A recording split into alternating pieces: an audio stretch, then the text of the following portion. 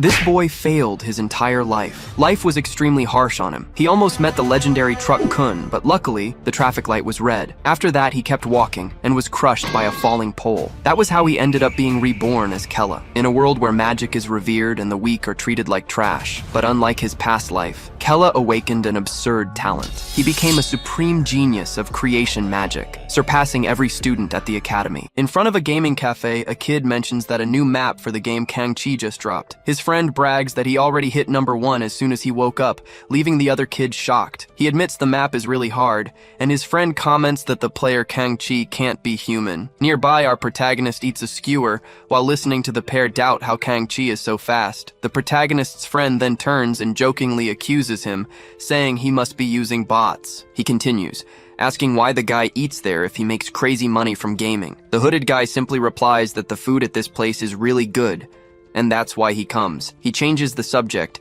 announcing that he took first place again, so they better get ready. Indignant, the friend says he acts like it's easy and calls him a bot once more. With a serious face, the protagonist thinks that technically, they're not entirely wrong about him. It's revealed that he is an AI and his only real fun is inside the game. He enjoys fighting monsters and leveling up. That's his true passion. His thoughts conclude, stating that he only has fun in the world of games and creating maps. The scene changes to outside the gaming cafe, with the friend saying goodbye after a day of playing. His buddy reminds him to buy him a snack with his fat wallet, and the protagonist just agrees to get him to leave. Walking alone, the young man reflects on why he's so addicted to that game. He explains to himself that it's because he can't control anything in the real world. In games, everything seems easy, while in real life, things are impossible. Even inefficient telephone poles are things he can't even move. He thinks that if they were in the game, he would change everything with just a click of the mouse. Suddenly, a speeding truck appears out of nowhere, heading straight for him. The vehicle speeds forward, about to hit the distracted protagonist, but reality is very different, and he realizes the danger he's in.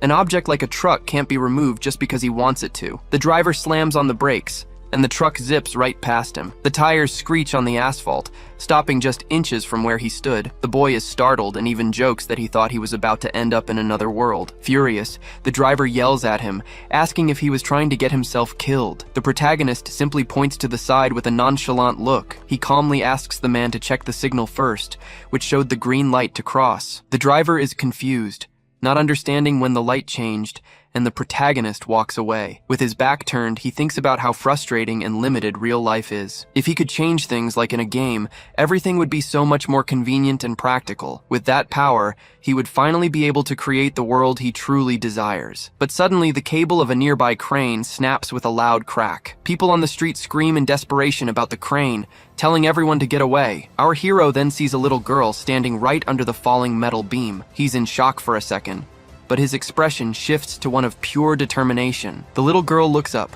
completely frozen with fear, unable to even move. On impulse, the protagonist runs and shoves the child away from the imminent danger. The ball she was holding flies through the air from the impact of the push that saved her. The little girl tumbles across the ground, thrown a safe distance by our hero. She lands sitting up, terrified, as the young man's thought completes, saying that he can only control his own body. And in the end, the beam crushes the protagonist, who sacrificed his own life to save the girl. Lying on the ground, battered and broken, the protagonist struggles to breathe, feeling his life slipping away. With his vision fading, he wonders if this is what happens, if this is the feeling. And in a final breath, he understands that this, without powers and without control, was real life. Suddenly, his body is floating in a strange purple place, leaving him completely shocked by the situation. He looks around, utterly lost, and wonders where the hell he ended up now. The darkness was absolute, like a black hole, and he questions if he might actually be dead. Just then,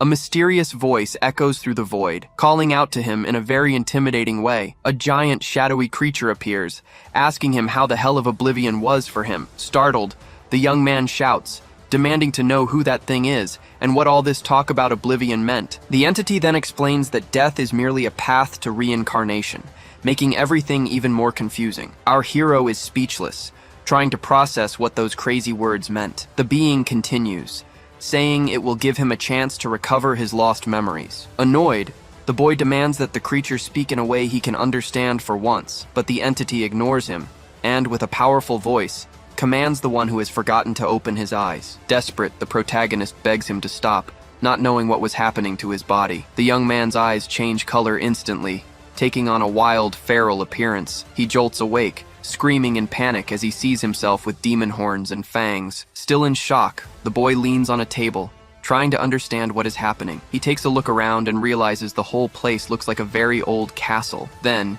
he catches his own reflection and is horrified by his new demonic appearance. He wonders how he isn't dead, looking in disbelief at his hands with their sharp claws. The realization starts to sink in, and he thinks he might have ended up in another world, just like in anime. But the sensation when he touches himself is so clear that it all feels very real. He knows for sure that this isn't a dream, and his despair grows stronger. So he just stands there in the hall, trying to piece together this insane puzzle. He wonders where he is and confirms that it really does seem to be an old castle. Confused, he asks himself who he is, but a voice suddenly asks what he's muttering about. The protagonist's eyes widen as he realizes someone else is in the hall. Out of nowhere, a person appears and stabs him in the back, giving him no chance to defend himself. He chokes on blood, unable to believe he's been attacked with a dagger. The demon girl attacks with a sadistic smile on her face, filled with the desire to hurt him. She stands over him and asks mockingly if he thinks he's going to die now. He feels a terrible pain and realizes her blade went straight through the middle of his chest. Still coughing up blood, the young man asks why she launched such a sudden attack. The girl plays dumb,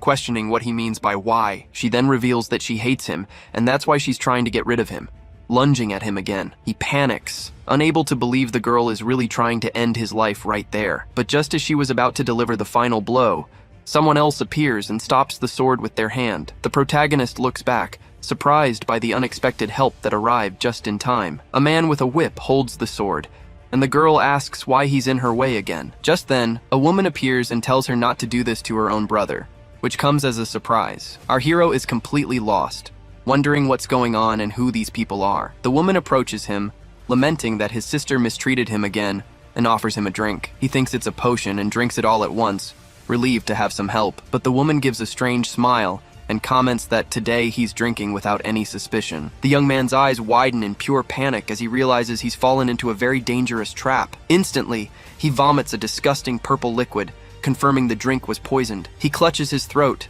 feeling it burn, and screams in pain as the poison takes effect. His sister gets angry, saying she wanted him to die by her hands, not like this. The other woman comments with a bored expression that the poison recipe was a failure again. With his whole body trembling in pain, he wonders why he has to suffer so much. Just then, the giant hall gates creak open, revealing a very bright light. A guard announces that the demon king Hel Khaldun has returned, and the sisters are startled by his arrival. The protagonist hears the word father and becomes even more confused amidst all the pain. The demon king's powerful hand clenches into a fist, showing he is not happy with the scene. And then, the imposing figure of the great demon king finally appears, radiating an absurd aura of power. He asks why he's hearing vile noises, and the protagonist understands that this man is the demon king. The sister tries to save her own skin and blames him, saying he started the whole mess. But the king unleashes his energy and tells her to shut up, silencing them both instantly. He grabs his daughter by the neck,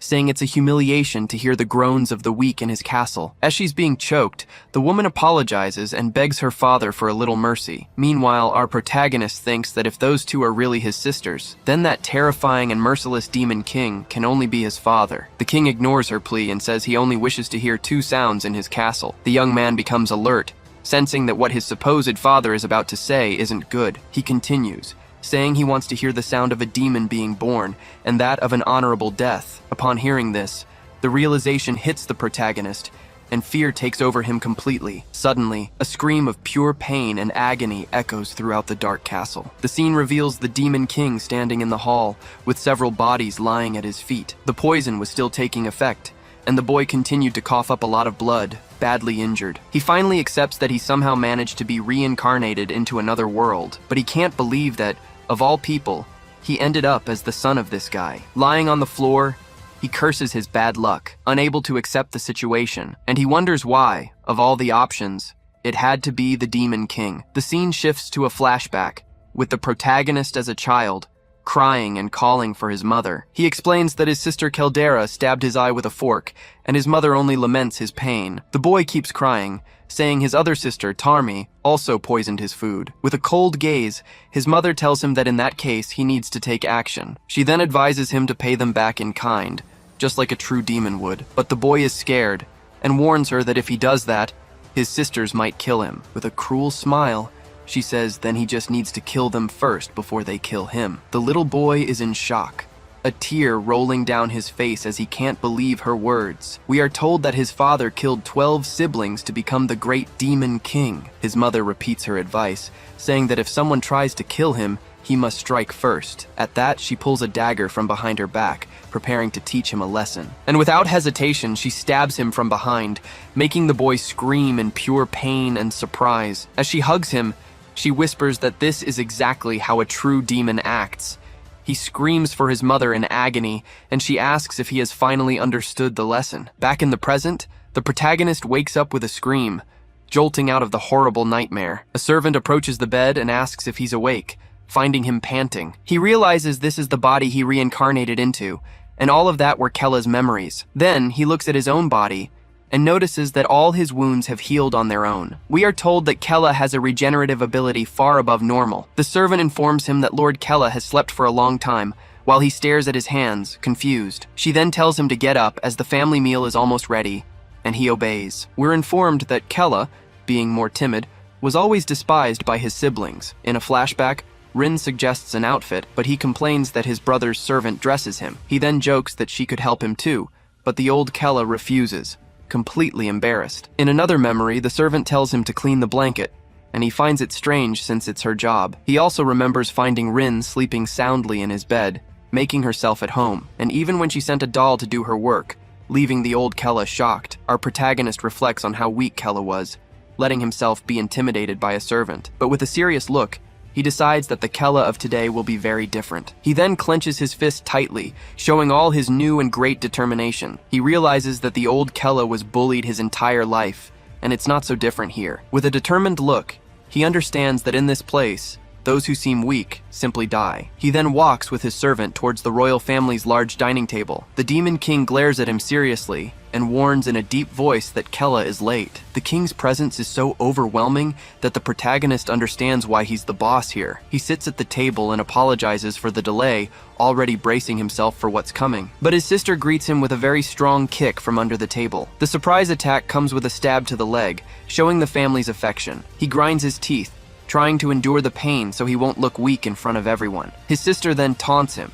saying he looks weak and needs to eat more. Annoyed, he wonders what would happen if they found out he isn't the real Kella. He controls himself and gives thanks for the food, thinking he needs to hold on for now. At that, our hero picks up the spoon and decides to try the soup on his plate. But in that same instant, he feels the poison taking effect and realizes the food is not normal. His other sister then comments that the soup was made for him and asks if it isn't delicious. Despite feeling the poison, he hides his pain and says yes, the soup is delicious. He looks at his family and thinks with disgust that these demons are nothing to him. With a dark expression, he decides they are not his family, they are just monsters. And with a determined look, he vows he won't be their punching bag anymore and needs to act. A flashback shows that in his past life, he always wanted to achieve things on his own. With this mindset, he ended up being recognized as the best map creator in a game. But he remembers that when it came to real life, it was a different story. In reality, he was a weakling who couldn't do anything to defend himself, and because of that,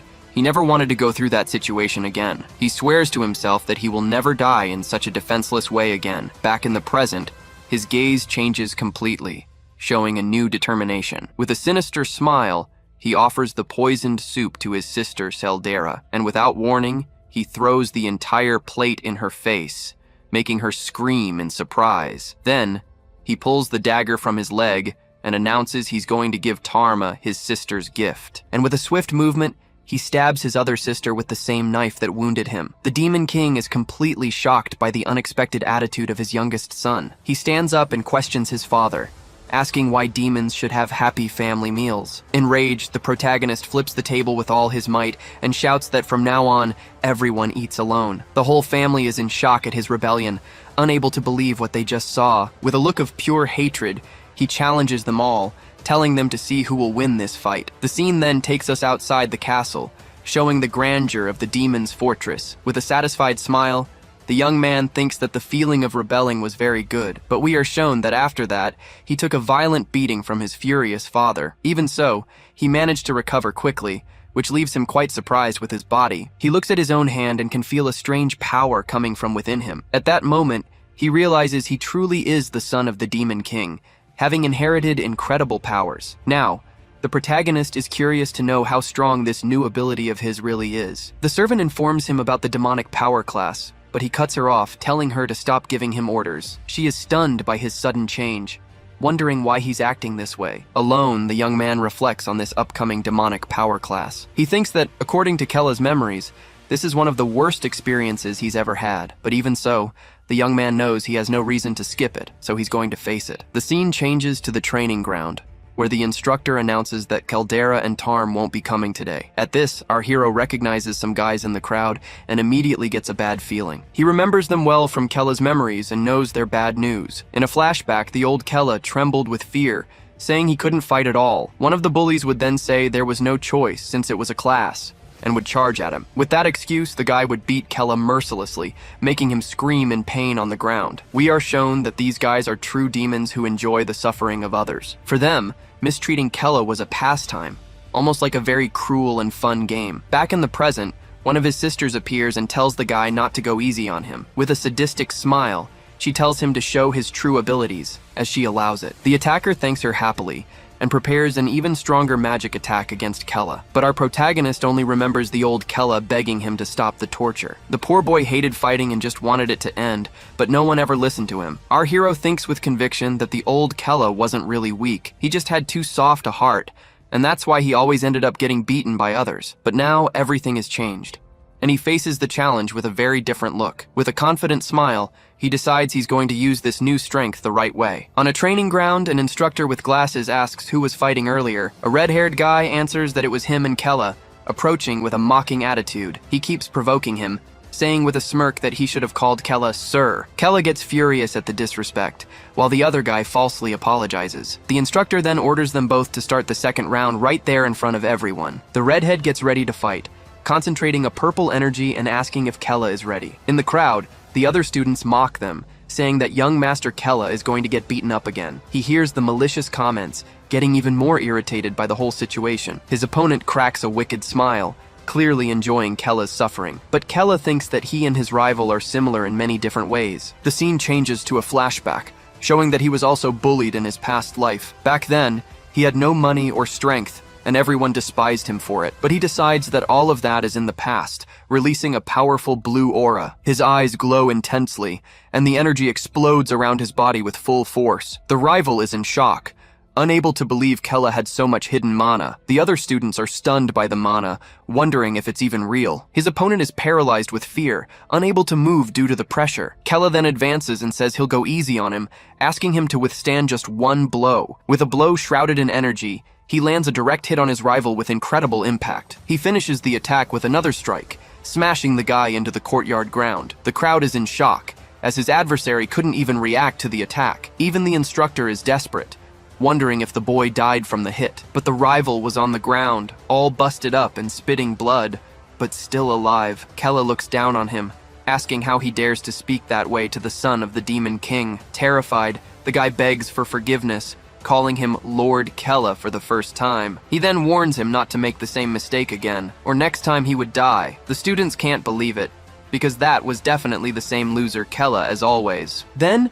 Kella turns and calls out to the instructor, who cowers, terrified of him. With a frightening smile, he asks if the instructor shouldn't continue the lesson now. In the middle of the crowd, the servant Rin also watches everything, shocked by Lord Kella's strength. Rin thinks that he's definitely acting very strange, completely different from his usual self. From a distance, she also sees Kella's father, Hel Khaldun, observing everything from the balcony. In the courtyard, Kella stands beside his rival's unconscious body on the ground. Hel Khaldun just stares at the scene from above, showing no reaction. The scene changes to the family castle, where someone shouts that they can't forgive this. In a medicinal bath, Caldera is furious, but Tarmi asks her to calm down. Tarmi then reminds her that she doesn't have the same absurd regenerative power as Kella, but Caldera freaks out, yelling that this is also strange and she wants to know why. Calmly, Tarmi concludes that it seems Kella has gone through some kind of change. Elsewhere, Kella is furious, shouting that dinner will be separate from now on. The sudden news leaves the entire family, including Hel, quite surprised by his attitude. Just then, Tarm notices something different in her father's expression, Hel Khaldun. It's explained to us that, even if for just a moment, Their father gave a faint smile. She's in shock, as he smiled for the first time in their lives right at that moment. Caldera gets even more enraged, screaming that she can't believe her father smiled because of Kella. Tarmi agrees that it's not normal, noticing Kella's sudden change. But Caldera, still angry, asks what she means by that. Tarmi then says she knows Caldera would rather die than join her. The unexpected statement leaves Caldera surprised, not understanding where she's going with this. She then proposes that they stop fighting so they can take care of Kella together. With a smirk, she shows she's very confident in her proposal. Caldera thinks for a moment and agrees that the idea doesn't seem so bad after all. The two then decide they will kill Kella before he draws any more of their father's attention. The scene returns to the classroom, with Kella feeling that something is wrong. Then, the image of a demon with a huge, terrifying smile appears to us. It's explained that this was the former Demon King, known to all as Turk Khaldun. The instructor continues his history lesson, talking about the great deeds of the past. Kella finds his appearance horrible, thinking he looks like a real demon. But the instructor explains that Sir Turk only died because of a cowardly plan by the Sky Guild. He continues, saying that ever since, several guilds have gathered near their kingdom. It's explained to us that Kella already had this information in his memory somehow. The scene changes and we see Kella on the balcony, thinking that because of these guilds he can't even escape the castle, feeling completely trapped. Desperate, he kneels and curses himself for having to live forever in that place. Back in the classroom, Kella listens to everything with a serious and determined expression. The instructor warns that, along with the Sky Guild, they are planning to attack the Demon Kingdom, and to help King Hell wipe them all out, the students needed to train. Therefore, he orders everyone to give it their all in combat classes from now on. The students shout in response, saying they will fight for the honor of all demons, but Kella remains quiet, just observing and thinking about the whole situation. The scene changes, and we see him sitting on the castle roof, looking at the horizon. He surveys the vast territory and realizes he needs to find a way out of there. He knows that if he stays trapped in that castle for much longer, he could die at any moment. He might be killed by his treacherous siblings. Just then, he asks Rin if his father is really leaving in 3 days, and she confirms. He then turns to Rin and asks if she knew something very important. Kella reveals that the castle has a weakness, leaving the girl confused by the sudden statement. He explains that there is no map architect to help use the terrain in battle. Because of this, the enemy guilds are using abandoned territories to attack them. So he decides he will use the time before the expedition to map the entire area. He wants to do this so his father, Hel Khaldun, can destroy every single one of the enemies. With a confident smile, Kella states that he will help his father win this war, but he thinks to himself that now he can finally prepare to truly escape from there. He realizes the map is different from reality,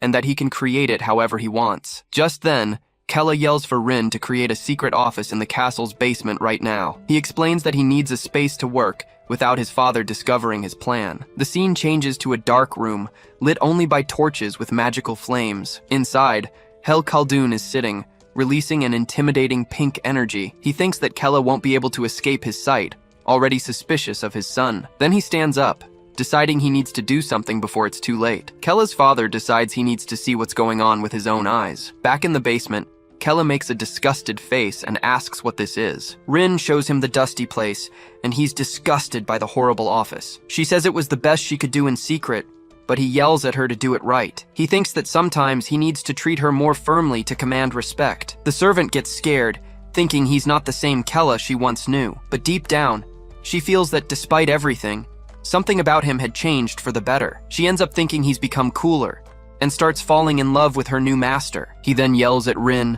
telling her to stop staring and get him a cup of coffee. Desperate, the servant runs off, shouting that she'll get the master's coffee. Alone in the office, Kella confirms she's gone and that he can start his plan. He looks at the map, thinking that this castle holds no hope or dreams, but with a determined look, he says it's now time to create his own map. The scene cuts to Rin, who runs through the castle halls, still yelling about coffee. Suddenly, she stops in her tracks, realizing she doesn't even know what coffee is. Just then, she hears a deep, scary voice calling her name nearby. It was Hel Khaldun, who asks what she's doing in the basement without Kella around. With a serious look, he demands to know where Kella is at that exact moment. The servant panics and starts to stutter, not knowing how to answer her king. He orders her to answer, but she remembers Kella asked her to keep it a secret. The scene cuts to the secret office door, showing Kella is still inside. He's completely focused on the map, finding it all very fun to do. It's then revealed that he's lucky, as this world is just like a game he knows. He draws on the map and thinks that,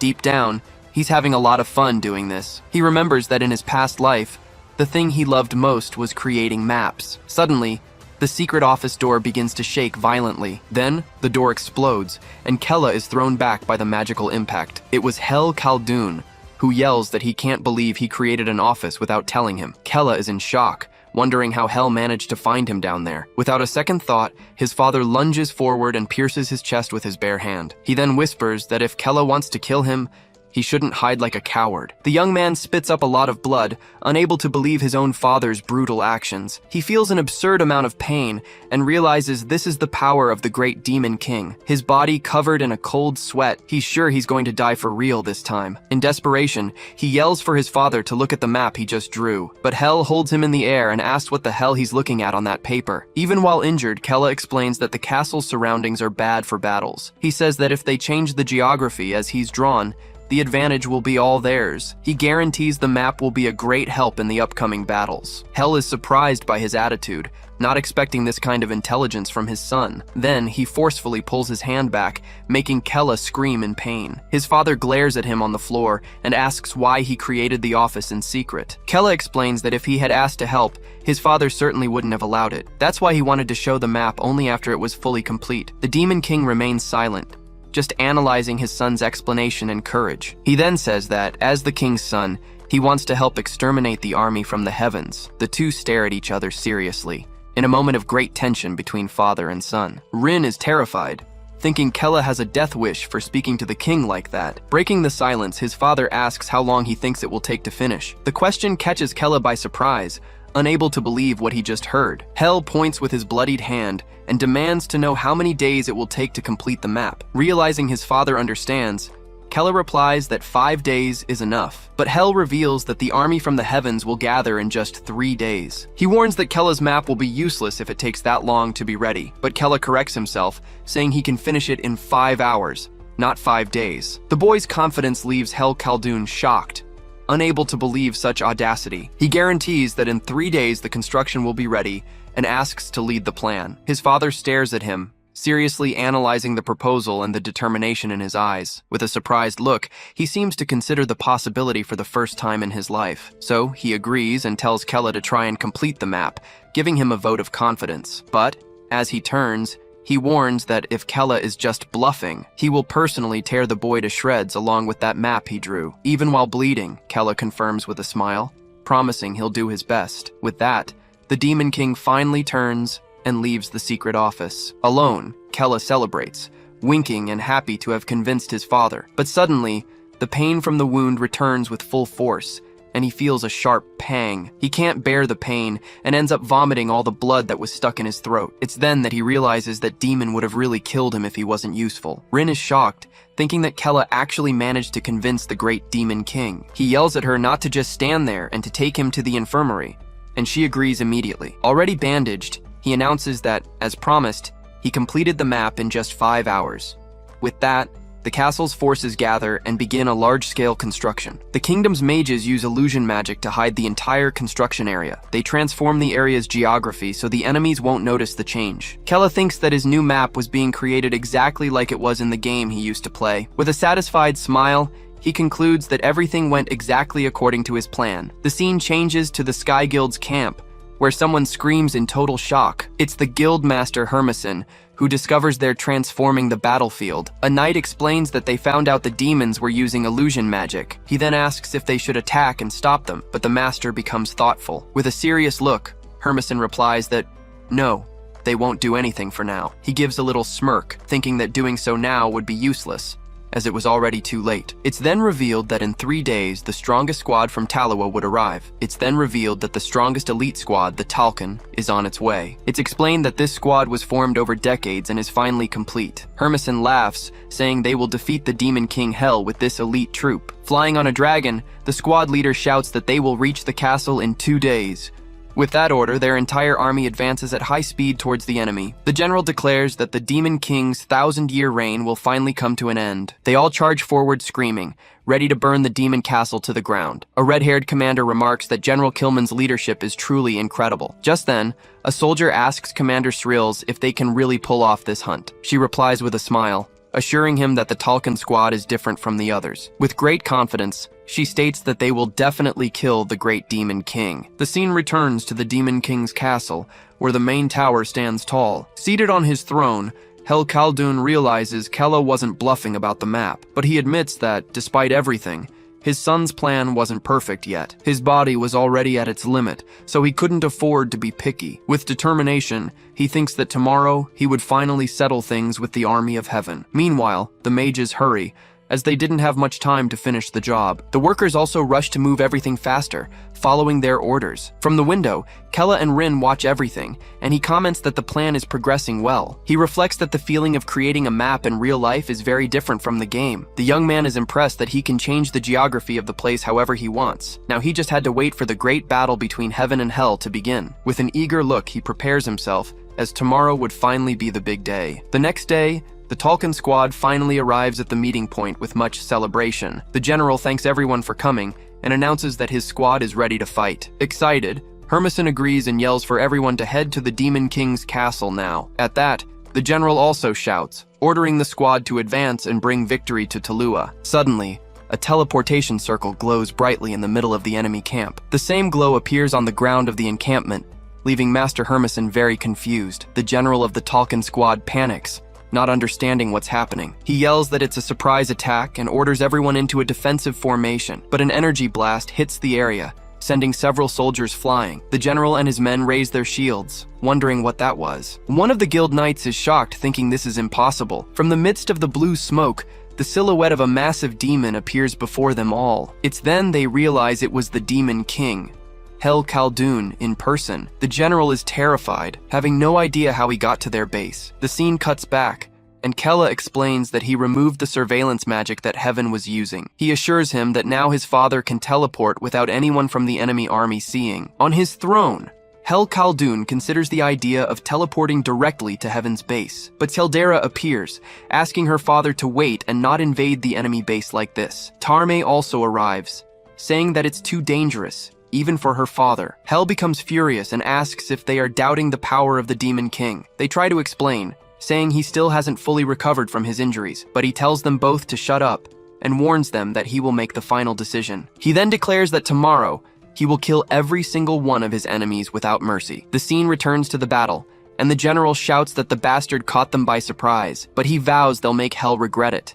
because they are the Talcon squad. With that, he raises his weapon and orders the entire squad to begin an all-out attack. Hel Khaldun concentrates, releasing a blue energy aura to prepare for combat. His energy explodes with full force, creating a giant crater on the battlefield. Far away, Kella is on top of a tower, watching his troops gather. He thinks that he has finally gathered all his forces to begin the attack. With a determined look, he shouts that all preparations are finally complete. Then he gives the order, commanding all his monsters to charge forward now. Following the order, a horde of orcs and other creatures advances on the enemy. One of the knights despairs upon seeing the castle's forces coming at them. Suddenly, bizarre monsters start emerging from under the ground, catching everyone by surprise. The soldiers realize they're in an ambush and shout to stop the demons from advancing. From the top of the tower, Kella just clenches his fist tightly, watching the scene. He stares at the battlefield, taking in everything that was unfolding. With an evil smile, he confirms that everything is going according to his plan. But suddenly Tarmi appears from behind and calls out to him,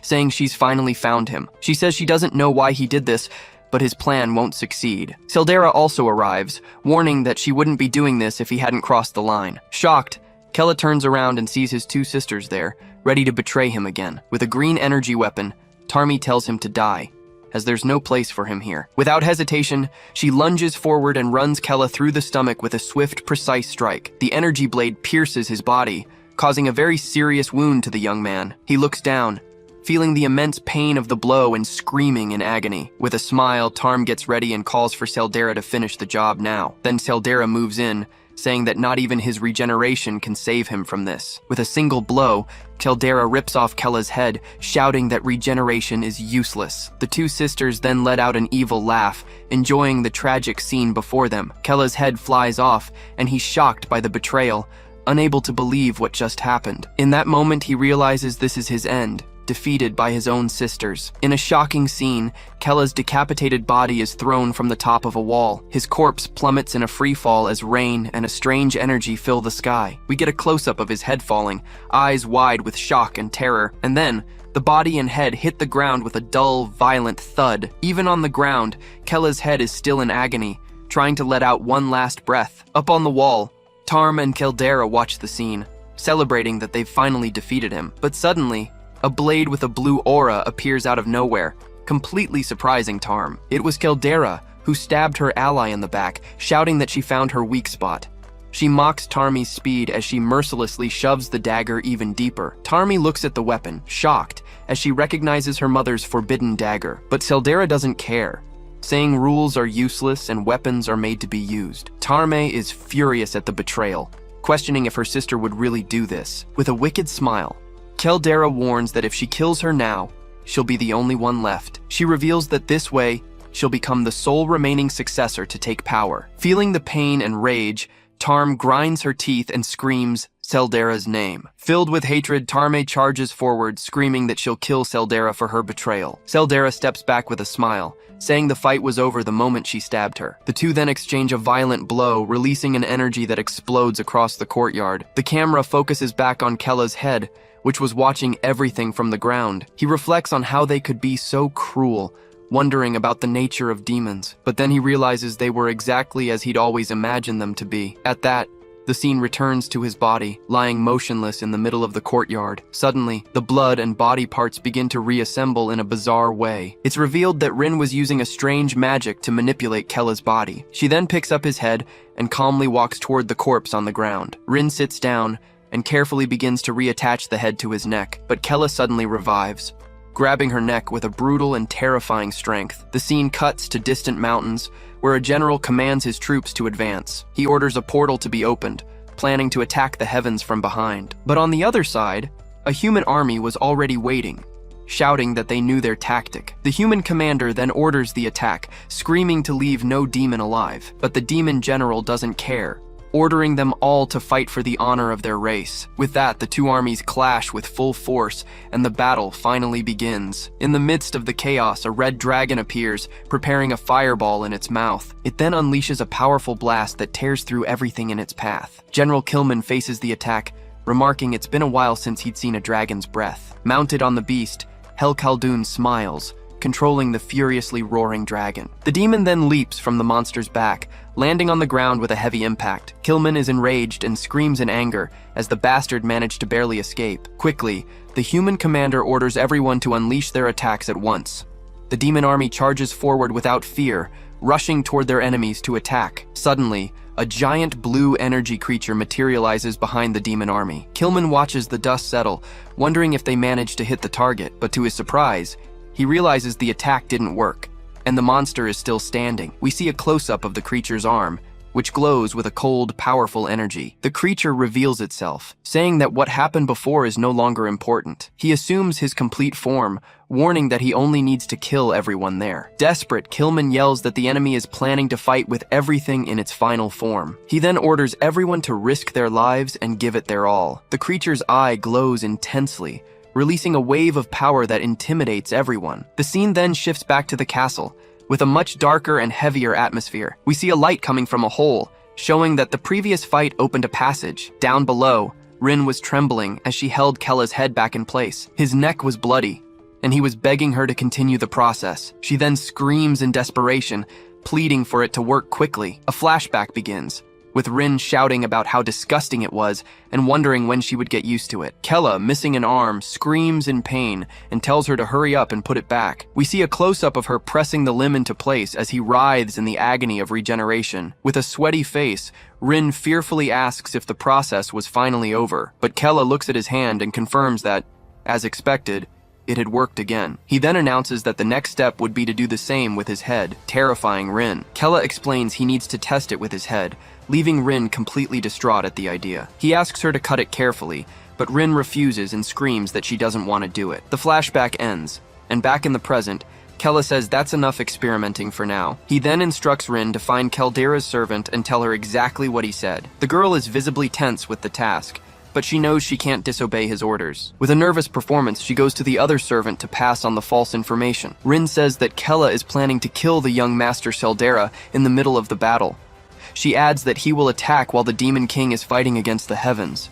Caldera's servant is outraged, unable to believe that bastard was planning such a betrayal. But then Rin, very cleverly, suggests this would be the perfect chance for Seldera to strike first. She assures her that cutting off his head would kill him, regardless of his recovery speed. The scene returns to the battle, and Hel Khaldun grinds his teeth, annoyed that the plan worked. Back on the ground, Rin holds Kella's seemingly lifeless body in her arms. She calls him an idiot, since the plan would mean nothing if he actually died. But he suddenly opens his eyes, asking who she was calling an idiot. Rin is terrified and screams his name, not believing he was alive. He gets up and mentions that his healing slows against mana-infused daggers, and he almost died. But with a victorious smile, he declares that he survived and everything is still going according to his plan. Relieved, Rin starts to cry, unable to hold back the emotion she was feeling. She then hugs Kella tightly, yelling that she really thought he had died. Totally embarrassed by the situation, he blushes and asks what the hell she's doing. Kella pulls away and tells her he survived,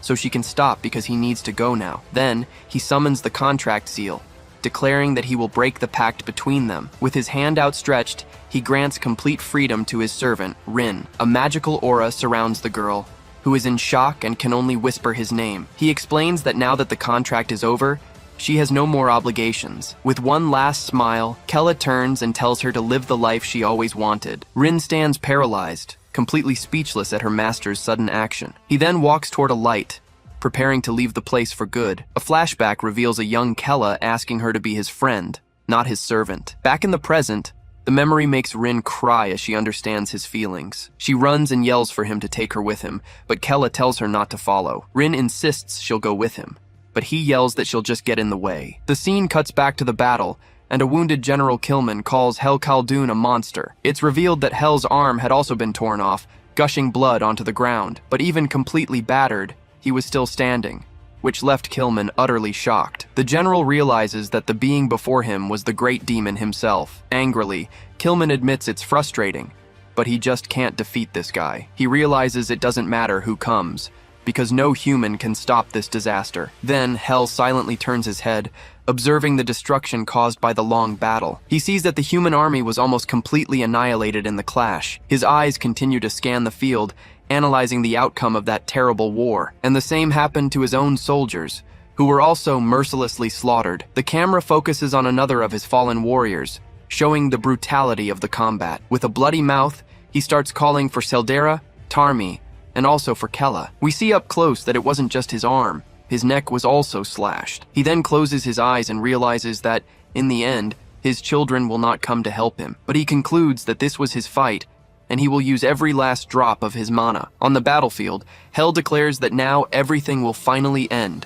releasing his energy. Far away, Kella and Rin were running desperately through a dark tunnel to escape. He then spots an exit of light, realizing it was the way to escape surveillance. With a relieved smile, he thinks that once he gets there, he'll finally be free. But suddenly Rin stops him, yelling for him to wait, and leaving Kella confused. A barrier of blue lightning appears out of nowhere, completely blocking their path. Another purple energy appears, and Kella wonders what it is, smelling blood. The two look on, frightened, as Kella confirms the strong scent of blood he smelled earlier. A hooded figure appears, mocking Hel Khaldun for trying to evacuate his children. He reveals he knew to hide there, leaving Kella and Rin cornered. And to make matters worse, it wasn't just one, but an entire squad waiting for them. Kella becomes furious, realizing the enemies had placed a watch team at the exit. The squad leader reveals he knew about the construction and won't let anyone from the royal family escape. He points directly at Kella and orders his men to kill him without a second thought. But Rin steps in front and creates a shield, yelling for her master to run while she holds them off. Kella is shocked and asks what she can do alone against all of them. But Rin yells that she is his servant, and her priority is to protect him at all costs. He remembers that her magic is only for defense, and she can barely use any attacks. With that, he understands that Rin is planning to sacrifice herself so he can survive. She then turns and yells for her master to hurry and escape as fast as possible, but Kella doesn't obey and grabs her by the shoulder, interrupting her defensive action. Suddenly, he throws her back forcefully, yelling about her acting so high and mighty. He warns her that if she's going to follow him, She should at least not die right in front of him. With a furious look, he adds that it would make him really pissed off at her. Fallen on the ground, Rin is completely shocked by his attitude and words. The enemy mage scoffs, saying there's no way they can escape now. He prepares to attack, saying that mid-class magic is more than enough for Kella, but Kella grits his teeth and warns that he's always been shy and never used his power. He unleashes an aura of lightning, revealing that everything they know about him is a lie. Rin watches from a distance, wondering how Master Kella could be so strong. The mage is shocked, as he thought Kella's mana was low level. But before he could react, Kella rushes at him with absurd speed. With a single blow, he lands a direct hit on the enemy, who screams in pain from the impact. Staring at the fallen mage, Kella mockingly asks if that's all he's got. He then warns him that next time, he should check his sources properly. Then, Kella grabs the mage's face, who desperately begs him to wait, but he doesn't listen and smashes him into the ground with a blast of blue energy. The man passes out instantly, sunk into the ground and agonizing from the blow's injuries. Rin can't believe it, as he defeated a sky mage using only his mana. The other mages accuse him, saying he was supposed to be nothing but a powerless weakling. Kella simply replies that he already told them that information was wrong. Seeing they have no choice, the two remaining mages prepare to use a forbidden spell. They know it's an attack that will use all their mana at once.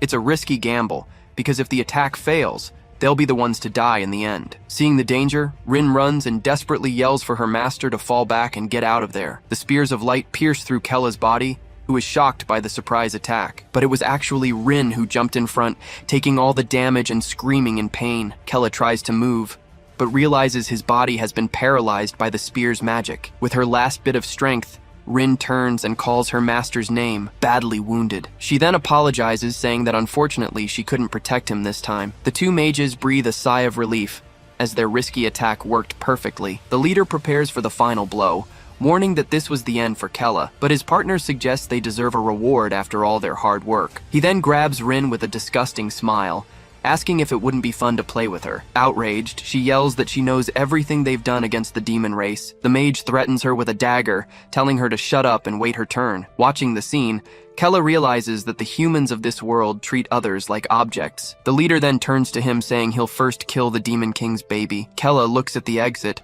unable to believe he's going to die when freedom was so close. He is filled with hatred, as he was just one step away from escaping it all. The mage charges forward with his dagger raised, yelling for him to die once and for all. Seeing the scene, Rin desperately screams Master Kella's name, unable to do anything. But suddenly, Kella is confused, as a strange energy begins to surge around him. He feels a weird sensation and realizes that something very powerful is coming from within. Kella despairs and screams for Gulpero, facing the imposing figure of Hel Khaldun. He's shocked, wondering if the battle had really ended so quickly, but Hel Khaldun, with a serious look, laments that his plan was ruined. At this, Kella panics, not understanding how everything could have gone so wrong. Hel then begins to explain, saying he has already fought and considered all possibilities. The boy remains confused and asks what he was talking about, not understanding a thing. Hel reveals that Teldera doesn't care enough about the other demons to become queen, and that Tarmi also lacked the necessary ambition to take on such an important role. Kella gets angry and yells that he doesn't care about them,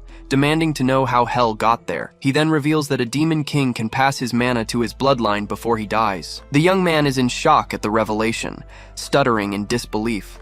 We are shown that even for a short time, his father managed to be king. With this, Hel states that he saw in Kella the best candidate to be a true demon king. Desperate, Kella throws his hands forward and shouts that he was gravely mistaken. But Hel Khaldun formally introduces himself, ignoring his frightened son's pleas. Hel decides to pass all the remaining mana in his body directly to his son. He then declares that his heir's name is Kella Khaldun, the future king. With that, a dark and powerful energy surges toward the terrified boy. Kella screams in desperation, begging his father to stop this madness right now. But Hel stares at him with a serious gaze, calling Kella's name one last time. He then asks his son not to mourn his death, but to act like a true demon. The scene cuts to the battlefield, showing Hel Khaldun's blood-covered face. Commander Shrills, panting and wounded, whispers the name of the great Demon King. She then announces to everyone that the Demon King was finally dead. In the background, we see the fallen body of General Killman, his spear cast aside. It's revealed that the general sacrificed himself for them to achieve this victory. Srills falls into despair,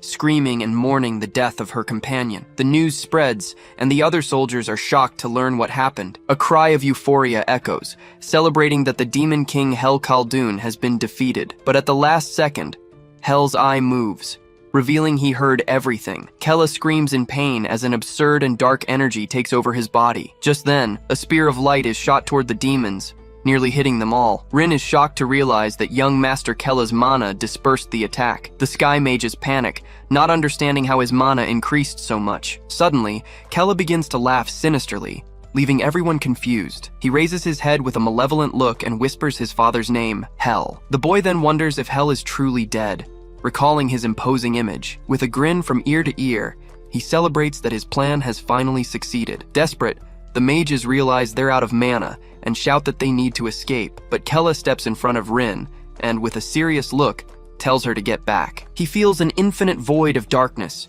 realizing this is the power Hel gave him. Terrified, the mages scream for the demon to stay away from them at all costs. Kella becomes furious upon hearing the word demon and asks what they said to Rin. A purple aura explodes from his body, and he lunges toward the two humans. With hatred in his eyes, he screams that they are the real demons here. In the blink of an eye, Kella throws the two mages against the wall with brutal force. Fallen on the ground, the men groan in pain, completely defeated by the young demon. Kella then stares at his accomplishment, recognizing that this absurd power came from his father, Hel, but he realizes this is putting too much strain on his body, which can't handle so much energy yet. Worried, the boy turns and asks Rin if she can still move. The servant, still a bit frightened by everything, replies that yes, she can walk. With that, Kella decides it's time to get out of there, and the two begin to flee. He walks toward the exit, thanking his father for managing to escape the castle. The scene changes, showing the two moving away as the castle burns in the background. Kella then breathes a sigh of relief,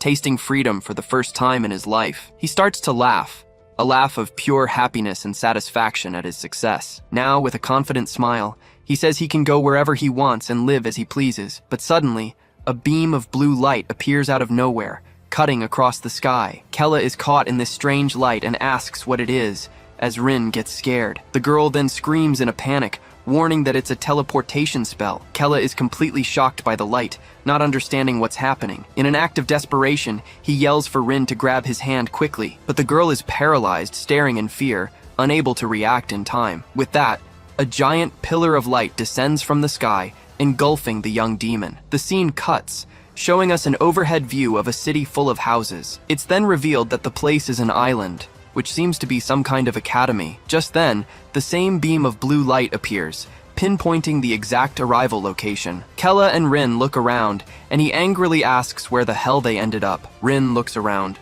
completely lost, and calls out for her master, Kella. She then says she didn't know he could use teleportation magic, but he denies it. We're told it was an alarm spell of sorts, causing an image of Hel to appear. Kella reveals that his father placed it on them, in case he died one day. Just then, Rin realizes all her wounds have been healed, leaving her surprised. He deduces they must have spent about 3 days inside the teleportation space. He believes his father did it on purpose, so they could heal during emergencies. Rin is shocked, realizing it was a healing and teleportation spell all in one. Kella reflects that by placing these spells, his father truly cared about his children. With that, Rin asks if the Demon King had really died, and he confirms it. The boy turns with a smile, stating that everything went just as he had planned. The servant then makes a decision and starts talking to her master about the future. With a determined look, she asks him to become the next Demon King. Kella turns in surprise and asks why he would do something like that now. She explains that seeing how he has changed, she realized he is the only one worthy of the throne. Rin swears her loyalty, promising to do her best as his servant until he becomes king. Kella is completely confused, thinking she probably misunderstood his plan, but he sighs and ends up accepting, since he's in need of a little help. The girl is surprised by his answer and asks him to wait a bit for her. The scene cuts, showing a giant, beautiful castle surrounded by many trees. As they walk, Kella recognizes the place, making both him and Rin very apprehensive. It's then revealed that they are in the country of magic, a place called Arsal. There, they train young talents with the sole purpose of defeating demons. A giant banner confirms the news, celebrating the death of the Demon King, Hel Khaldun. Kella and Rin panic, unable to believe they ended up right in the middle of enemy territory. He becomes very worried, knowing what could happen if they were discovered there. Rin then suggests they use transformation magic before anyone can see them. He agrees immediately, and the two prepare to quickly change their appearance. Now disguised, Kella asks Rin to tell him everything she knows about the place. She explains that Arsol is a small island on the eastern border of the kingdom of Talua. Rin explains they are blessed by a giant cryptid named Watergore, which lives in the sea. This blessing allowed for the natural development of magic, and thus they trained very powerful mages. As part of the Talua kingdom, they have been enemies of the demons for a long time now. Kella listens to everything and wonders why his father sent him to such a dangerous place. At this, Rin gets desperate and says they need to get out of there as soon as possible. But he calmly explains to her that escaping requires some preparation first. The boy knows that to achieve his dreams in this world, magic is very important, and in this country, he realizes that absolutely everything is done through the use of magic. Even the common buildings use magic, and some even float in the sky. He thinks that if he learns the magic from here, he'll be able to build more things than he could in the game. Suddenly, Rin's stomach rumbles loudly, leaving the girl dying of embarrassment. Seeing this, Kella decides they should get something to eat first. She then grabs Arsol's famous magical dish, her eyes sparkling with desire. They both try the food and love it, and she shouts that it was absolutely delicious. All excited, Rin already points to the next stall, wanting to try a little of everything. Rin tries some bread and yells that it was also delicious, with Kella by her side. She starts pointing at everything, and he seriously considers just leaving her there. Then, they find a magic bar, and Kella sighs, telling her to relax a bit. Inside, a man announces free drinks to celebrate the death of the Demon King. Commander Sreels raises her mug, and everyone shouts the name of the great mage of Arsol. The crowd carries her on their shoulders, celebrating the victory of Sreels of Talcan. Kella and Rin, who are lightweights, join the party and celebrate the free drinks. Already a bit drunk, he thinks that maybe taking a break isn't such a bad idea. But suddenly, Commander Sreels notices the young man and becomes very interested in him. Kella and Rin keep drinking and laughing, already quite tipsy from the alcohol. With a mischievous smile, Sreels thinks they make a very interesting couple. Kella is sick on the street while Rin scolds him for drinking so much. She remembers he was the one who suggested drinking, right during the festival for his father's death. Just then, a man runs by, shouting to everyone that there's a new S-rank mission. Kella and Rin are confused, and he wonders what all the commotion in the city is about. It's explained that until now, the only S-rank mission was to hunt the great Demon King. Rin is shocked, wondering how there could be another mission of this level now. Curious, she decides to go see and drags Kella by force through the crowd. A new poster on the wall reveals that the Demon King's children are still out there. In the middle of the crowd, Kella and Rin stare at the poster, completely shocked by the image. Rin points frantically, as the new S-rank wanted target was young Master Kella himself. He freaks out and yells that his father is already dead, not understanding why he's the target. Rin quickly covers his mouth and plays it off, saying he's just really drunk. People comment that since it's Kella, the weakest son, the mission will be easy. Thinking it'll be just another B-rank quest, all the hunters get ready to go after him. Kella gets angry, realizing he needs to hide if he doesn't want to get caught. Kella turns with a serious look and tells Rin they need to leave. As they walk, she hesitates and asks what she should call him in public. He stays silent for a moment, thinking of a good name to use as a disguise. Then, he tells her to call him Chiwu, leaving the girl very confused by the choice. She questions what kind of name that is, and he yells at her to just obey. Rin comments that the situation is bad, as she didn't think they'd find him out so soon. But suddenly, Commander Sreels appears in front of them, right as they're trying to escape. With a smile, she asks if it's true about the new S-rank mission. Kella confirms awkwardly, and Rin says they were just taking a look. He then remembers that in the bar they called her the Hope of Arsol, and he realizes her importance. Sreels takes a sip,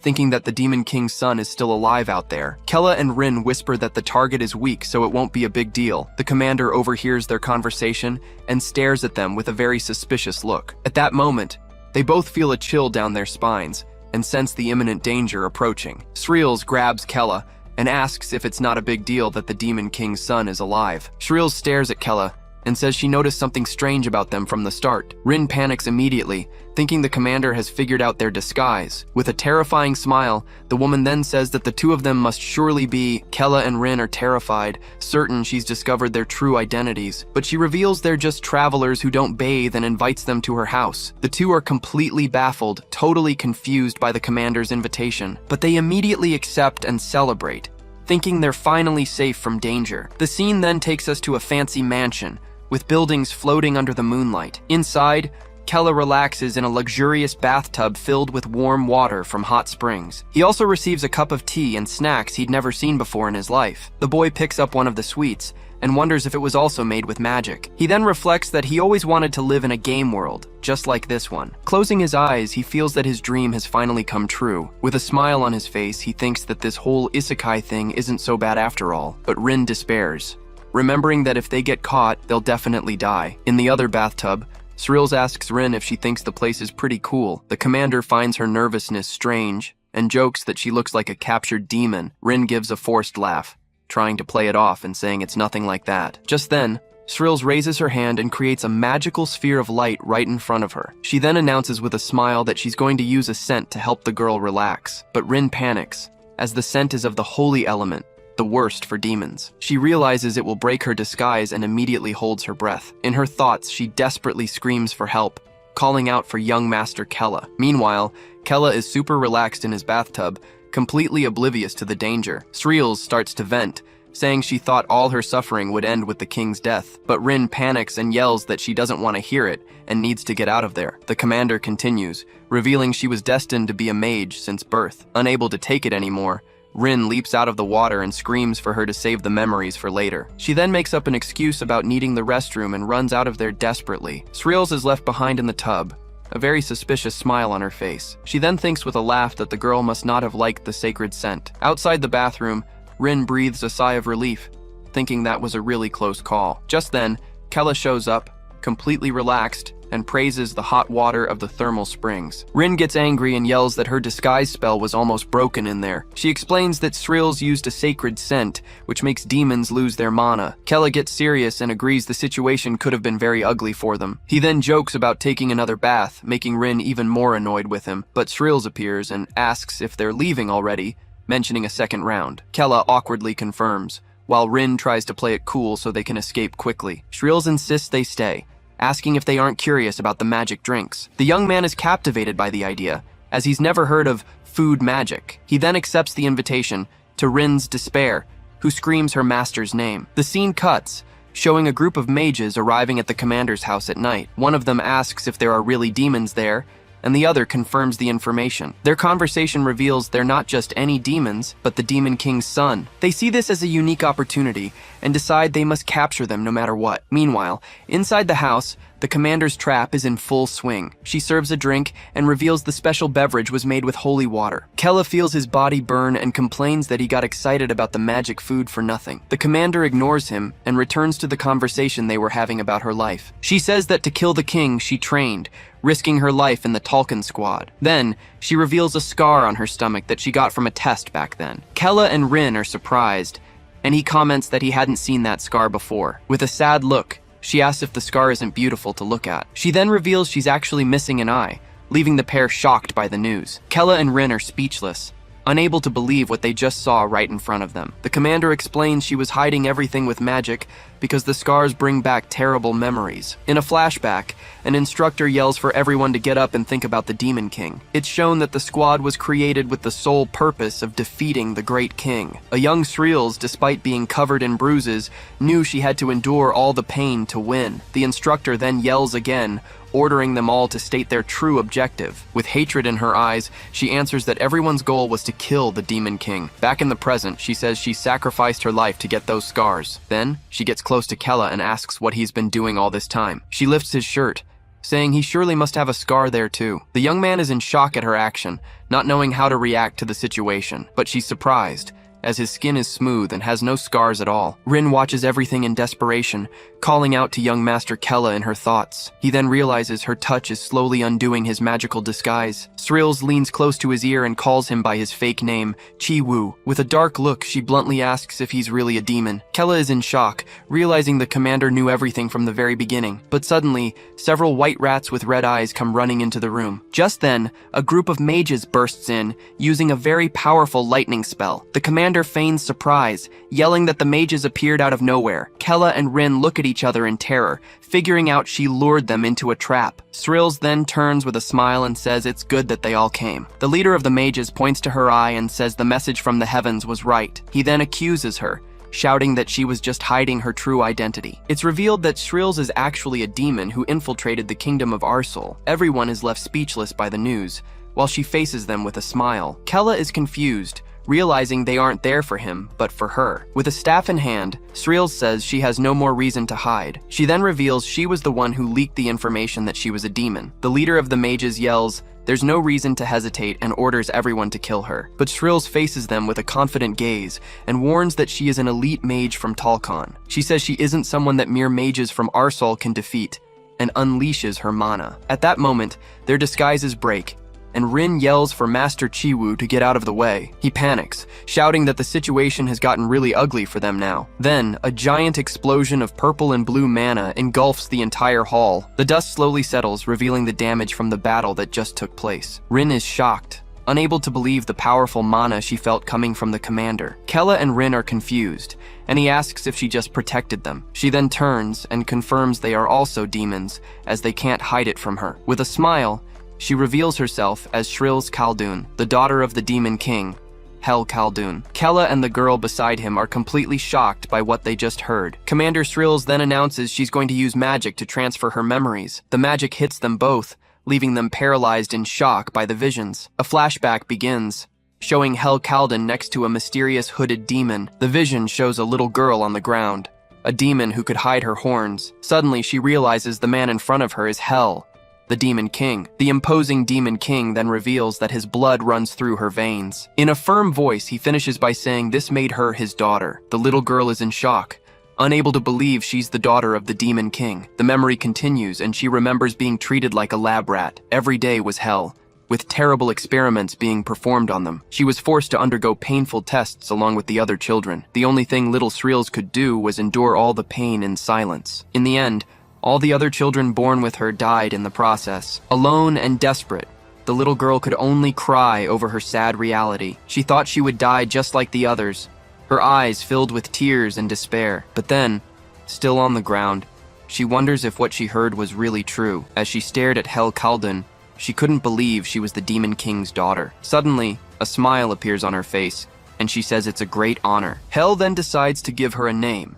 christening her Shrills Khaldun. He orders her to infiltrate heaven as a spy, and she readily accepts the mission. Motivated, she thinks that for her father, Hel Khaldun, she would do anything. The scene changes to the front of a castle, where someone shouts they saw a person on the ground. Two men run over and find little Shrills, thinking demons had attacked her. One of them picks her up, saying they need to take her inside and care for her. And as she was being carried, she began to act as the Demon King's spy. From then on, she trained hard and endured everything to become a mage of Arsol. Finally, after much effort, she managed to level up even further. Shrills became one of the strongest in the elite Talcon squad. 15 years pass, and the image shows the former Demon King, Turk Khaldun. At that moment, she finally managed to find her father again after so long. With a heavy heart, she wanted to run and hug him, but she couldn't. With tear-filled eyes, she thought she was close to achieving her goal. The plan was to wait until all the soldiers, except for Kilman, were dead. Her mission was to use hidden magic to disrupt the Talcon squad from within, and with that,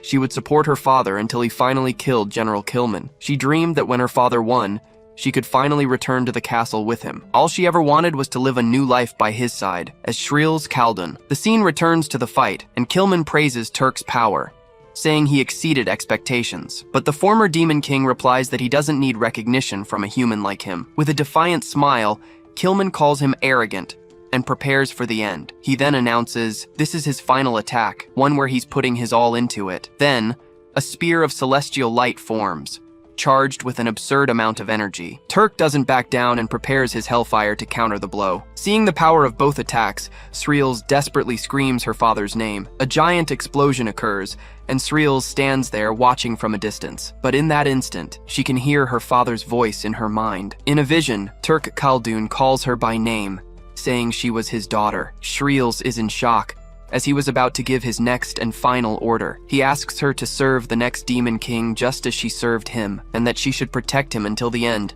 making Shrills start to cry. With the order given, The explosion consumes everything, mixing the two energies. The dust begins to settle, slowly revealing the outcome of the battle, and all that was left of Turk Khaldun was his head, now falling from the sky. Desperate, Srills watches her father's remains turn to dust. Unable to believe it, she can only say that no, this couldn't be real. The image of her dying father is seared into her mind, and she screams for him. After watching her father die, she had no choice. Support forces arrived, so she had to return to Talua with them, and while she suffered, the people celebrated the victory over the Demon King. People from all over the continent, including Talua, celebrated her father's death. After that, she decided to retire from her life as a commander. So Srills returned to Arsal, her second home and the site of her first mission. She thought she would start over in that place with a fake smile on her face, but in reality, her only goal was to avenge her father's death at any cost. The flashback ends, and she reveals she planned to wipe everyone out, starting with Arsal. The gray-haired girl is shocked,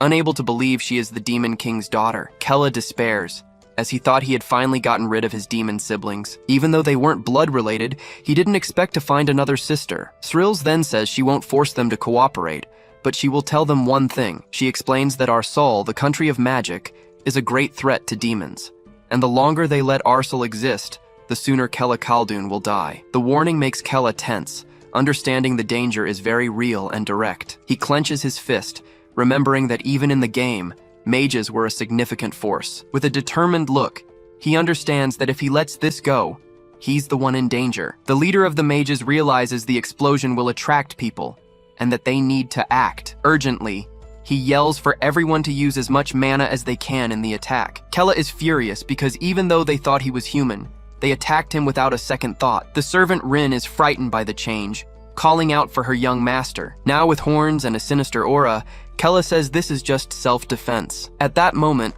Commander Srills suddenly turns around, startled by the energy she felt. With wide eyes, she simply can't believe what's happening. She then recognizes that energy and wonders if it's her father's power. That night, they fought an endless battle against the mages of Arsal. Since Arsal was like a second home to her, Srills knew the entire layout of the place. Using this knowledge, she attacked the city's key points with her magic. She mercilessly destroyed the government facilities and the magic academy. Kella also used Hell's mana, advancing against powerful enemies. He went after those who were drunk on power from the festival. With his blue energy, he subjugated everyone who stood in his way. The soldiers could only scream for help, but it was already too late for them. Through the siblings' teamwork, the nation of magic, Arsal, was easily destroyed and conquered by the demon duo. The entire city was in flames, and the sky turned red from the fire. The leader of the mages on the ground says he can't believe Arsal fell so easily. With a bloodied face, he screams that he will never forgive the demons. Amid the destruction, one of the surviving mages yells in anger and despair, but Kella replies that he's the one who can't forgive them for everything they've done. With a maniacal smile, Srills declares she will finish everyone off, starting with them. Kella and the girl are shocked by her madness, thinking it's impossible. Tired of the situation, Kella says his help is over and they should each go their own way. But Srills stops him, saying she recognized his mana and calls him Kella Khaldun. Surprised, Kella realizes there's no point in hiding who he really is anymore. With a sigh of defeat, he just confirms his identity to her. She's shocked she was right, and Kella gets annoyed for falling for her bluff. Srills then admits she was only a little suspicious, but now she was sure. She explains that she's not a normal daughter, but a mutant created from her father's aura. The commander approaches him, saying she was created after he was born. With a smile, she calls him older brother, leaving Kella terrified. Changing the subject, she invites him to join her in avenging their father's death. Kella angrily thinks that he ran away from home and doesn't care about this revenge. With an intimidating look, Srills asks if he's trying to run from his responsibility. She then says he is the last remaining bloodline of the Demon King, the only living son. Scared, the girl asks Kella to just agree, as Srills looks like she's going to kill them. Kella then claims he will get his revenge, but thinks he has no other choice right now. Satisfied, Srills tells them to go and that they will burn everything to the ground. He just agrees, while protecting the frightened girl by his side. In his thoughts, Kella reveals that he needs Arsal's magic, and Srills knows everything. So he decides to use revenge as an excuse to buy time and treat her as an ally. Fallen on the ground, the leader of the mages watches the group of demons leave. Hidden, he tells himself that he urgently needs to report this to Talua. The scene changes, and a messenger arrives at the castle saying he has urgent news from Arsal. The great king of Talua, while eating, asks what the important message is. The man explains that Shreels from the Talcon squad is a demon, and the mages tried to kill her. With a serious look, the king stops eating and asks what happened next. The messenger finishes by saying that Kella Khaldun appeared and burned Arsol down with her. The king is shocked by the news, gripping his fork so tightly that it bends. He yells furiously, not believing the Demon King's son was in Arsol. The advisor then says he thinks Kella might have some connection to Shreels. Outraged, the king complains that if the news of Arsol being burned down leaks, it will be a problem. The man beside him agrees, saying it will make everyone laugh in their faces. Filled with hatred, the king orders them to kill Shreels and Kella before the people find out the truth. The advisor, named Hayden, swears on his own name that he will manage to kill them both. After making the promise, he turns and leaves the throne room with determination. Hayden then stops in front of a cube where Turk Khaldun's head is displayed. Looking at the trophy, he complains that Hel Khaldun's bloodline won't stop troubling him. He then vows to burn everyone who carries that demon's blood. The scene changes, and someone asks for news about Killian's squad. Hayden explains that General Killian must have already received the message to return, and in a distant place, a mysterious figure named Killian is finally revealed. Hayden explains that Killian is the best knight there is, surpassing even the legendary Killman, and to succeed in killing Kella and Shreels, they will definitely need his help. The scene changes, and Killian, holding a scroll, asks if his brother Killman is dead. The messenger then confirms, saying he bravely sacrificed himself to kill the Demon King, but Killian doesn't seem to care and says angrily that he was killed by a demon. The man then informs him that the kingdom of Talua needs him to hunt Kella Khaldun. He replies that he doesn't care what Talua wants, but since demons killed his brother, with a dark aura, he vows that he will kill every demon on the continent. And with a look full of hatred, he finishes by saying he'll start with Kella Khaldun. Back at the camp, Kella has a bewildered look on his face, not understanding a thing. Around the campfire, Shreels says that piece of meat is barely enough for her. Rin then asks what her secret is to not gaining weight, and Shreels gives a nonsensical answer. The girl is shocked by the theory, thinking it's a miraculous discovery. Kella thinks that at least she isn't trying to kill him like his other siblings. He then asks if she holds anything against him for being their father's biological son. With a terrifying look, she confirms she does, to the point of wanting to kill him. But then Shreels explains that because he has their father's blood, she can't bring herself to hate him, and because of that same blood, she feels she actually needs to protect him. Kella is surprised because unlike his siblings, she wants to take care of him. At that moment, she places her hand on his, making an important promise. With a smile, Shreels swears she will risk her own life to keep him alive. Completely embarrassed, Kella thanks her, blushing bright red, which leaves Rin in shock. The little demon freaks out, shouting and asking why he was blushing like that. She then tries to force him to eat, but he says he's not hungry. Rin swears she will protect his health to the death, making Kella feel awkward. Night falls, and the news about Arsol is sure to attract many demon hunters to the area. Shreels warns that the place isn't safe and that they need to find somewhere else to sleep, but Kella disagrees, saying this is the perfect spot, leaving Rin confused. With a smile, he guarantees that with a little effort, it will become a fortress. Kella and Shreels then use their magic to change the terrain and create a hideout. While resting in the makeshift base, he took the opportunity to review what he learned from the fight. He realized he needed to rest after using a lot of mana, just like the Demon King used to. Shreels, who used more power, needed even more time to recover, and so they managed to rest safely, protected by the secret fortress. The scene changes, and a trumpet sounds, announcing the arrival of an important squadron. It's the second Talcon squadron, the White Talcon, led by none other than Killian. A guard then announces to the king that the famous squadron has finally arrived at the castle. The king gets chills just looking at them, impressed by so much concentrated power. With a smile, he welcomes his strongest squadron, the White Talcon. One of the knights, Deed, comments that Captain Killian has gotten much stronger. With a smile, he says that General Killman would be very happy to see this. Killian hears the comment but remains silent, showing no reaction. Suddenly, an elf yells at Deed, telling him to shut up and show some respect. Deed then complains about her loud voice, saying she's the same as always. At that, another squadron member asks if they really need to obey the king. He says his anger won't subside, even if they kill Kella Khaldun right now. Killian apologizes to his companion, Kalka, interrupting the conversation. He then says he has something he needs to show a woman named Curdley. The scene changes, and the squadron enters one of the main halls of the castle. Inside, he stares at Turk Khaldun's head and says he's finally found him. With a cold gaze, Killian calls him Hel Khaldun, his brother's murderer. Deed makes a disgusted face, but the others immediately tell him to be quiet. Killian then asks Curdly if the tracking spell works with just the head. She confirms it does, and begins to use her magic to find his bloodline. The tracking magic begins to glow intensely, activating the power within the demon's head. Killian stares at the face, and tells Hel Khaldun to keep his eyes wide open and watch everything. With a sinister smile, he tells him to watch what they do next. The eye of the former Demon King seems to watch intently, as if understanding the threat. The scene changes, and Shreels shouts that now that they're rested,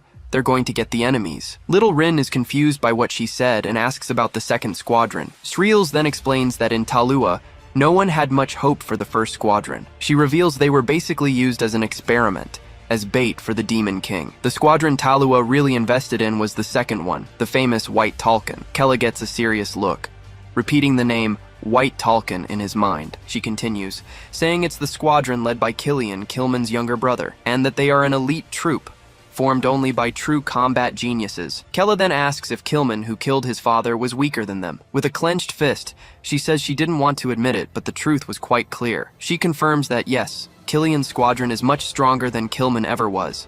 In fact, she can't even estimate how much more powerful they really are. Hearing this, Kella finally understands the magnitude of the danger they are about to face. Little Rin panics and asks how they're going to invade Talua now. Shreels explains they need to attack as fast as possible, before the squad gathers. Kella thinks that Talua is much larger than Arsal, and that luck alone won't be enough. With a determined look, he seems to have come up with a plan to handle this situation. He then warns that with the mission to hunt him, the White Talcon must have already returned. Kella says it makes no sense for the three of them to attack alone, and that they need an army. The two are surprised and ask what he means by an army and a base. He explains they need an army strong enough not to lose to the White Talcon, and a base that won't fall, even if Talua's soldiers attack with everything they've got. With a confident smile, he reveals they're going to build the strongest dungeon in existence. The girls are in shock, unable to believe the idea of creating the strongest dungeon. He explains they can't risk uncertain battles, so they don't end up like his father. The plan is to create the dungeon, and only then start a real war against Talua. Shreels is impressed and says he truly is his father's son, but deep down, Kella is relieved he managed to make all that up on the spot. Excited, Shreels says she knows some people they can recruit for the army. The two then start shouting and celebrating, getting ready for the coming war. Kella just watches, thinking they really liked his idea, but deep down, he knows this is the only way he can buy some time. With a smile, he thinks he'll do this to create his own world without interruptions, a world he had only managed to imagine, but never bring to reality. His own perfect world, where he could finally have some peace. Clenching his fist, he refocuses on the plan he just came up with. He then asks Shreels if she knows any trustworthy demons. Kella explains that first, they need someone who understands geography and terrain. Shreels thinks for a moment, trying to remember someone who fits that profile. Suddenly, she says she knows the perfect person and tells them to come with her to meet them. And so, the group sets off on a new journey in search of their first ally. Along the way, Kella took the opportunity to start learning Arsal's magic from Shreels, but he realized it wasn't something he should be able to learn so quickly. But thanks to the Demon King's blood,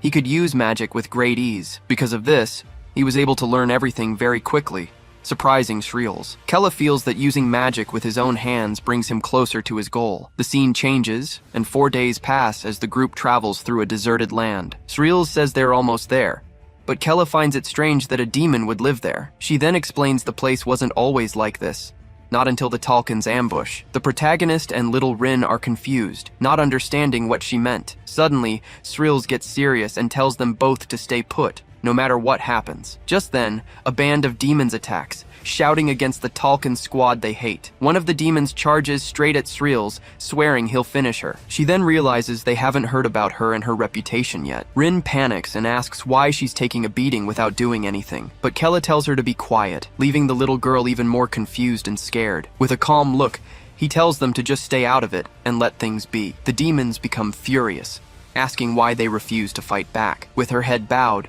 Shreels apologizes to the demons, showing her remorse. She then kneels and says she'll accept their anger until they feel better. The group's leader is shocked, as he recognizes that symbolic pose that only they know. As a fellow demon, she apologizes for having allied with their enemies. They are confused, remembering that the last time she was with the Talcon. At that moment, Kella steps forward and confirms that what she's saying is true. With a blue aura, He introduces himself as the last remaining son of Hel Khaldun. The demons feel the powerful energy and realize he is indeed the king's son. The leader then asks if he is really the young master Kella, still in disbelief. Upon confirmation, they all run towards him, filled with emotion and hope. The earth demons then kneel and greet him as His Highness Kella Khaldun. Little Rin gets all excited, calling out young Master Kella's name. With a smile, Shreels remarks that they recognize him as the rightful heir. Kella just watches the scene in silence, processing the whole situation. The camera reveals they lived in an underground village, hidden from everyone. It was a simple place,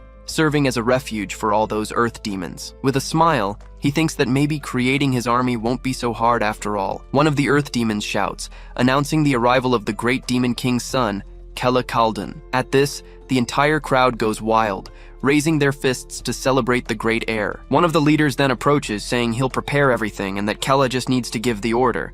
But Kella seems to be analyzing the place, thinking that the architecture is very different from what he knows. He's impressed to see the city was built without magic, using only natural materials. The crowd continues to celebrate, as Kella thinks he never imagined such a large city could be hidden away. He then turns to Shreels and admits she was right. They need the talent of these people. With a smug smile, she says that on top of that, there's an excellent warrior they should recruit. Kella is intrigued by this information, asking who this warrior might be. The scene then flashes back to the past, as Shreels explains that the Talcan squadron discovered the location. We see General Killman, who, furious, orders his men to kill all the earth demons without mercy. The Taluan soldiers then attack, beginning a massacre against the defenseless demons. The people scream for Golpero, but they are slaughtered with no chance to fight back against the surprise attack. It's then explained that, on the general's orders, the forest that hid the city was burned down. Because of this, the earth demons were pushed to the brink of extinction, as we can see from Shreels' expression. But then, a furious warrior appears, shouting and questioning how they dare attack a people who don't even know how to fight. He stands in front of the children, warning that he won't let anyone touch them. General Killman is surprised, wondering what kind of demon would risk his life for the young ones. Intrigued,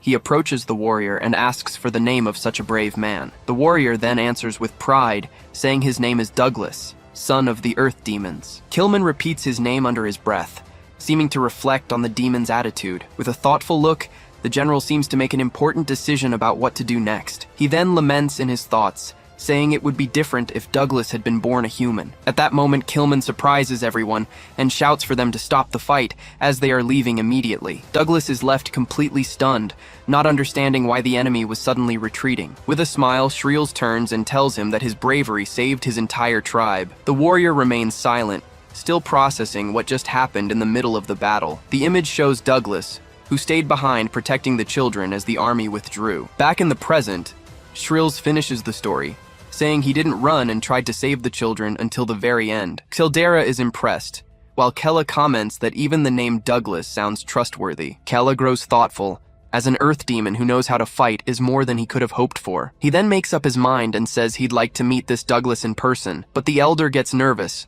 saying that Douglas is very stubborn and it would be better to find someone else. Kella rejects the suggestion and, determined, says he's taking Douglas one way or another. The scene then takes us to a workshop, where black smoke and the sound of hammering emerge. Arriving there, Kella confronts the warrior and asks if he's refusing to obey an order. Douglas doesn't even turn around and replies that he has no obligation to obey him, even if he is the king's son. Unfazed, Kella asks what would happen if he decided to use force to convince him. The warrior then faces him, sweating, and warns that in that case he'll die fighting to the end. Kella then changes his tone, asking why he wants to stay here so badly, and Douglas explains that he was born here. He continues, saying he has a duty to protect his homeland, and that's why he can't leave. The prince then realizes this won't be easy, and comments that he's just as stubborn as they said. Even so, Douglas apologizes, but remains firm in his decision not to abandon his people. Kella gets frustrated, remembering how hard it was to get a strong ally like him in the game. Disappointed,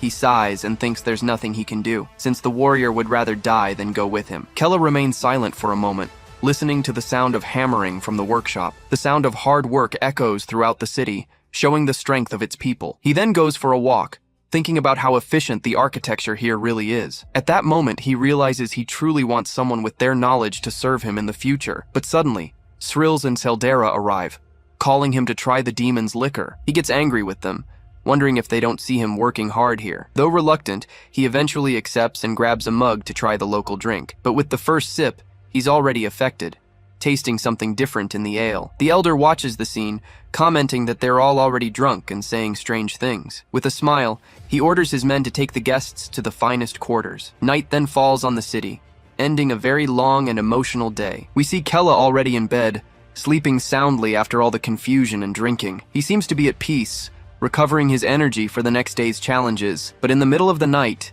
his bedroom door creaks open very slowly, and then a mysterious figure enters the room, tiptoeing towards him. The mysterious intruder then raises a huge axe, preparing to strike the sleeping prince. Kella continues to sleep peacefully, with no idea of the danger he's in at that moment. Suddenly, the traitor's identity is revealed, and Rude shouts that Kella is a coward. He then screams with hatred that the prince is going to die right here, today. Douglas is in complete shock, unable to understand how his plan could have gone so wrong. Kella then opens his eyes and, holding the axe, says that now he's sure of everything. The warrior panics when he realizes Kella wasn't asleep, and the prince quickly gets out of bed. Just then, more demons burst into the room, yelling to kill the coward Kella without mercy. Even on the floor, the prince faces his enemies, ready to counterattack at any moment. He then begins to explain, revealing he had been suspicious of everything from the start. The scene cuts back to the workshop, where Kella explains he found it strange what Douglas was forging there. The prince thought it was odd that he was making things that clearly weren't combat weapons. We see they were actually shackles, and Kella noticed they would never fit an orc. To make matters worse, while investigating the town, he noticed someone following him from a distance. From then on, he started observing everything much more carefully, paying attention to the details. And that's how he ended up finding a wall with a very subtle magic barrier. A barrier he only noticed because he inherited the powerful mana of his father, the Demon King. But Kella reveals there was another very strange point in this whole story. He remembers Srills saying that Douglas was protecting young dark elves, not earth demons. The problem, he continues, is that he never saw any dark elves in the village, and that's when it all made sense. With a look of certainty, Kella finally understands the Earth Demon's entire plan. He then unleashes a powerful blue energy, lunging at the invaders with everything he's got. With a single blow, he takes down one of the henchmen, showing he wasn't messing around. Kella turns to Douglas and reveals that he didn't say he couldn't let the elves die, but rather that he couldn't hand them over. This means he didn't care about protecting them.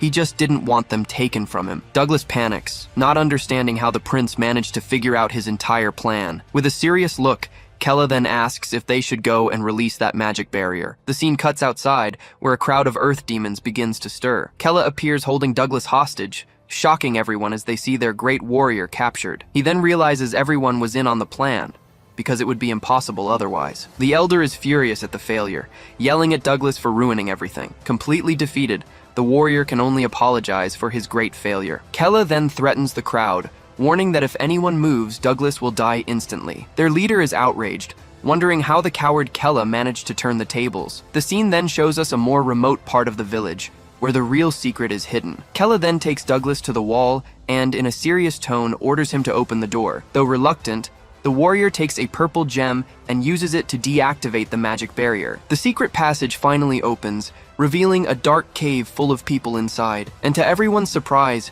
we see they are young dark elves, all scared and trapped. Kella is speechless at the sight, while Douglas maintains an angry expression. The prince is horrified, realizing they are in a much worse situation than he had imagined. Just then, Shreels and Sildera arrive running, worried and shouting Kella's name, but they are also shocked when they see what was hidden behind that wall. Kella then turns to Shrills and asks if she can use her magic to see the memories of one of them. She replies that it's possible, but warns that his vision won't be as clear as hers. The prince then nods in agreement and asks her to please begin the spell. Shrills concentrates, preparing a powerful spell to initiate the memory transfer. The magic then connects Kella's mind with one of the elves, beginning to show the past. In the first memory, he immediately realizes that life in that place was a living hell. It's revealed that the mothers were forced to get pregnant, and that all life there was born that way. And among these children, some were handpicked by mysterious human nobles. The chosen children were then taken by force while their mothers could do nothing. This was because the young elves could be sold for a large sum of money. Sometimes, some captured adults would tell them about what the world outside was like. They spoke of the endless sky, and also of the bright blue oceans. They told stories of fantastic foods, and what it was like to be able to travel freely, things they knew they could never learn or experience in that horrible place. And so, if they had a single wish before they died, it would be a very simple one, that at least their children could get out of there and experience all of it for themselves. Kella finishes the vision and, with eyes full of hatred, calls that existence pathetic. Furious, he explodes with rage and screams, cursing the earth demons with all his might. He then turns sharply towards Douglas, who doesn't understand his reaction. Kella lunges at him with everything he has, unleashing his blue aura and preparing a strike.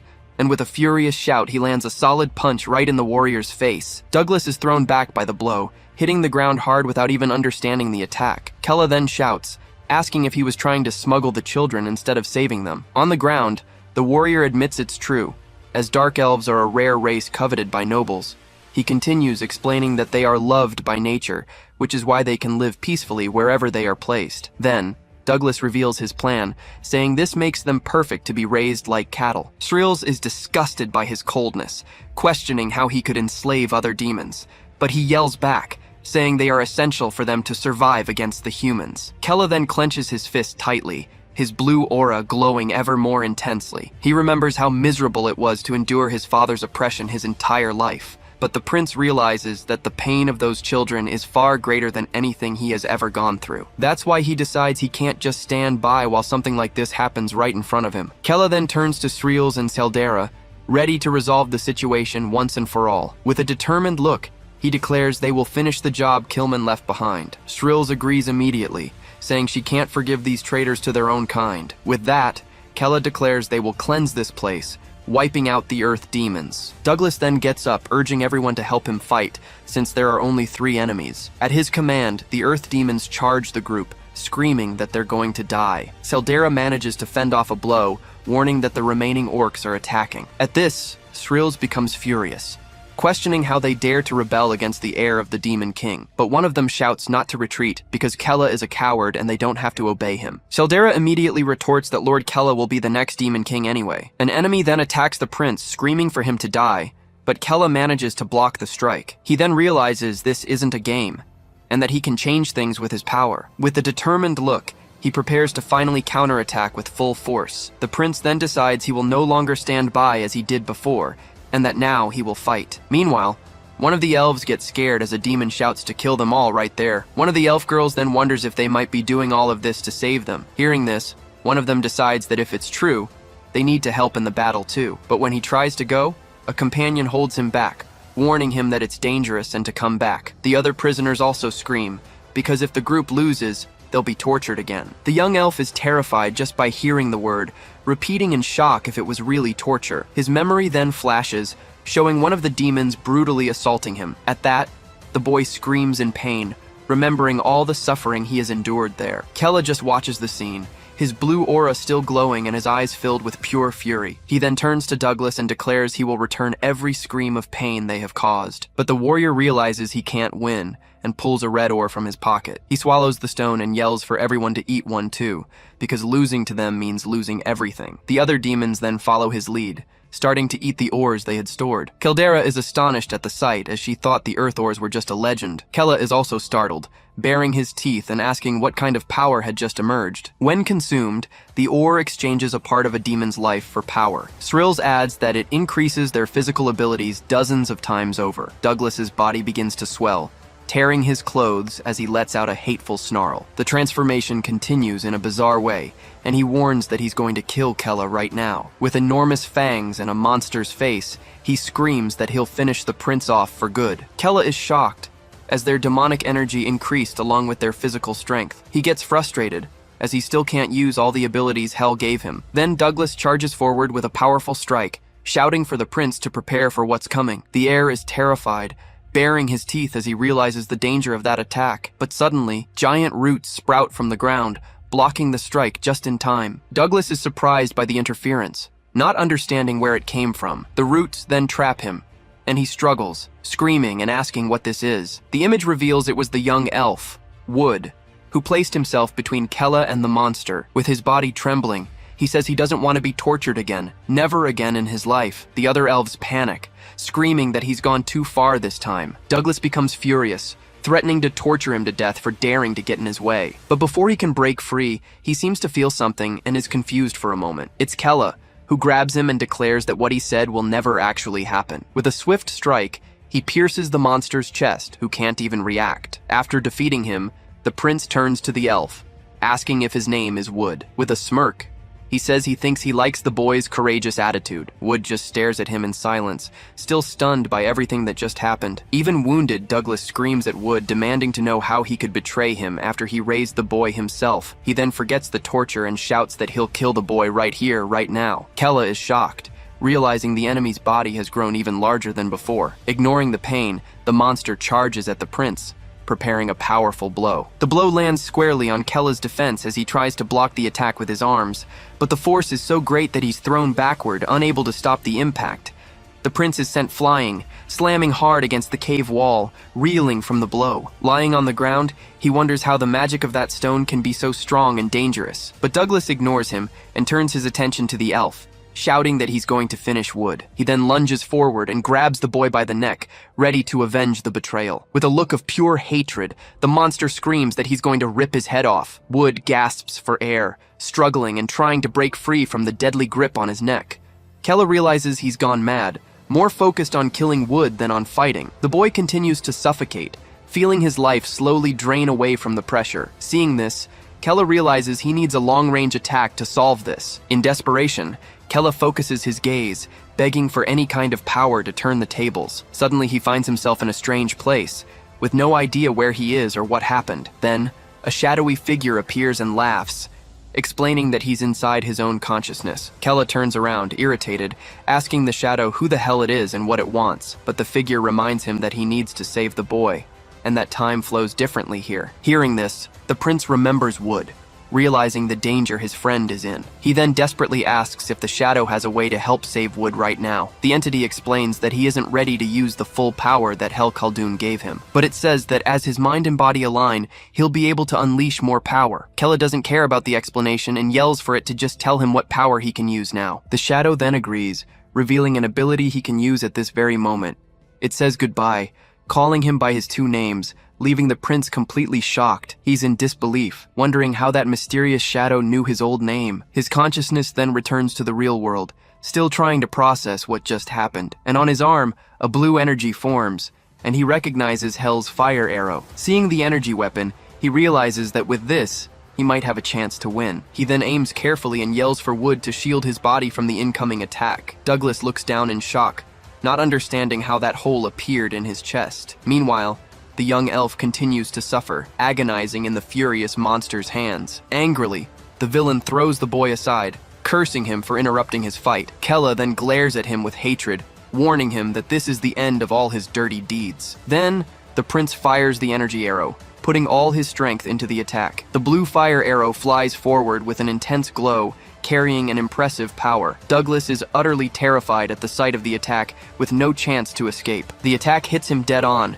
and he screams in pain as a blue explosion consumes him. Utterly desperate, the monster screams for Golpero, but it's already too late for him. Kella watches from a distance, confirming that his attack was a direct hit. The enemy's body then begins to disappear amidst the flames, letting out one last groan. The energy slowly fades away until nothing is left of the great villain. But Kella is left thoughtful, wondering what that thing he encountered in his mind was. Sildera is surrounded by enemies, complaining that there are too many for her to handle alone. Sreels is also in trouble, as she can't use her area of effect magic because of the low ceiling. But Kella tells them not to worry, because with his new weapon, he'll finish this quickly. He then jumps and fires several energy arrows at once at the enemies. The earth demons are hit head-on, screaming in pain from the prince's surprise attack. Sreels is impressed, noticing that Kella's mana seems to have suddenly grown much stronger. With the new weapon in hand, he thinks that now he finally has long-range attacks to use. And with a smirk, he seems quite satisfied, thinking his new ability is pretty great. Night falls over the desert as a mysterious shadow flies across the sky,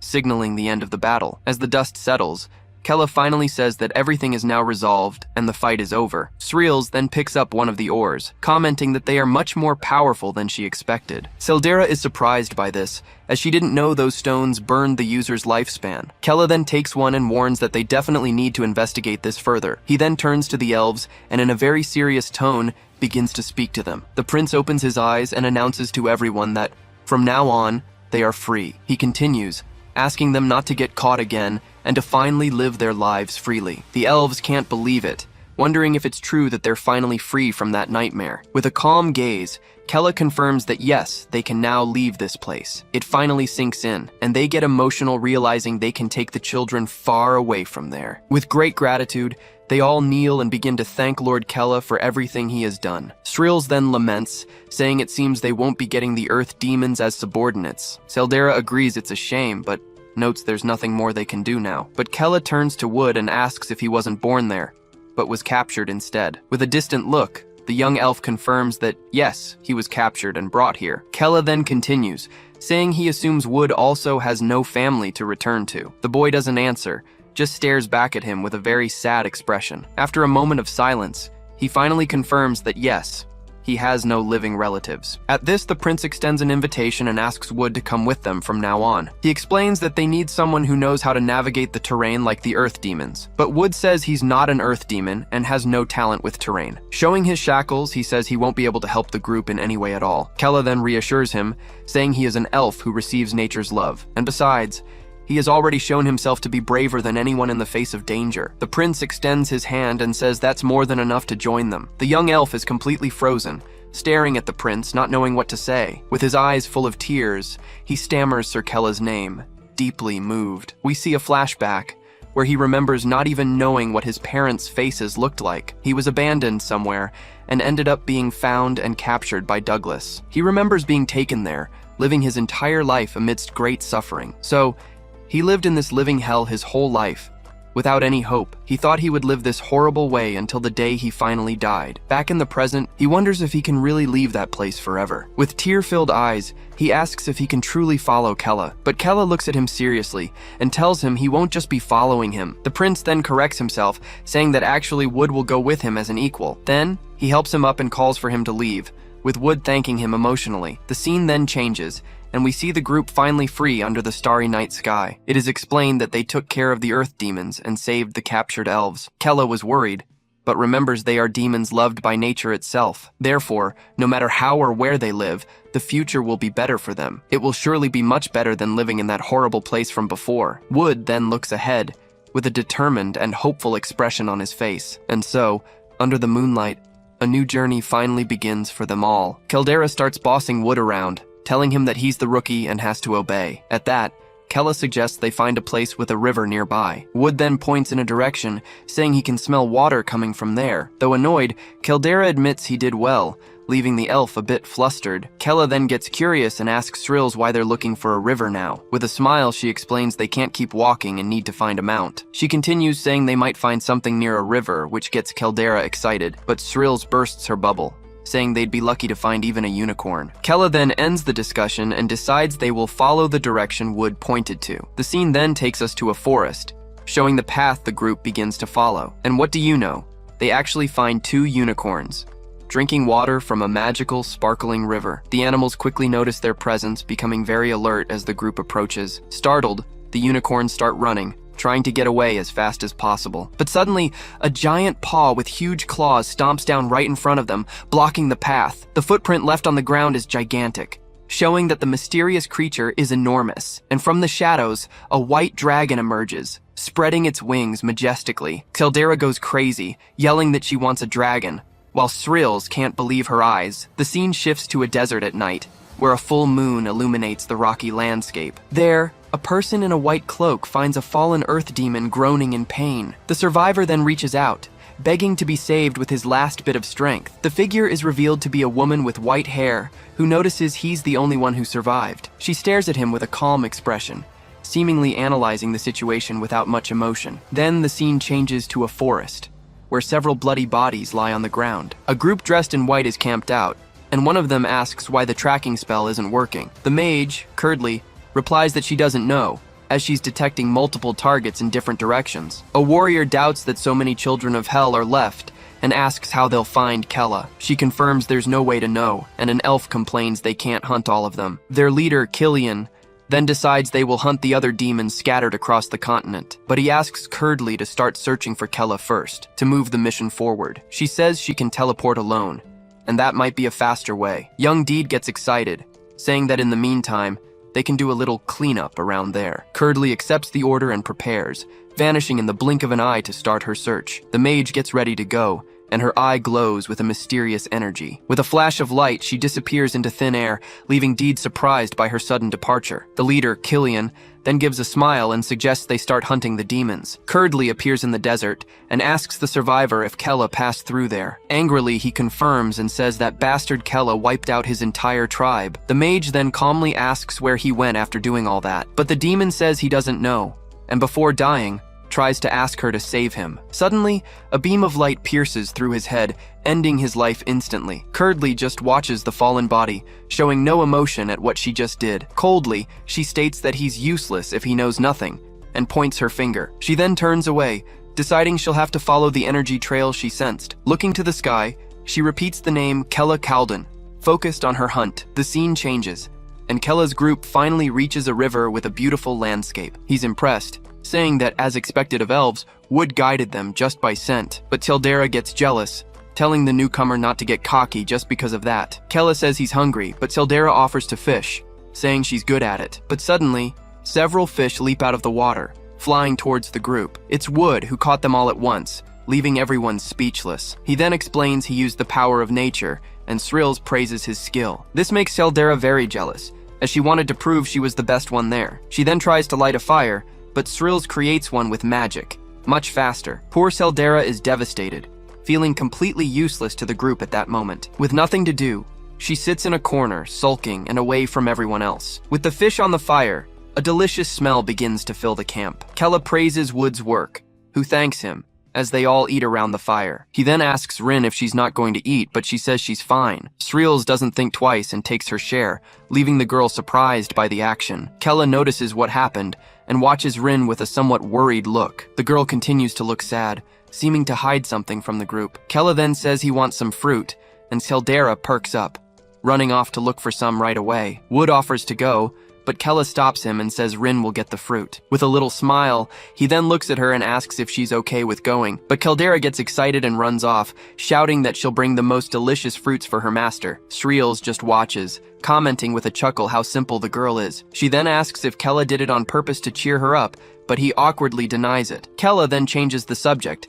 and Wood says he smells a unicorn nearby. The prince hopes for a dragon, but Shrills cuts him off, saying there isn't one. Seldera's voice then echoes from a distance, shouting that she found delicious fruit for them. And there she is, running happily back to the group, announcing she found the fruit. Seldera climbs a giant tree, thinking she needs to make her master happy and outdo the newcomer. She then finds a perfect fruit, celebrating that she found a ripe, juicy apple. But suddenly everything starts to shake, and she screams, wondering if it's an earthquake. Then she realizes something is very wrong, her expression turning to pure panic. A giant reptilian eye then opens, as a low growl echoes through the area. The girl finally understands the situation, realizing she's on a dragon's head. At this, she panics, and lets out a terrified scream, yelling that it's a dragon. Around a campfire, Srills asks Wood if he can feel the energy of nature. The dark elf explains that he can, but it's hard to describe the feeling in words. Kella gets pensive, wondering if this ability is anything like a video game map. With a smile, Srills remarks that it would be great for finding new dungeons to explore, but Wood says the range isn't very wide, so he doesn't know how much help he can be. Kella then asks if there's a way to train to increase that distance somehow. The elf reveals that there is, by consuming the stone of a dragon that has lived for 1,000 years. Kella is shocked by this information, already imagining how incredible it would be to have that power, but Srills cuts him off, saying it's not easy to find a dragon, and it would be impossible to kill one. Curious, Kella asks her if dragons are really as strong as the stories say. She confirms, explaining that they are the apex predators and that they don't like demons. Apparently, the only ones who can tame dragons are humans with immense mental strength. He finds that quite ironic, since humans are considered the weakest race of all. Srill smiles and tells him not to even try to understand how a dragon's mind works. Even so, Kella becomes determined, thinking he needs to find a way to get that stone. Srills gets annoyed, saying it's impossible to find a dragon and that they should just give up. Kella agrees, looking down, but says he wanted to find one to help Wood. But out of nowhere, Rin appears, screaming desperately, running from a giant dragon that's chasing her. The group is in shock at the sight, and Wood can only manage to say that the beast is huge. Srills yells at him to stop staring and run, while Kella complains about them finding a dragon. The creature lets out a terrifying roar, and Srills replies that she doesn't know how it appeared either. In the distance, Rin's screams continue, and someone tells her to shut up so she doesn't attract the beast. Nearby, a mysterious figure in a white hood hears all the noise and shouting. It's the mage Curdly, who seems to recognize the sound and pays close attention to what's happening. Then, a magical energy begins to spread across the sky, coming from the mage's direction. The dragon stops suddenly and looks at the sky, seeming to sense the presence of another creature. With that, the beast simply turns and flies away, leaving the group in peace. Hidden, Srills breathes a sigh of relief, seeing that the danger has finally passed and they are safe. She then scolds Rin, who cries and apologizes for attracting the monster. Wood, still impressed, comments that judging by its size, that dragon must have been over 1,000 years old. Kella gets excited, realizing that if the dragon is 1,000 years old, it must have the clairvoyant stone. He sees this as a great opportunity, leaving the mage Curdly a bit confused by his reaction. The scene changes, showing the whole group sitting down, dejected, as if they were waiting for something. Then, one of them asks who's there, breaking the silence in the air. Srills jumps to her feet, recognizing the mage as Curdly from the White Talkin' Squad. The rest of the group panics, thinking they've been found and their escape is over. Without a second thought, they all prepare for combat, ready to fight for their lives. We are told that Curdly is known for being a cold and merciless mage to her enemies. Kella readies his mana bow, frustrated by facing one danger after another without a break. He glares at her with hatred, while the mage observes him with a completely calm expression. Curdly then tells them to calm down, saying there's no reason for them to fight there. The boy doesn't understand her attitude, but he stays in an attack stance just in case. The mage turns to Srills and calls her a traitor, warning her that fighting here won't do any good. The warrior is in shock and grinds her teeth in anger, not knowing what to say. With that, Curdly unleashes her ice magic, threatening to kill them all with a single spell. Kella asks Srills if it's true, and she confirms that the mage isn't bluffing at all. With hatred, she says that Curdly is stronger than all of them combined, with no chance of winning. Rin despairs, asking what they're going to do now that they're cornered. Curdly repeats that they don't need to fight, and says they just need to follow her without causing trouble. She adds that if they cooperate, they won't have to die for now. Suspicious, Kella asks where she's planning to take everyone, still holding his bow. The mage stares at him with her blue eyes and begins to say where they are going now. She reveals that she is taking them to the squad's captain, a man named Killian. Srills is shocked to hear the name Killian, realizing he's finally making his move. The mage explains that her captain is looking for Kella Kalden, so she orders them to follow her. But Kella angrily retorts that if he goes with her, he knows he'll die anyway. Curdly remains calm and says that one way or another, the outcome will be the same. She stares him down, saying that at least he'll get to live a little longer if he cooperates. Kella is frustrated. He dreamed of living like he was in a game and can't accept such a pathetic death. He knows that following the mage means certain death, so he'd rather fight to the end. Determined, the boy unleashes his mana and prepares to fight with everything he's got, to the death. He then focuses all his power into a single attack, firing an energy arrow, but the mage doesn't even move, calmly creating a magic barrier to defend against the blow. Seeing an opening, Srills yells for everyone to attack, launching her own energy blast. Her attack hits the barrier head-on, but it doesn't seem to leave a single scratch on the shield. Just then, Wood also charges forward, preparing to use his abilities to help in the fight. His power also crashes against the mage's defense, which remains effortlessly intact. With that, all their attacks fail, and Curdly stands still, completely unharmed. Finally, Rin charges with all her might, saying she can't die like a useless burden without helping Kella. She punches the barrier with her dark energy, screaming that she'll protect her master at all costs. But Srills grows desperate, warning that a close-range attack won't work against that defense. Inside the shield, Curdly just watches her and says that if this is her choice, then so be it. Suddenly, the barrier reacts to her touch,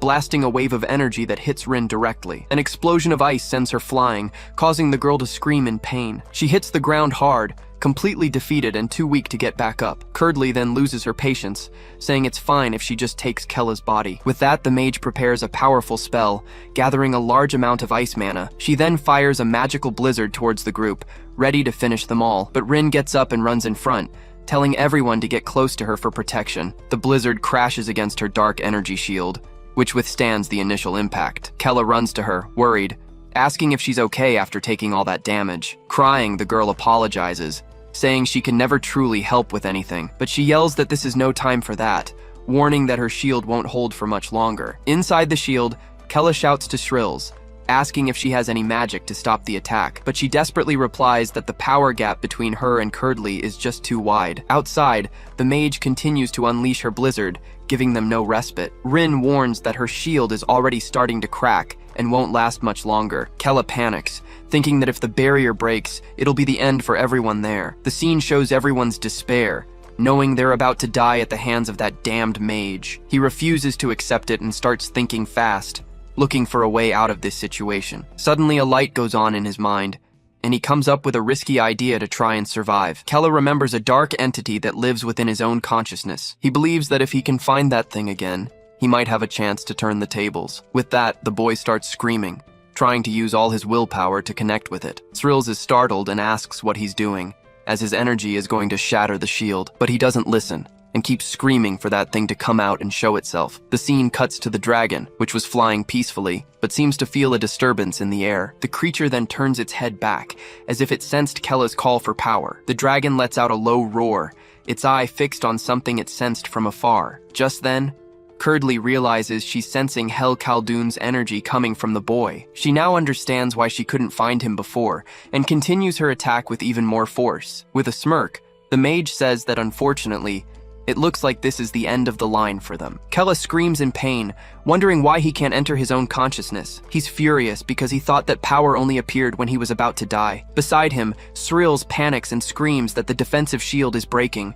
Curdly ignores everything and continues her ice storm, determined to end the fight. Finally, the barrier shatters completely, and everyone screams, bracing for the worst. Kella looks up in despair, seeing death approach and screaming that this can't be the end. But suddenly, the dragon appears out of nowhere and lands right in front of them, blocking the view. The giant creature uses its own body as a shield, protecting the group from the mage's attack. Everyone is speechless, wondering what the hell is happening and why the dragon came back. The creature faces the mage, who is in shock to see her attack has been blocked. Curdly is completely confused, wondering why the dragon is suddenly defending them. The creature then endures the rest of the ice attack, shielding everyone with its body. Kella approaches and touches the dragon, still shocked and unable to believe what's happening. In that moment, their eyes connect, as if a bond is being forged between them. He starts seeing strange images and wonders if they are the dragon's memories. In one of the visions, he sees a woman with a gentle smile who looked very familiar. It was his mother,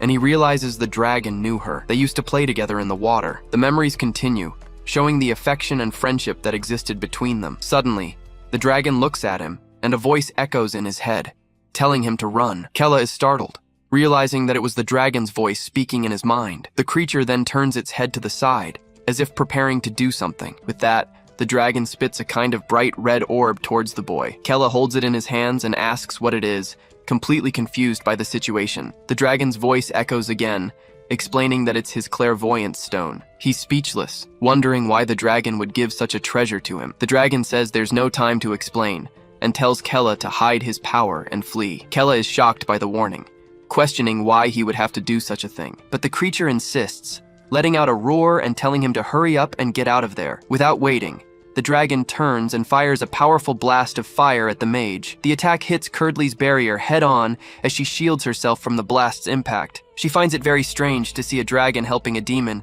as it's not common at all. Kella realizes there's no time to think, and that he needs to use the chance he's been given. He yells for everyone to run while the dragon distracts the mage with its firepower. Curdly gets annoyed, wondering why such a strong dragon had to interfere right now. She understands this complicates things and that she'll need to come up with a new plan. The dragon glares at her with hatred, preparing to continue the fight and buy the group more time. Then, it unleashes another blast of fire, this one much stronger than the last. The attack completely engulfs the barrier, showing just how powerful the creature is. Mockingly, Curdly asks if that's the best attack the dragon can manage. She then says she'll have to try a little harder, and her eyes glow with mana. A giant magic circle forms in the sky, and the dragon braces for what's coming. From within it, an ice meteor begins to materialize, brimming with magical power. With her eyes glowing, Curdly casts her strongest spell to end the fight. The dragon unleashes its fire breath, trying to stop the meteor heading its way. It puts all its strength into the attack, but it seems like it won't be enough to win. Just then,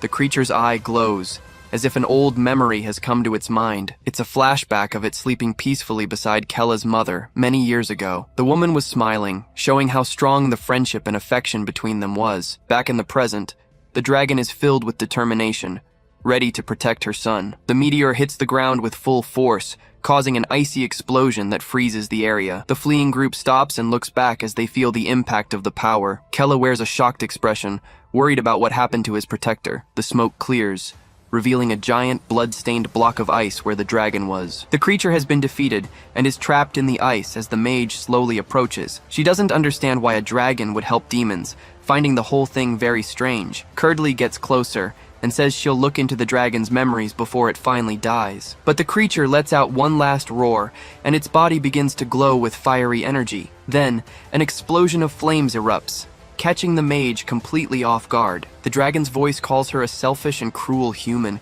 showing all its hatred. It then warns that the day will come when she will regret everything she has done. With that, the creature explodes in a ball of fire, choosing to die rather than be captured by her. The dust settles, revealing the mage alone amidst the destruction caused by the final blast. Curdly realizes the dragon chose to take its own life, leaving her with no answers. She understands its sacrifice was to give Kella time to hide his presence and escape. The mage takes out a tracking device, saying that the situation has now become much more complicated, but she asserts that this won't change Kella's fate, which is already sealed. Then, mana butterflies begin to appear, spreading throughout the forest around her. Curdly says it's his destiny to be killed by the hands of the Talkans in white, and that's final. Now that they were safe, the group tried to figure out what was up with that crazy dragon that appeared. Wood then corrects them, saying the creature was actually trying to help Kella the whole time. Kella explains that he was able to see the dragon's memories and found out it knew his mother. Rin is confused since dragons and demons don't get along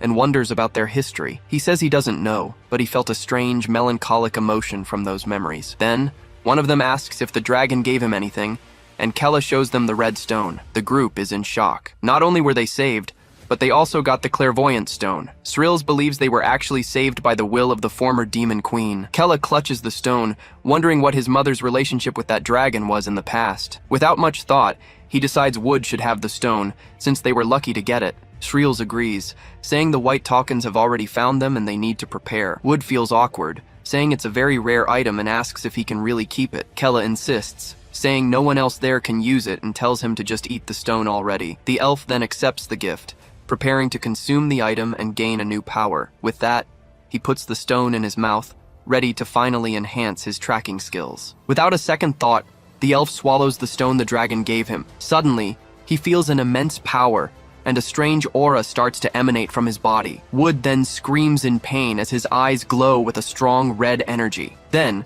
the stone gives him a vision, showing him the dragon's past memories. It's revealed that, since birth, it was used as a test subject for human experiments. The scientists performed cruel tests on it, regardless of the pain the creature felt. The torture happened every day, with the poor dragon being endlessly cut and pierced. They would tear it to pieces, and just as it was about to die, they would heal it to continue. After centuries, its mind was already broken, and it had lost all hope. The humans even mocked it, celebrating that the dragon could no longer even cry out in pain. But, just as it was waiting for death, the demon king Turk Khaldun began his invasion. The old demon king screamed that he would mercilessly kill every single one of those filthy humans. In the midst of the battle, the laboratory where it was imprisoned was completely destroyed. With the place destroyed, the dragon finally managed to break free from its prison.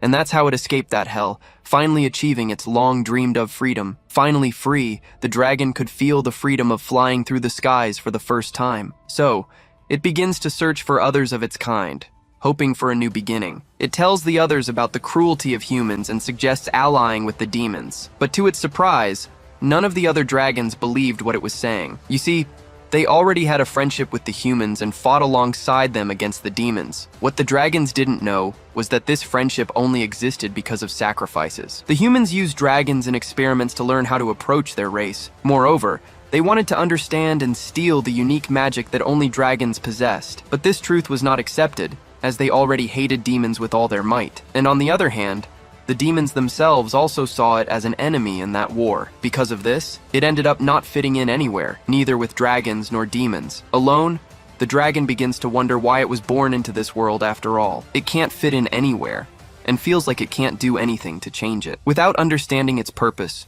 it decides to isolate itself from everyone and everything forever. With that, it surrenders to an endless darkness, living in deep solitude. There, the dragon just wasted its life, waiting for its end to finally come. It was just a lost soul, crying alone in the middle of the forest without any hope. But everything changed forever the day it met a girl named Cariste. The little girl was crying a lot, calling for her mother in the middle of nowhere, completely lost. The dragon was confused by the scene, not understanding why she was calling out to it like that. Then, the little one ran towards it, still desperately screaming for her mommy. She hugged its face tightly, thinking it was the one she was looking for. The little girl kept crying, releasing all her sadness and loneliness in that hug. It tried to say it wasn't her mother, but its heart felt something different. And it was in that exact moment that it finally found the reason why it was born. That child who suddenly appeared was a little girl named Cariste, Kella's mother. Using his magic, the dragon saw her memories and discovered they were just as sad as his own. While humans had used him in the past,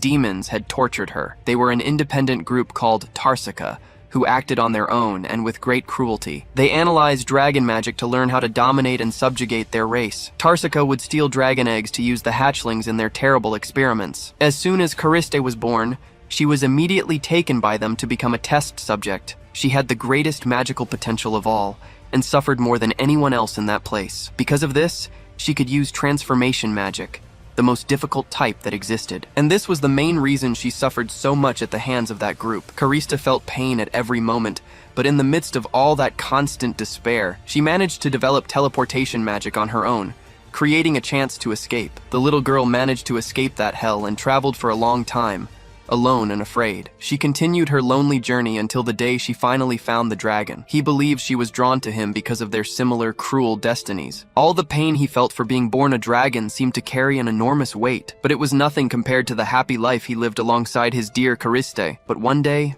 everything changed, and a strange confusion took over the dragon's mind. Cariste noticed the change and asked her master what was going on with him. He didn't recognize her, asking who she was, which left the girl very confused. The creature just stared at her, analyzing her form, which seemed to be that of a demon. With hatred, the dragon yelled, asking who she was and demanding she identify herself immediately. She became desperate, not understanding, thinking perhaps it was some kind of test, but he warned her it didn't matter, and that he would kill her without mercy anyway. The woman then screamed for her master as she was hit by a fire attack. The dragon just wanted to live happily with her, but his body wouldn't last like the others. Because of the experiments, his body began to break down when it reached its limit. Cariste, fallen, cried out, asking if he really didn't remember her anymore. At that, he seemed to come to his senses and finally managed to remember the name Cariste. With a glimmer of hope, she asked if he was okay now and if he remembered her. He apologized, saying with sadness that he didn't want to attack her like that. And that's when he realized that his body and mind were finally collapsing. Cariste was in shock, and the dragon knew he had to leave before he no longer recognized her. With a heavy heart,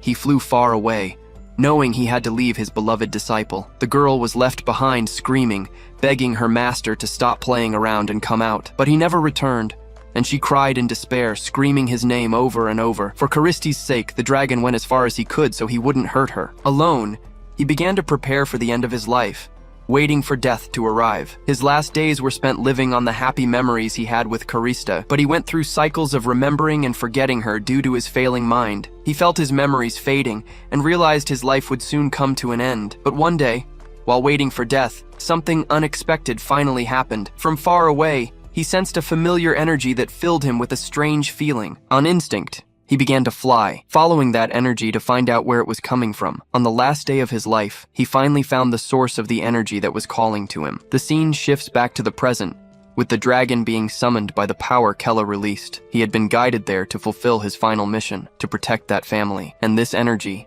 from Cariste's son, was the last thing he needed to feel. The only thing left in his memories was the unmistakable energy of his Cariste. He saw her as his precious disciple, but deep down, the feeling was much more. The image of her as a little girl came to his mind, as if she were his own beloved daughter. So, upon feeling her energy again, he was certain it was a call. With a roar of longing, the dragon screamed her name, flying without a second thought. He followed that trail of power, going as fast as he could to find her. But in her place, it wasn't Cariste who was there, but a completely different boy. Even so, upon seeing the danger, he didn't hesitate to put himself in front to protect them. He used his body as a shield, saving those lives without even knowing why. However, he could feel a connection, and knew that this boy was no stranger. One look was all it took for him to realize that the boy was his Cariste's son, and through Kella's memories, he managed to see a glimpse of the whole truth. He saw that his little girl, whom he loved like a daughter, had grown up so much. She had become a mother, holding her son with all the love in the world. With a tear in his eye, he decided he would protect her precious son. The dragon fills with determination and vows to protect the boy with his life. He then uses his last strength and fires a final, powerful blast of fire. In his thoughts, he thanks Karista for giving meaning to his last days. At the end of his long life, he felt at peace for having lived by her side. He is happy to have been able to see her son at least one last time. With love, he says goodbye, telling her he loves her as if she were his own daughter. Back in the present, the vision ends and Wood cries, shocked by everything he saw. The elf then falls to his knees, still feeling the weight of those memories. Rin asks if he's okay, and he says he saw very long memories, but he explains that, like a dream, the more he tries to remember, the more they fade from his mind. Even while crying, he says that the dragon had a happy death and found peace. Kella is confused by this, wondering how that death could have been a happy one. He then concludes that the dragon must have met his end at the hands of that mage. The scene shifts to the battlefield, confirming the creature couldn't escape. A mysterious voice asks how he can't remember anything now. At that, Srills shakes him, yelling that he even cried while receiving the memories. Wood tries to explain, saying the ability might manifest gradually, but Rin gets annoyed by his lack of confidence, warning that he still has a long way to go. So Kella decides there's no choice. They'll have to wait for Wood's ability. He takes command, saying they need a safe place, and asks Srills for the map. The map shows the Human Kingdom's region, and the former location of the Demon Kingdom. Kella points out that they're right on the border between the two territories at the moment. After thinking for a moment, he decides heading south seems to be the best option. Rin and Srills are confused, questioning why they aren't going deeper into demon territory. He then reveals his father had a reason for sending him to the human territory of Arsal. Kella believes his father foresaw the massive human invasion of the demon territory. Srills agrees, remembering that after his father's death, all the armies united. Hearing this, Rin suggests they need to gather the demons to fight alongside Kella, but he quickly shuts down the idea, saying it's impossible now because he's seen as a coward. Kella states he doesn't have the power to rally anyone yet, since they all think the same of him. Rin tries to press Srills, but she says no one can prove his royal lineage. She continues, saying she did things in Talkan for which it will be difficult to gain forgiveness. Kella then defines the first step: create a dungeon as a base,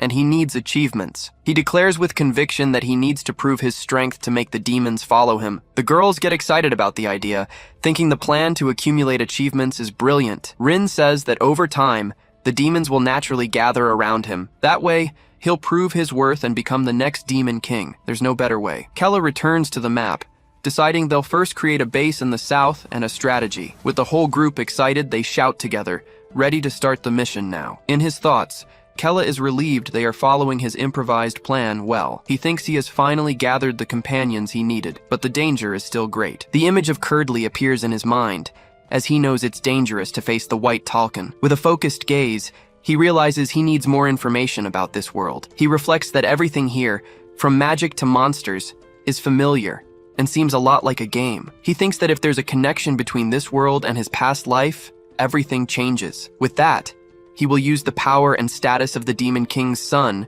to get what he needs. And he'll also use all the knowledge from his previous life to create a survival strategy. He's determined because there is a path to victory, and he can't die before then. The scene cuts abruptly to a demon village under attack and on fire. A demon with a child surrenders, begging for mercy and offering an alliance to the humans, but his plea is ignored, and an attack of dark flames hits him head-on. Deed appears with a cynical smile, asking if the demon said something because he couldn't hear. Another demon rebels, shouting that they're cruel for attacking after a surrender. Suddenly, a huge axe appears, as a voice full of hatred says the word demons. Audrea tells him to shut up and die, lunging at him with her axe without mercy. The blade is covered in blood, showing the blow was fatal, and without hesitation. Kalka then turns and tells his captain that the job here is done, but suddenly he's startled, as if he's seen something completely unexpected. The scene shows Killian, who hears from Curdley that a dragon helped Kella escape. Killian deduces they found him near the territory of the earth demons. Curdley reports that she is already using her butterflies to search for him in the surrounding area. He then concludes that Kella won't come to the demon territory,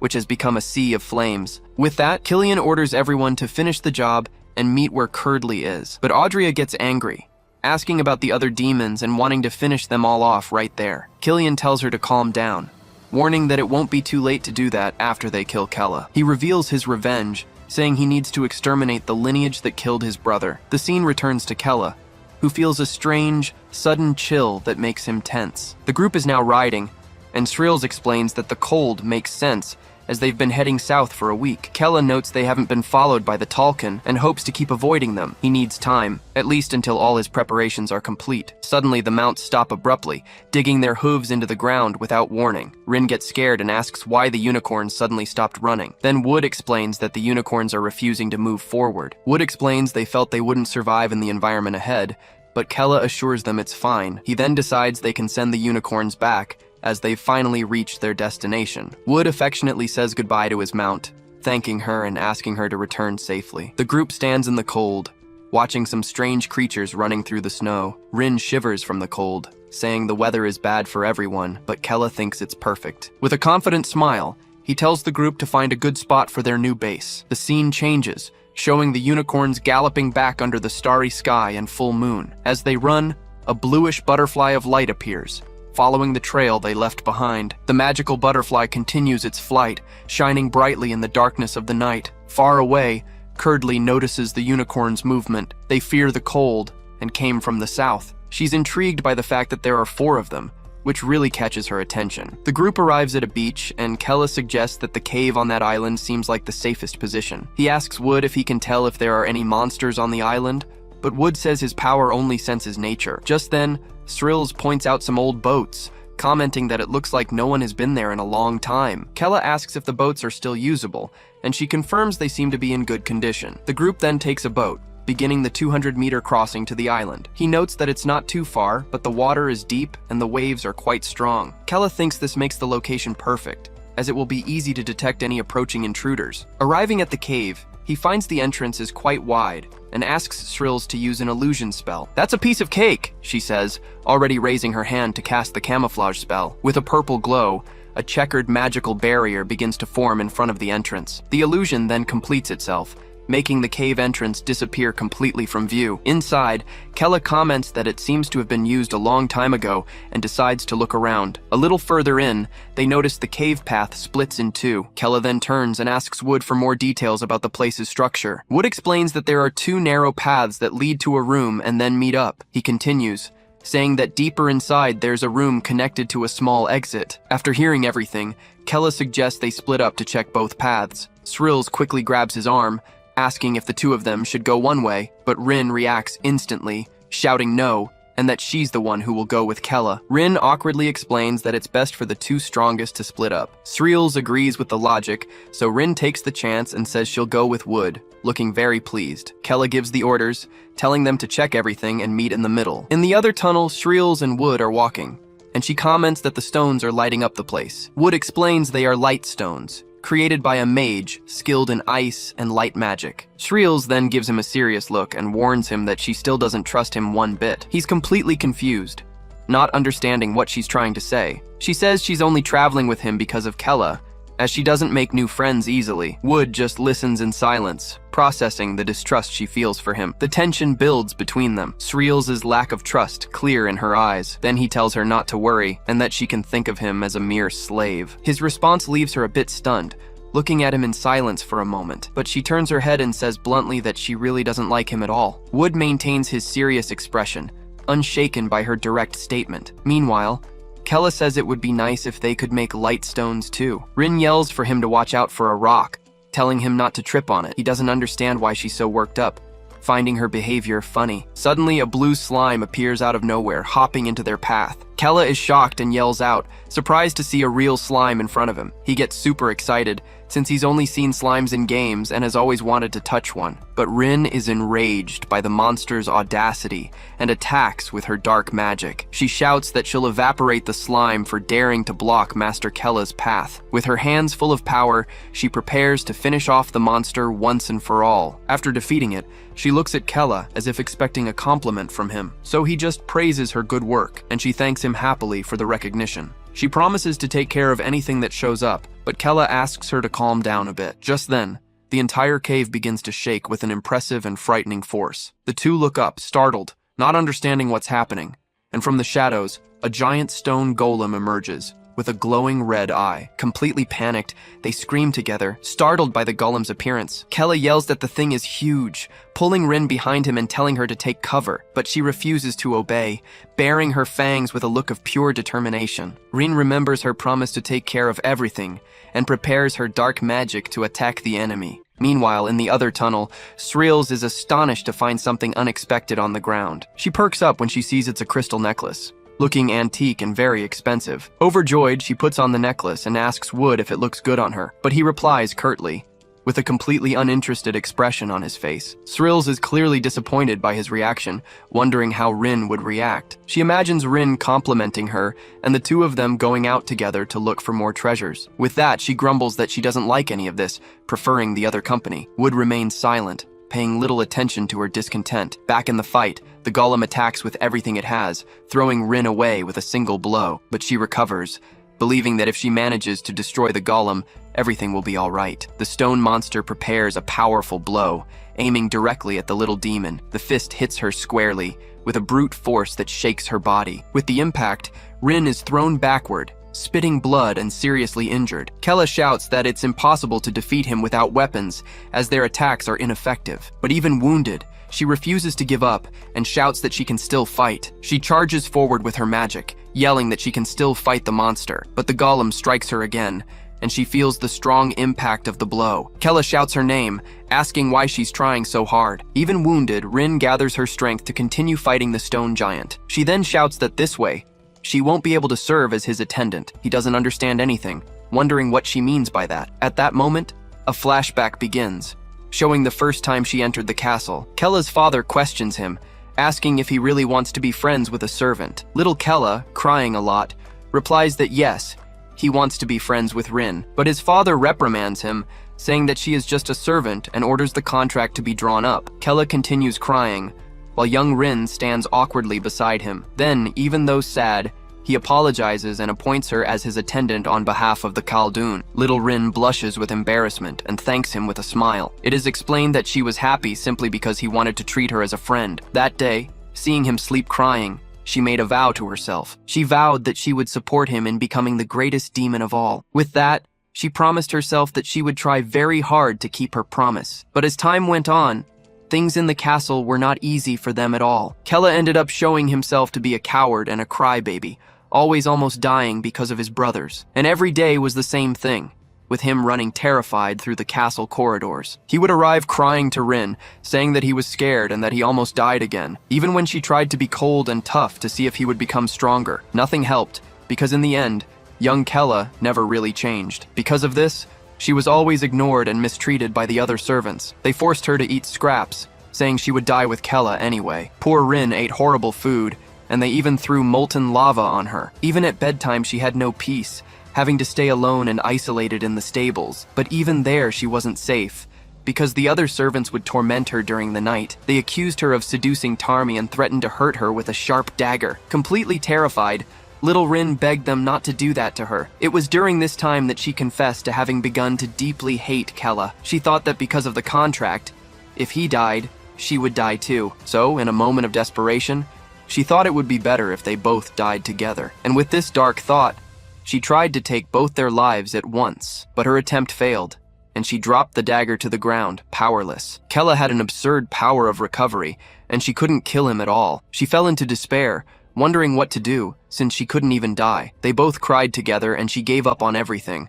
living as an empty shell. But Rin shouts that suddenly, he changed completely overnight. She continues saying that he became a totally different person than before. The Kella of today seemed much stronger and more confident, like a true demon. She shouts with determination that he now looks like the true heir to the great demon king. With this new motivation, she returns to the fight, blocking the golem's blow with her power. She laments, saying that until now, she has only managed to be a burden to him, and if she is to continue being a burden, she prefers to give her all now. She shouts that if it continues like this, she shouldn't stay by his side anymore. Her magic explodes with everything, raising a cloud of dust and debris from the cave, but the attack fails, and she falls to the ground, completely powerless to continue. Her face bruised, she begins to speak in a weak, sorrowful voice. Then she cries, saying that she never truly wanted to be abandoned by him. Kella simply watches her, listening to her outpouring with a serious look on her face, but the golem recovers and raises its fist, ready to crush Rin at once. She sees the attack coming, but no longer has the strength to dodge the blow. But at the same moment, Kella prepares an attack, concentrating blue energy in her hand. She then unleashes the magic, which goes all out towards the stone golem. Its power hits the monster squarely, causing an explosion of blue energy. He grabs Rin and asks if she's an idiot for risking her life to protect him. Kella then firmly declares that she would never abandon a servant like her under any circumstances. Rin is speechless, only calling out his name, touched by the declaration she heard. With a smile, he assures her that even if she tries to run away, he won't let her. Hearing that, Rin starts crying again, sniffling with emotion and relief. She then hugs him tightly, crying and calling out Master Kella's name loudly. He thinks that now he has all her memories, and knows that her feelings are genuine. With this in mind, he decides that for the sake of the future, he will make Rin the strongest attendant. In the other tunnel, they reach the first chamber, much larger than it seemed. Sreels gets excited when she finds a diamond bracelet and wants to show it to him. She immediately tells him she won't give it to him, even though he shows no interest. But then Wood gives her a serious look, asking if she doesn't know or is just playing dumb. She's completely confused, until the bracelet starts to glow in a strange way. Suddenly, the bracelet transforms, binding her wrists with a bluish light. Sreels struggles desperately to get free, shouting to know what the hell this is. Just then, she senses a dark presence behind her and is terrified by what she sees. A giant treasure spider appears, and she can't believe a creature like that was hiding there. She asks if that's a treasure spider, realizing the bracelet was bait. Furious, she yells at Wood for not doing anything to stop it as the spider advances. He defends himself, saying he thought she already knew and that's why he just watched. With no time to argue, the giant spider attacks her with its sharp claws. Wood keeps talking, saying he thought she had some other plan in mind, so he didn't interfere. She's furious with herself for letting her guard down and being unable to grab her staff. Panicking, she says she can only trust Wood, pretending she let herself get caught to test him. He's suspicious of her excuse, asking if she really wanted to test his strength. She insists she was caught on purpose, and challenges him to do something about it now. Without hesitation, he draws a dagger and says he'll free her from the cursed bracelet. He then tries to cut the bracelet with his blade, putting all his strength into it, but she screams in desperation, warning him that it's a barrier and can't be broken physically. He stops for a moment, realizing his dagger attack did nothing. Just then, the treasure spider takes its chance and spits green acid at them. Wood shields her with his body, warning that the acid melts anything it touches instantly. He asks what to do since there are no roots in the cave for him to use. Annoyed, Srill says she could kill the beast with magic and tells him to figure something out, fast. The spider wastes no time and launches another acid attack at the two of them. To save her, Wood shoves her aside, but his leg gets hit by the corrosive acid. The monster then prepares to deliver the final blow, its claws ready to strike. The spider's attack throws Srills back forcefully, making her fall to the cave floor. Srills becomes enraged, realizing the monster is targeting her because she's trapped by the barrier. The spider then raises one of its sharp claws ready to finish her off. She grinds her teeth in hatred,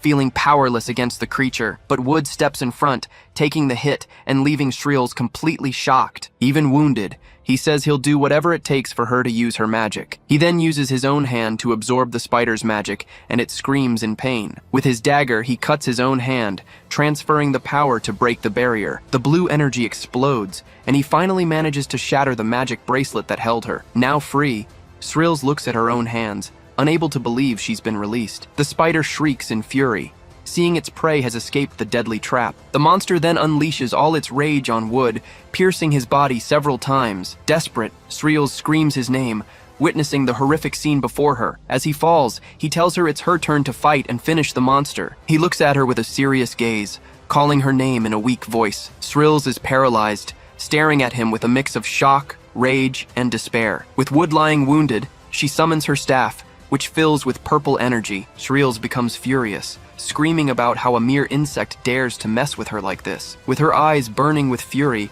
she prepares to finish the monster once and for all. She then casts her spell, Purple Torch, engulfing the spider in magical flames. The commander raises her staff, unleashing an absurd amount of power at the creature. The attack is so powerful that the giant monster is completely disintegrated by the flames. After it's all over, Srills is exhausted, showing how much energy she spent on the attack. Just then, she turns and sees Wood, despite being badly injured, trying to get up from the ground. Shocked, She asks how he managed to break the barrier that trapped her in the bracelet. Wood explains that he figured his own hand wouldn't be affected by the spider's barrier. She then asks what would have happened if he'd been wrong, implying he would have died. He replies that he didn't care if he lived or died, since she told him to help. Sreels falls silent, processing the immense sacrifice he made for her. Suddenly, a painful memory surfaces, showing her being pierced by a sword. The image focuses on the blade running through her body, revealing a deep trauma from her past. The flashback shows Sreels being stabbed, but she says she let the enemy catch her on purpose. With an insane smile, she confirms it was a trap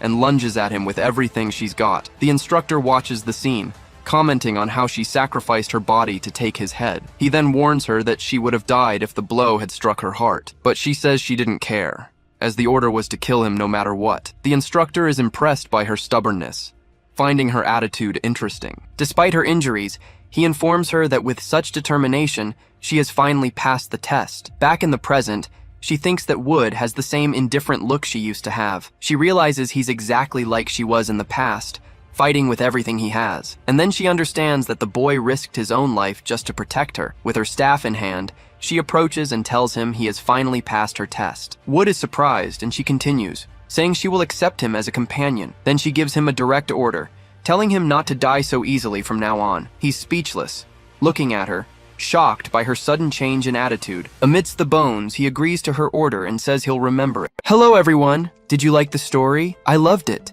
If you want to follow the next part, make sure to subscribe to the channel and leave a like. See you in the next story, guys. Arriving at the location, voices ask if Sreels and Rin are okay. There, they find an injured Wood, who says he's already been healed by Sreels. Sreels then scolds Kella for letting Rin get hurt, but she takes the blame. Changing the subject, Kella asks what happened to Wood and his team. She explains they fought a golem, which surprises Kella. Finding the combination odd, Sreels suspects there might be a secret in the dungeon. She then says she'll heal Rin first and tells them to rest for a bit. Meanwhile, Kella analyzes the architecture, saying it reminds him of the Demon King's castle. He focuses on the statue, saying what worries him most is the suspicious box. With her eyes sparkling, Rin asks if it could be a treasure chest. Excited as well, Sreels agrees and shouts that they need to open it right now. Suddenly, the eyes of the statue on the altar begin to glow on their own. Sensing danger, Kella yells for everyone to wait as he prepares a defense spell. He then creates a barrier in front of everyone, telling the group to get down. Right after, the statue fires an attack that explodes against the magic barrier. Surprised by the attack, Sreels yells, asking if the chest was a trap. Rin is also shocked, saying she never imagined that could happen. Kella then shouts at them, saying it was obviously a trap. Without time for talk, the statue fires another energy beam. Yelling for everyone to dodge, Sreels leaps aside and escapes the attack. At that, Rin and Wood get up and say they're going to help fight. But Kella tells them both to stay put, as they would only get in the way now. After a brief hesitation, they agree to follow his orders and wait. Rin turns to Wood, questioning why he obeyed so quickly. He simply explains he's going to focus on recovering, just as Kella instructed. Annoyed, Rin admits she can't argue with his logic. Then they both ask Kella to hang in there until they can fight. Kella quickly comes up with a plan, saying he'll draw the statue's attention. He launches multiple projectiles which hit a protective barrier around the statue. Taking advantage of the distraction, Sreels hurls a large fireball at the target. The fire attack crashes against the barrier, but deals no damage. Sreels then shouts, questioning how the statue can use offense and defense at the same time. Kella is also astonished, not understanding how it's possible to cast multiple spells like that. Analyzing the situation, Sreels says there are only two possibilities for this. She suggests that either a mage programmed it, or someone is inside the statue. With that in mind, Kella asks Wood to scan the target's internal structure. Wood then uses his ability and confirms to everyone that the statue is hollow. Hearing this, Kella warns there's a high chance someone is hiding inside. Sreels shouts that they need to break the barrier and destroy the statue immediately. Focusing his energy, Kella attacks the barrier but fails to do any damage. Suddenly, two golems with red eyes begin to rise from the room's floor. Seeing the enemies, Kella is stunned that golems stronger than the previous ones have appeared. Right after, a giant creature descends from the ceiling, surprising everyone. Sreels stares at the monster, shocked by the size of the giant treasure spider. She asks if the others were just hatchlings as she prepares a new spell. Launching its own attack, the treasure spider fires a projectile at Sreels. Seeing it didn't work, she realizes this is the group's mother spider. Meanwhile, Kella charges forward and attacks the giant creature, pushing it back. Frustrated, she says she could win if they weren't in an enclosed space. Defending against an attack, Kella is forced to retreat from a golem's strike. In a moment of desperation, he says he could end it all by using his mana, but he remembers that if he does, the white Talcon will find him. Suddenly, he gets an idea and asks everyone to wait a second. Looking to the side, he says there's something strange about that statue. He realizes the statue's magic stopped as soon as the monsters appeared. At this, Srills wonders if the statue's magic is being used to control the monsters. Kella remembers the monsters appeared right after she threatened the statue. He then concludes the statue sensed the danger and summoned them all. Shouting that the statue is the priority, he asks Srills to buy him some time. Asking what he's planning, she gets ready and creates a wall of fire. With the flame barrier, she manages to block the monster's advance. Kella realizes that if the statue controls the monsters, its own barrier must be down. Running with his fist glowing, he lands a direct punch on the hollow statue. Breaking through the stone wall, he falls inside the structure, shattering everything in his path. Shocked by the scene, she shouts that he broke the statue and went inside it. Losing control, the golems immediately charge towards Srills, who readies herself. Meanwhile, the giant spider ignores the fight and moves toward the statue. Seeing this, Rin shouts that the spider is heading for the same spot. Suddenly, the golems change targets and start running towards them. Yelling that the golems are coming, Rin warns that they need to fight together. But Shrills replies that it's crazy to fight in her current state. Creating a barrier, she manages to block the first attack from the two giant golems. Rin shouts her name, but Shrills says they have to trust Kella now. Inside the statue, Kella finds what looks like a control core. He prepares to attack, believing that destroying it will solve the situation. Suddenly, a jet of web shoots out and rushes towards him. Hit dead on, he is left completely trapped and immobilized by the web. Unable to move, he yells in frustration for falling into the trap. Then the giant spider appears, and he complains about the terrible timing. Outside, Srills warns that she can't hold on much longer and tells him to finish it quickly. Still trapped, Kella replies that he wants to, but he can't break free from the web. The spider then raises its sharp legs, preparing to strike Kella. With a swift move, the creature lunges forward to hit the trapped boy. Seeing the blow coming, he just screams no, unable to defend himself. With no other choice, he considers whether he should use the power of hell now. Just then, a shadowy figure appears, shouting and calling him a complete idiot. Suddenly, in another place, he asks what this is, recognizing the abyss. The figure then scolds him for getting beaten by such pathetic, weak monsters. Annoyed, Kella yells, asking why it only showed up now when it's almost over. The shadow tells him to shut up and use the vassal ability immediately. It explains that even though Kella is weak, he can control those monsters with the power. Thinking for a moment, Kella asks if it's the contract he made with Rin before. The figure calls him an idiot, and Kella asks what he should do then. It's then explained that he has the blood of the Demon King and its ability. With a focused gaze, Kella just repeats the phrase about having a strong desire. The shadow says all it takes is the will to make any weaker enemy his own. Focusing on the moment, he begins to concentrate on his deepest desire. The voice shouts for him to claim all the monsters and make them his servants. Facing the shadow, he finally accepts the power that runs through his veins. Activating the ability, he finally awakens the vassal power, his gaze changing completely. Feeling a strong desire, he faces the giant spider with great determination. Then he announces himself, saying that Kella Khaldun will take command now. At that, the gem on the monster's head reacts to his immense power. With his eyes glowing, he declares that he claims the creature as his own. Without reacting, the giant monster just remains silent before the boy. Suddenly, the spider's leg stops inches from his face. A new sensation emerges, making him realize something different is happening. Then he sees a screen showing the spider in a visual space, showing submission. The giant spider slowly begins to lower its head. Still trapped, he instinctively understands what just happened to the monster. He then faces the treasure spider, now completely dominated by his power. Looking at the creature on the ground, he says it has become his. Outside, the golems relentlessly attack the protective barrier. Desperate, Srills yells at Kella to do something, as the barrier won't hold. On top of the spider, he tells her to hold on just a little longer. Just then, he realizes the giant spider alone won't be enough. Focusing on the core, he says he needs to control the demons outside. He then braces himself and shouts that he's going to make the core his right now. With that, his vassal power activates once more against the target. Staring intently, he commands the control core to come to him at once. Instantly, the stone golems are affected by the skill's power. Surprised, Srills notices the golems have suddenly stopped attacking. Wood then points upward, telling the two of them to look in that direction. Riding the spider, Kella emerges with the motionless golems, holding a slime in a jar. With a smile, he says he's finally caught the dungeon's true target. He explains that the slime was the master of this place, enhanced with superior magic. Then, he hugs the slime, saying he finally touched one and that it's soft. Srills watches the slime, saying she's never heard of the vassal skill before. At that, Rin remarks that she finally understands how the Demon King controlled his monsters. Kella then announces that it'll be easy to build their own dungeon now. Hugging the slime, he names it Stone, leaving Rin quite surprised by the scene. With envy, Striles shouts that she wants to use that skill's power too. Wood then raises a question, asking about the whereabouts of the former owners. Looking around, Rin suggests they might have moved away long ago. Striles offers another theory, saying maybe they died fighting against humans. Holding the slime, Kella says he's glad to have made the lonely master his. Then, he remembers the figure from the abyss who helped him survive. Closing his eyes, he wonders what the conditions are to meet him again. He just holds the slime for a moment, observing the creature in his hands. With a shout, he tells everyone to start building the group's new dungeon. After taming Stone, he also gained control of all its monsters. To prepare, he spread scouts around the entire perimeter of the new location. He placed the spiders at the entrance and the golems at the hallway junctions. Then he left the remaining monsters to protect the main grand hall. Afterward, it was time to re-equip the group with the weapons from the chest. Holding 2 daggers, Rin wonders if she can get stronger with them. Thrills explains that the daggers make her demonic power stronger and more condensed. She remarks that, until now, Rin has only used the power that comes from her hands. If she learns to use the daggers, her attacks could become much sharper. Determined, Rin says she'll learn in order to protect Kella from the white Talcon. Rin then asks Wood if he'll be alright with that shield, but Wood says the shield has retained moisture and the energy of nature. Seeing their determination, Kella says that elves really do feel things differently. Shrills then picks up a grimoire, saying it doesn't seem to have any special magic. Looking at Kella, Shrills says he should take the strongest sword. He crouches down, questioning if that one was really the most powerful of them all. After thinking, he notices a different sword that caught his eye. Even though he thinks the weapon is weak,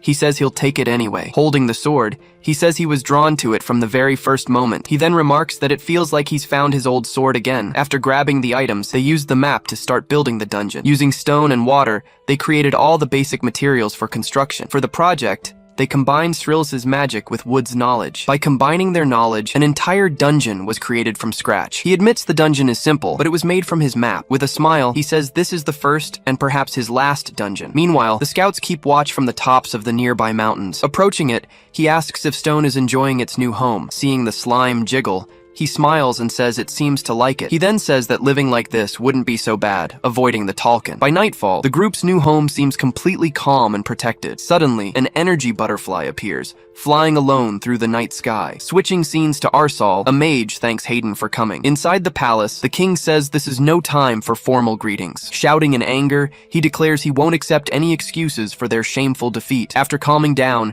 he orders the elemental mages to be summoned immediately. He then announces he will train the mages personally, using the king's stones. Worried, Hayden asks why his mages need to be involved in this as well. The king explains that the white Talcon haven't located them yet. Continuing his plan, he says that if Arsal finds them, his reputation will be restored. Hayden agrees, but warns that the stones have very severe side effects. The king scoffs, asking if he's really worried about that now. He then grabs Hayden, using energy magic to intimidate him on the spot. Reminding him who's in charge, he warns that he was the one who brought Arsal here. Threatening the man, he tells him to be grateful he hasn't been eliminated. Explaining his reasons, he orders him to stop complaining and summon the elemental mages. Meanwhile, the grand palace of Arsal stands imposing under the blue sky. Leaving the palace, Hayden walks hastily through the streets of the great city. He thinks to himself that they need to find Kella before the white Talcon does. Suddenly, a hooded figure approaches him, calling his name from behind. Turning around, he asks who it is, as the figure questions if he's looking for Kella. With a smile, the figure says they can find Kella for him, leaving Hayden shocked. Changing scenes, Kella asks if his chair isn't a bit too extravagant for him. Rin replies that such a throne is fitting for the future Demon King. Still at the table, Kella comments that the only problem is they only have fish to eat. Determined, Rin offers to hunt farther away, saying he needs to eat well. Kella warns that it's dangerous because of the Talcon, but she just smiles at his concern. Making a face, he complains that he's tired of eating only fish and wants meat. Wood then stands up, saying he'll try to catch a carnivorous animal nearby. When asked how, he says he thought of something new during his training. He explains that he can sync his shield with his ability to search for animals underground. Asking for silence, he warns that the roots need to move slowly to succeed. 2 hours later, the group is still waiting with no results yet. 4 hours pass, and they remain in the exact same position, waiting patiently. After 6 hours, Rin loses her patience and asks if he's sleeping. Suddenly, Wood's eyes widen as he feels something has finally happened. With a strong tug, he's dragged forward by the roots on the ground. A giant mole emerges from the ground, and Rin shouts that they caught one. Shrills is impressed, praising Wood for catching such a creature. Thanking her for the compliment, he's happy to be acknowledged by her. Kella then looks at the creature, asking if that thing is even edible. At this, Rin panics, saying she's going to lose to the rookie again. She tells Kella not to worry, as she'll cook something delicious for him. As night falls, the scouts continue to keep watch from the mountaintops. Not knowing what to do, Rin despairs for having spoken too soon. Trying to cut the skin, she realizes it's too tough and she can't get through it. She then considers asking Kella for help, at least to prepare the meat. Watching the scene, Kella comments on how disappointing it is that she can't cut the monster. Desperate, she shouts that she can't let that happen. No way. Then she remembers the daggers she received as a gift before. Holding the weapons, she recalls that they can concentrate her mana into a single point. Closing her eyes, she tries to focus and channel her energy into the daggers. She remains completely focused on the process, not opening her eyes for a second. Suddenly, the energy explodes and she screams, not understanding what's happening. Then, she realizes the blade is absorbing all her mana without stopping. Trying to let go of the weapon, she sees the dagger won't unstick from her hand. Screaming in pain, she says that if this keeps up, she'll lose all her mana. Reading the grimoire, Srills discovers it was made for this specific dungeon. Even though it's basic, she finds it strange that she can't identify the author's level. Turning the page, she suddenly notices something very important in the written text. Just then, a loud scream startles Kella, who asks what happened to Rin. Wood offers to go check, but Shreels tells him not to, leaving Rin alone. She then explains that Rin is just cooking and tells him not to worry. After a moment, Kella agrees with the decision and waits for the outcome. Meanwhile, a loud noise comes from the door of the other room in the dungeon. Losing control, Rin shouts as she tries to find a way to control the daggers. Remembering the past, she recalls Kella always giving up during combat lessons. She then remembers that she memorized everything so she could teach Kella one day. With that in mind, she forces herself to remember a way to control them. In her memory of the class, the instructor said that magic weapons need control. He explained that to use a magic sword, one had to understand its essence. Hearing the lesson, she finally understands the concept of a weapon's true essence. The instructor explained that one needed to manifest magic in the desired form. With concentration, it was possible to create incredible phenomena with one's own mana. Rin then realizes she needs intense concentration to manifest her power. Trying again, she attempts to control her magic to merge with the daggers. With great effort, she finally manages to combine her mana with the blades. She yells, demanding the daggers listen to her once and for all. With clenched teeth, she declares she is the new owner of both weapons. Still releasing energy, she focuses on completely dominating the two daggers. She screams that if she can't do this, she'll never be able to protect Kella from Tolkien. Pushing her mana forward, she unleashes all her power at once. After the explosion, she takes a deep breath, exhausted from the effort. Looking ahead, she sees she managed to pierce the mole's skin. Withdrawing the daggers, she prepares to continue her work. Then she notices the mana surrounding the daggers, no longer being drained. With a smile, she feels the sensation of finally making the daggers her own. By nightfall, Kella comments that she's taking a long time to come back. He decides to go check, but Srill stops him, telling him to leave her be for now. Suddenly, Rin appears at the door with the meat, shouting that everything is ready. Surprised, the group asks what happened, but she acts as if nothing occurred. She insists everything is fine, but Kella notices she's sweating a lot. Thrills then praises Rin, saying she was much faster than she expected. Not understanding, Rin asks what she means by all that praise. Showing the grimoire, she explains that the mole's vitality drops outside of the earth. She continues, saying that only users of sword energy can cut their skin. Surprised, Rin says she really thought the skin seemed like it was made of steel. Wood also congratulates her, but she replies that it was nothing special. Approaching her, Kella praises her for a job well done, patting her on the head. With a smile, he says he's going to really enjoy the meal she prepared. Completely embarrassed by the compliment, she can only call out Kella's name. Feeling acknowledged, she vows to keep using her strength to stay by his side. Srills watches them, thinking that the biggest problem now is herself. She remembers the fights, admitting she was no help at all in combat. Determined to change, she says she needs to learn more versatile and powerful spells. Now in another room, she prepares to begin her intensive training. Setting the grimoire aside, she focuses on releasing her own magical energy. Meditating, she remembers her father entrusted Kella to her care, but she thinks she's been receiving more help from him than giving it lately. Steeling herself, she says she must focus on creating her fourth circle. She decides she can't waste any more time and needs to increase her magical power. Remembering the earth demons, she considers using their same method. Willing to do anything, she says she would sacrifice her life to protect Kella. Suddenly, the grimoire left on the floor begins to glow intensely. The book starts moving on its own, leaving Sriels completely stunned by the sight. Confused, she wonders if the book is responding to her magical power. Just then, golden words begin to emerge from the pages of the mysterious grimoire. Surrounded by the words, She recognizes the texts she couldn't understand before. Suddenly, a powerful blast of energy is fired directly at her. Hit head-on by the power, she screams in agony, screaming no! She is completely overwhelmed by the energy of the ancient grimoire. Suddenly, a strange force manifests, causing Shrills to react immediately. Looking around, she wonders what this mysterious place is. Then, a woman appears, saying the one with the king's power has finally arrived. Confused, Shrills asks who she is and if she followed her father. As the entity denies the accusation, Shrills asks why the grimoire reacted. She then reveals she was a servant of the ancient god, Turk Khaldun. Shocked, Shrills shouts, asking if it's really the ancient demon king. Kneeling on the ground, she questions how this is possible, wondering if it's fate. Answering her question, the entity says their meeting might be the will of the world. In desperation, Shrills asks if Turk Khaldun was the one who created that dungeon. She then explains that they traveled far, leaving trails for others. Realizing everything, Shrills understands that her coming to this place was no coincidence. Desperate, she begs for help, shouting that Hel Khaldun was killed by humans. But the entity says it's impossible, as it is merely an activated spell. Hearing the answer, Shrills understands there was no way they could be alive. Asking for help, Shrills says she needs strength to protect the descendant, Kella. Pleased with the request, the entity explains that creating circles depends entirely on the individual. Then she explains that the agony of death will course through her body. On her knees, Shrills yells that she can do it and begs for the chance. The entity then warns that the pain will feel like it lasts for 14 years. Faced with death, her expression remains utterly determined. A vision of Turk Khaldun beside the young Kella appears next. With conviction, she states that her sole purpose now is to protect Kella. Placing a hand on her chest, she says she will accept all the pain. Sensing her will, the entity agrees and extends its hand toward her. She then announces that she will remake all of Shrills' magic with her power. As the process begins, Shrills immediately starts screaming in pain. Completely surrounded by magic, she screams as the power strikes her. Even in agony, she tells herself she must endure to achieve her goal. Watching everything, the entity says they will now see how much she can endure. Feeling extreme pain, Shrills screams as she undergoes the difficult transformation process. Changing scenes, Kella is now carrying a tray with some pieces of meat. Walking alone, he remembers that Shrills disappeared after saying she would investigate the dungeon. Suddenly, he comes across a large, mysterious sphere in his path. Seeing her silhouette inside,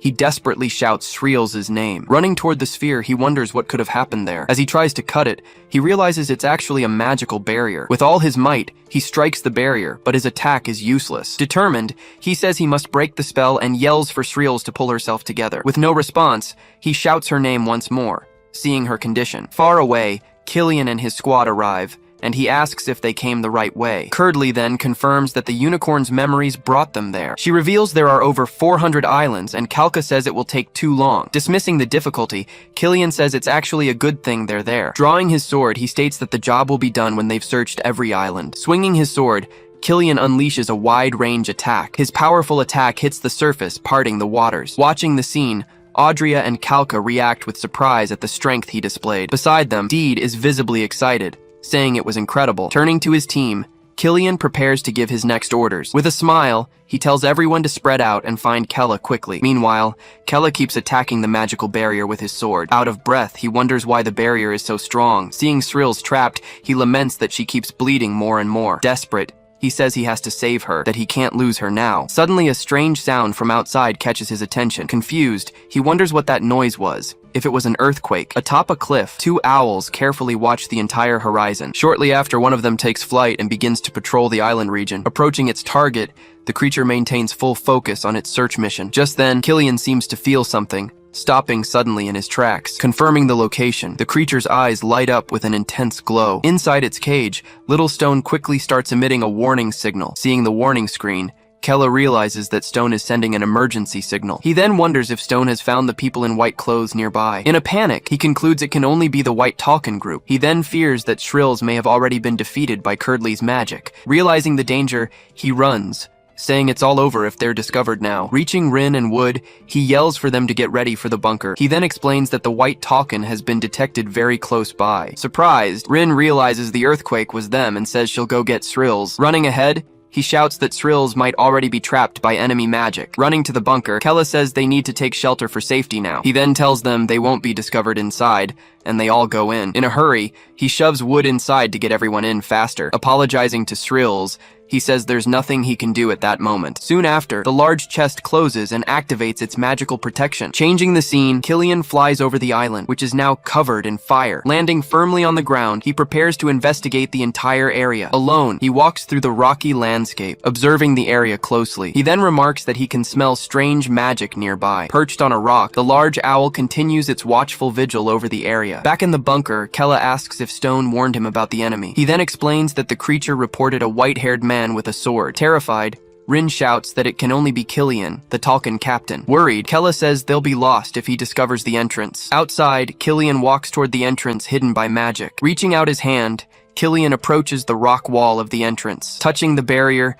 he reveals the illusion magic that was hiding the place. Surprised for a moment, he realizes it's illusion magic. Confirming the hideout, he says he's finally found them. With a serious look, he warns that he will soon see Kella's face. Desperate, Kella realizes the enemy has finally noticed the hideout's entrance. Preparing to attack, he slowly begins to unsheath his sword, but he stops, thinking he doesn't need to destroy everything just to catch a few demons, especially if it means he'll have to hand them over to Deed. With ease, he simply passes through the illusion barrier and enters the place. Once inside, he says he'll kill them all with his own hands. Little Stone then warns that the intruder has managed to enter the dungeon. With no other choice, Kella decides to mobilize all the monsters for an all-out attack. Immediately after, an army of creatures emerges to confront the newly arrived intruder. Analyzing the enemies, he comments on the unexpected combination of monsters in the area. Charging at the monsters, he attacks them all with impressive and destructive speed. After the battle, he stands still amidst the wreckage of the creatures. A final monster is completely destroyed by his powerful and swift attack. Shocked,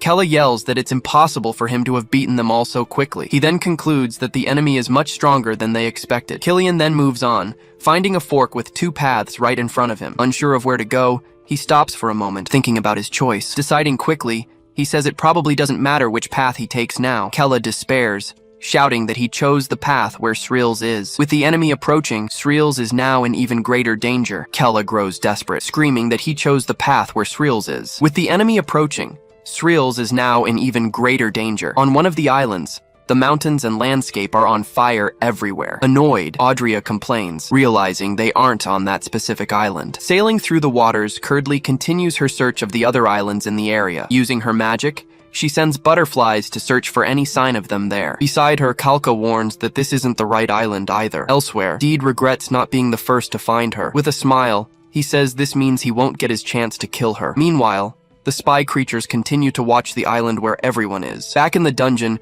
Killian finally approaches the large mysterious sphere. Looking inside, he stares at the figure of Sreels, who is trapped there. He then recognizes her, calling her Sreels, the traitor of the Talcan squad. Flashing back to the past, a young Killian defeats 5 soldiers by himself during training. Even injured, the young Killman yells, demanding that Killian fight him. An instructor holds him back, telling him not to be ridiculous. He warns it would take him 100 years to catch up and tells him to go train. As Killman screams in anger, the young Killian simply apologizes to him. Recalling the past, he says he's held a sword since the day he was born. He then reveals that he found every moment with the sword incredibly boring. Through the window, he watches Sreels as someone shouts for her to stop training, but she yells back that she's not done yet, screaming for them to leave her alone. He then reveals that she was the only thing that excited him. Her struggle to survive reminded him of a wild beast trying to resist. That image of her always moved him, and it was a shame they didn't train together. Asking a favor, he asks if the man can give his rations to her. Explaining why, he says she always gets hurt too badly in training. Surprised, the instructor finds it unexpected for him to worry about someone else like that. Jokingly, the man asks if he likes her, but Killian just ignores him. After he leaves, the instructor just calls him a very annoying brat. With her image in his head, he wonders how anyone could fail to notice her. Years later, the man comments that Killian is persistent about delivering the medicine, suggesting he deliver the box himself.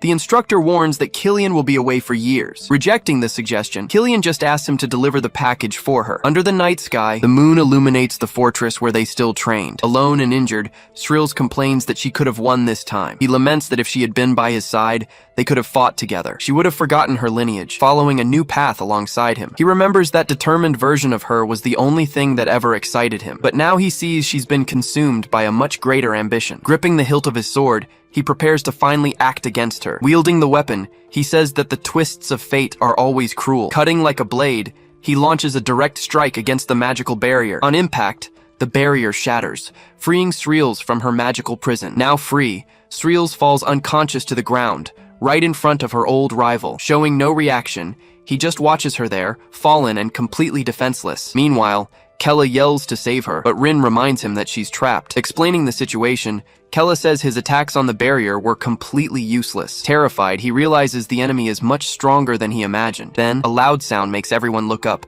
completely frightened and confused. Outside, Killian emerges from the cave carrying Srills in his arms. Holding her face, he lifts her to look at her up close. Still unconscious. After dropping her on the ground, he walks toward the bunker entrance. Standing before the statue, he stares at the hideout with a serious gaze. Seeing him go in alone, Kella despairs, thinking it's all over. Standing over Srills, he notes that the ancient dungeon was recently disturbed. Believing he's being watched, he warns that he doesn't want any other members there. Pointing his sword at her, he tells Kella to show himself if he wants to save her. From inside the bunker, they watch the threat through a small crack. In despair, Kella realizes they wouldn't stand a chance against him, even together. Then, Rin says there's only one option and proposes a distraction plan. She orders Kella to escape through the secret passage, leaving him completely shocked. Insisting on the idea, they say it's the only way for him to survive. Not knowing what to say, Kella understands what will happen to them. With determination, Rin yells that he must remember to survive at all costs. Still silent, he just watches his companions prepare for their sacrifice. Then, the statue opens, revealing Rin and Wood to Captain Killian. Charging to attack, they scream they won't forgive what he's done. With contempt, he comments that he already knew they were hiding like rats. Suddenly, roots erupt from the ground and trap Wood completely in place. Telling Kella to escape, Wood warns that he'll block the view with his shield. Apologizing, Kella runs, but still looks back at Srills and his companions.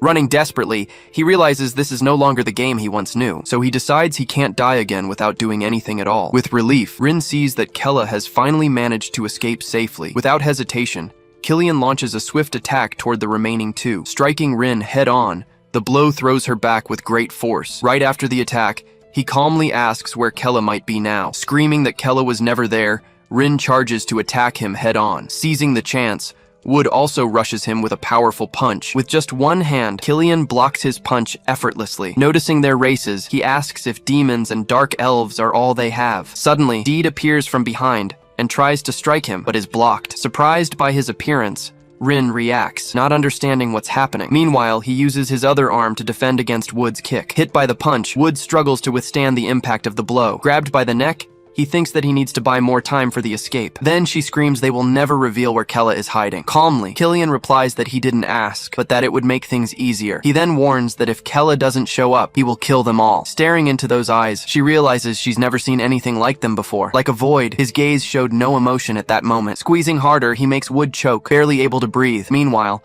the blade at her neck begins to slowly cut her skin. Completely terrified, she thinks that she doesn't want to die like this. Having a vision, an image of Kella appears in her mind at that instant. Even though she's afraid, she resists, as she continues to be threatened by the enemy. Then she yells that he can kill her, because she's not afraid to die. Agreeing with her, Wood tells him to kill them since Kella isn't there. Seeing their loyalty, Killian comments that Kella has very loyal subordinates. With disdain, Killian says he will give them a quick and honorable death now. Preparing for the end, Rin and Wood face their enemy with determination. But suddenly, Kella's voice echoes through the area, interrupting the execution. Back on the scene, he yells that they are his subordinates now. Surprised, Killian faces him, saying he finally decided to show up. His companions look at him, asking why he decided to come back to this place. Angrily, Kella says he understands this isn't a game anymore. Remembering his friends, he knows the same is true for all of them. Understanding their value, he declares that he can't just let them die. Facing the enemy, Kella yells that he's the target and demands they let his friends go. Releasing the elf, Killian throws him to the ground where he starts to cough. Then, Killian reveals he'll kill all demons because of what happened. Replying to the captain, Kella says he's seen people like him before. Shouting in anger, he warns that he doesn't plan on dying so easily. Lunging forward, he attacks Killian, and their swords clash with force. Seeing the danger, Rin yells that they'll help Kella in the fight too. But Kella shouts that it's an order for them to get Srills away from there. Not knowing what to do, Rin still tries to argue against his order. But Wood stops her, saying they need to obey the orders he gave. Frustrated, he admits that they'd be no help right now. Surprised by his attitude, Rin just stares at him, unsure of what to say. Kella then reinforces the command, screaming for them to get out of there now. Reluctantly, Rin finally agrees to the order and prepares to leave. Carrying Srills, they ask in return for Kella to come back alive from the fight. Charging again, Kella trades intense, direct blows with Killian. Then, Killian glances away for a moment, watching the escaping group. Yelling for him to focus, Kella tells him to pay attention only to their fight. Realizing the tactic, Killian remarks that he's just buying time for everyone. Then he warns him that this kind of weakness is his true limit. With a powerful blow, he throws Kella hard against the wall. Right after, he declares that the Demon King's bloodline ends with him. Wounded, Kella realizes his enemy is on a completely different level. Completely paralyzed, he understands the enemy can kill him at any moment. With no other option, he decides he won't hide his power anymore. Then he yells that he'll use the full power of the Demon King. Unleashing his energy, he vows to fight until his last breath. His sword then shoots a powerful beam of energy toward his opponent. Using his new strength, he charges and attacks Killian with a direct blow. Recognizing the power, he says it wasn't just Shrills who was neutralizing him. Using his new power, he says he can now see Killian's sword. He then remarks that it's as if he's become someone else in that moment. Killian then confirms that he has definitely inherited the Demon King's blood, but he warns that the outcome won't change and attacks him again. From the force of the blow, large pieces of rock begin to fall from the ceiling. Struggling to stay on his feet, Kella is shocked by his power. Seeing everything crumble, Rin screams that the dungeon is collapsing. Wood then reminds her that the priority is to follow orders and get Shrills. Carrying their companion, Rin laments that she still hasn't woken up from the spell. Running desperately, Wood shouts that the exit is just ahead. Back in the fight, Kella prepares and unleashes a new attack with his sword. The blow rushes forward and manages to graze Killian's cloak. Surprised, he says it's unexpected that such a clumsy strike could cut his cape. Struggling, Kella realizes he can't fully control this new power. He then feels that the more he uses this strength, the more his body breaks down. Feeling the pain, he screams that his body can't take much more. At this, Killian calls him a fool, but Kella just tells him to shut up. Furious, he yells that he already told him they aren't his subordinates. Without hesitating, he charges and attacks with a powerful downward strike. With the force of the battle, the local statue begins to tremble intensely. Glancing to the side, Killian says that Deed must have already noticed the commotion. Warning that playtime is over, he strikes Kella, disarming him in the process. The force of the blow sends Kella's sword flying away from him. Now disarmed, he desperately tries to reach for his fallen weapon. Seizing the chance, Killian lunges forward and runs his sword through his chest. Then Killian tells him to tell his father in hell who killed him. Struck by the energy, Kella screams in pain from the enemy's fatal attack. Bleeding profusely, he realizes his recovery can't keep up and he's slowly dying. Leaving the dungeon, they celebrate that they're finally outside. Then Rin says the dungeon is about to collapse and worries about Kella, but Wood reminds her they need to save Shrills, just as Kella ordered. Upset, she asks if that's all they're really supposed to do. Angrily, she recalls that Kella came back to save them from that situation, so she questions if it's right for them to just run away like that. Hearing her outburst, Wood just stares at her in complete silence. Agreeing with her, he says the order was only to take Shrills. Realizing the loophole, they decide there were no orders for what to do after that. Meanwhile, Kella screams as he's struck by Killian's energy. With his body burning, he says his regeneration isn't working. Suddenly, a figure speeds past the battle scene. Shouting angrily, Rin orders Killian to get away from Kella immediately. Surprised by her return, Killian watches Kella still suffering from the blow. As he's attacked, he just complains that she's another distraction. Taking advantage of the distraction, Wood attacks Killian from behind with a shield bash. In response, the captain turns and lands a hard punch to his stomach. Confused, Kella asks why they came back, since he told them to run. Explaining the situation, Rin says they've already taken Shrills to a safe place. Wood then adds that they will fight together until the end of the battle. Not knowing what to say, Kella just calls them both idiots. Thinking about his past life, he wonders if he would have had friends like them. Looking back, he remembers his father just drank and beat him. His friends were jealous and never once treated him with sincerity. To escape reality, he took refuge in the world of computer games. He always thought he would be alone, but now the situation was different. Thanking them, he realizes he now has people risking their lives for him. Clenching his fists, he prepares to use all his power. With determination, he says he's not alone and that he needs to recover. Shouting, he charges forward, saying he has to take any chance he gets. Screaming that he won't give up, he faces Killian with all his might. Seeing their resistance, Killian says they're fighting to the bitter end. Now recovered, Kella joins Rin and challenges Killian to fight. With great determination, he yells that they will never back down from this fight. Far away,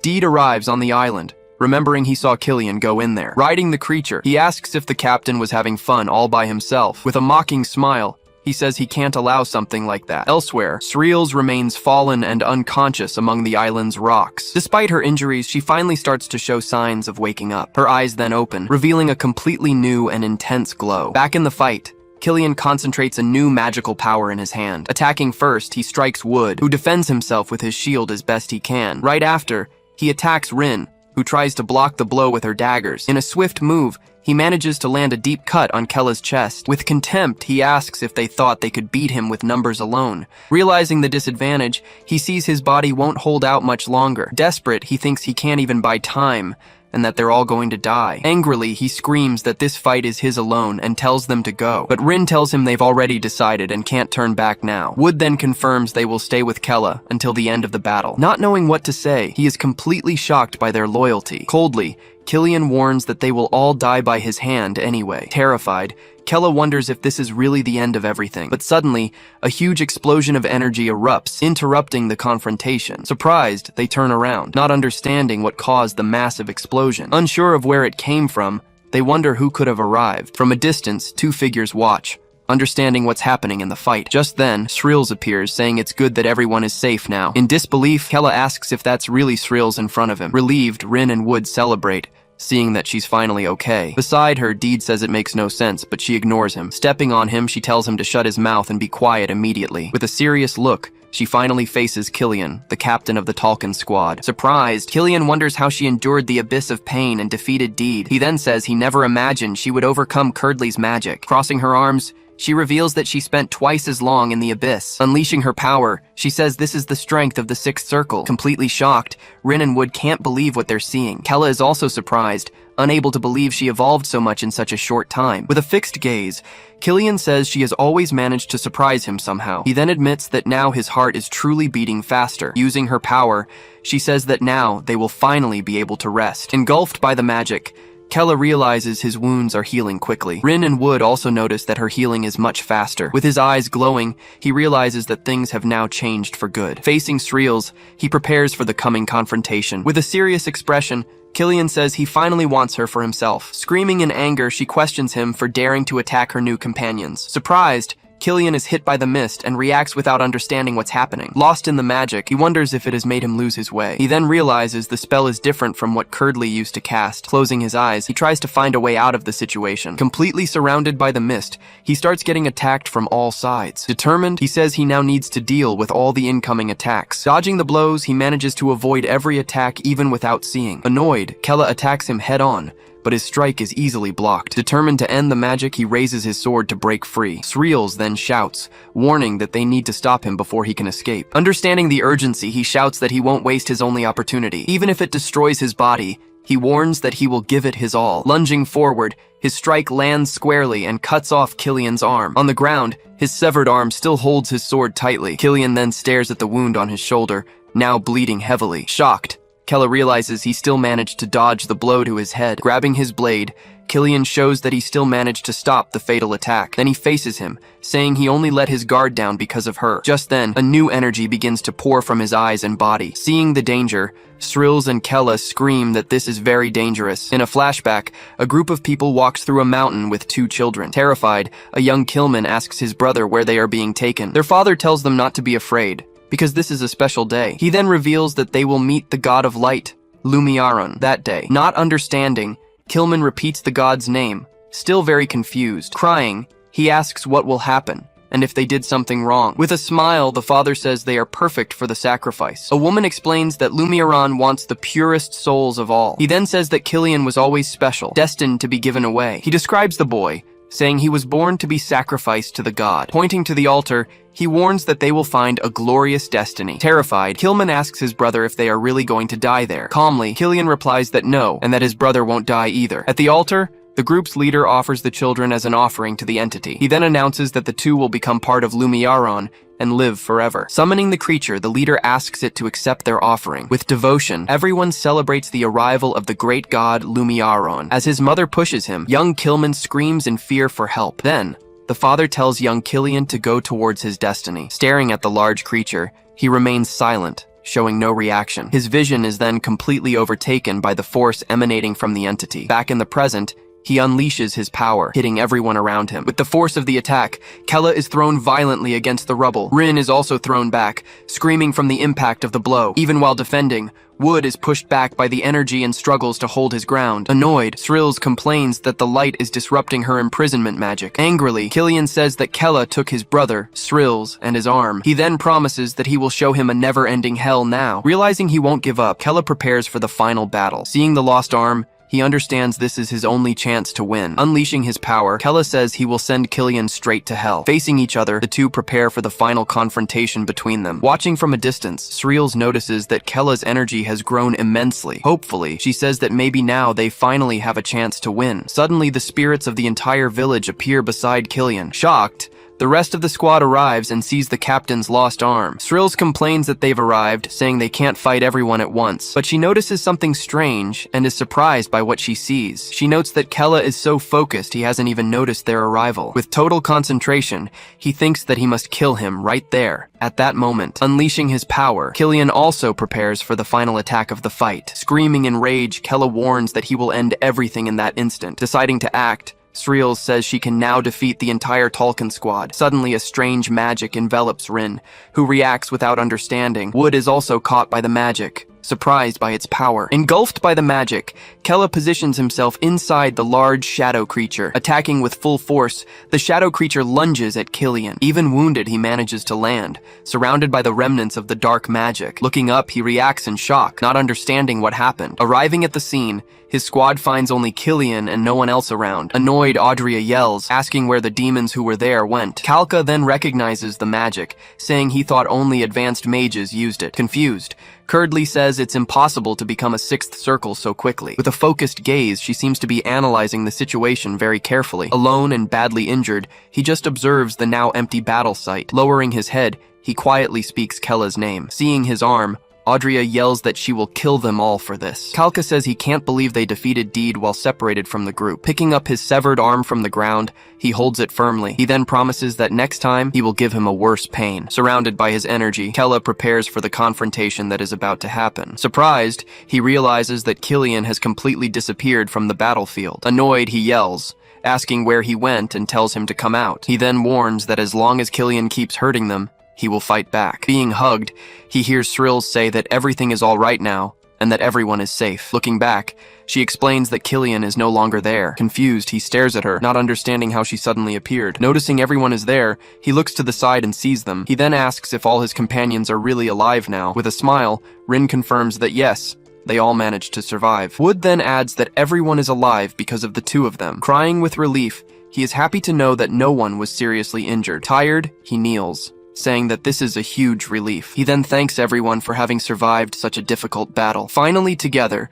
the group of four rests after the fight. With a smile, Srills looks at him, relieved by the outcome of the fight. Then she says she held on until the sixth circle, which was a relief. He pulls her into a tight embrace. He says he thought she had been killed by Curdley's magic. Still hugging her, he thanks her for managing to survive it all. Hugging him back, she tells him she would never die and leave him behind. From a distance, Rin just watches the scene between the two in total silence. Thanking everyone, he says everything would have been impossible without them. But Rin replies that they would have died if it weren't for him. Srills says they still have a chance, since they cut off his arm. Agreeing, he says it's truly a relief that it's all over. With a serious look, he realizes he's still the same cowardly Kella. Then he promises himself that he will never run away again. With determination, he decides he will become the strongest of all. Looking around, he asks where exactly they ended up now. Explaining the magic, Srills says the teleport's destination is always unknown. At this, Rin worries, thinking they might have ended up in the enemy kingdom. But Srills reassures her, saying the spell only works in demonic locations. So Kella says they need to figure out where they are to plan their next steps. Wood then asks how she managed to reach the sixth circle so quickly. Inviting them for a drink, she says she's held back for decades and needs to relax. Without wasting time, Kella says they should start exploring the surroundings. Changing scenes, Curdley announces that the captain's bleeding has finally stopped. Lying on the ground, Killian laments, saying he failed all his comrades. Deed tells him not to worry, as he's still strong regardless. Annoyed, Kalka tells Deed to shut up before he kills him right there. With a smile, Deed says he was just kidding and that he almost died. Angrily, Audrey yells that she doesn't understand how they tore off his arm. Explaining the situation, Killian says he let his guard down because of Srills. Laughing, Deed comments that he never imagined she would humiliate him like that. With a sadistic look, Deed warns that Srills will be killed by his hands. Facing the situation, Killian says she will be his, no matter what. Back on the island, Curdley warns that the condition of his arm is severe, so she suggests they return and call the holy healers for help. Curdley explains there's no way to track them and that the magic could fail. Furious, Audrea yells that she'll hunt them down herself if she has to right now. Killian then orders them to return together, as Srills is very dangerous. Angrily,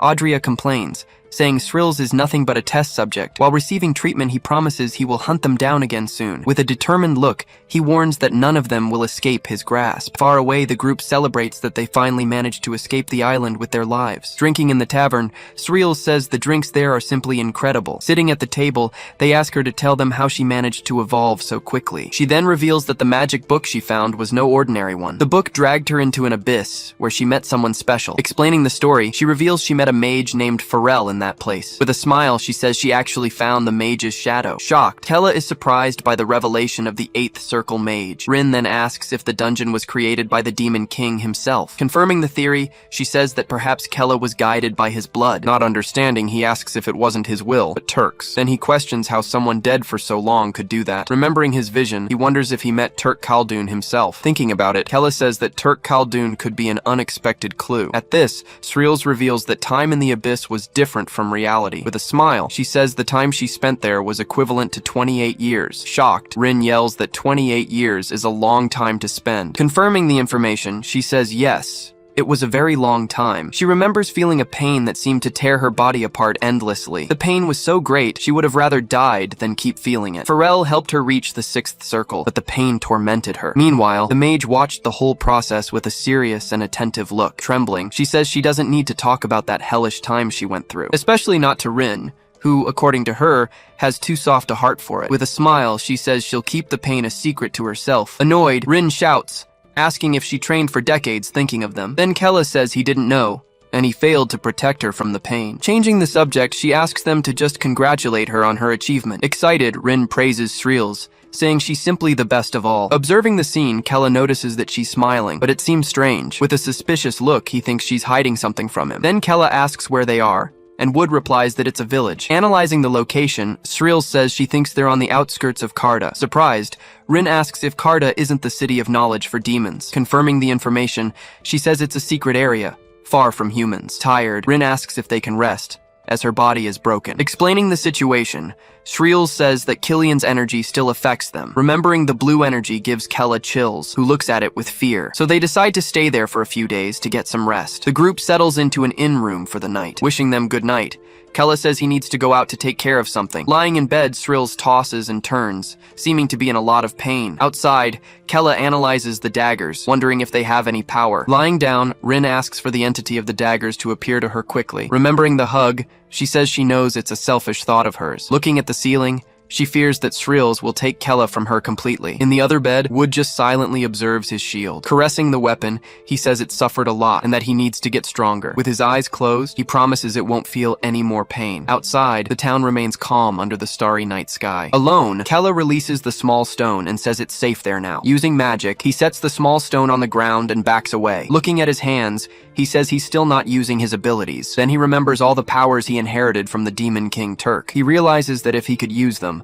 the fight would have gone much better, but he laments that he couldn't use any of them during the battle. Comparing it to a game, he says he can't underestimate his growing abilities. Clenching his fists, he prepares for when he meets Killian again. Determined, Kella says he will find a way to control his power. From a distance, a hooded figure watches Kella in silence and with attention. With a strange look, the figure continues to spy on him from their position. Elsewhere, a group of people receives a messenger crow. The bird lands on the leader's arm, ready to deliver its message. Surprised, he learns that the Talcan group was wounded and returned to the castle. The crow then reveals that Srills has become a 6th circle mage. Furious, he yells that it's impossible, as she was just a test subject. One of the figures says this is good, because Kella's group has failed. Then he says that now Lord Hayden has the chance to capture them himself. Suspicious, the leader asks if he can track them and threatens the man. With a smile, the figure says there's no choice and that he knows where they are. Annoyed, the leader demands that he tell him where they are right now. Revealing the location, he says that Kella is in the secret city of Karta. In a demonic city, Kella's group is enjoying a moment of rest. Sitting at a table,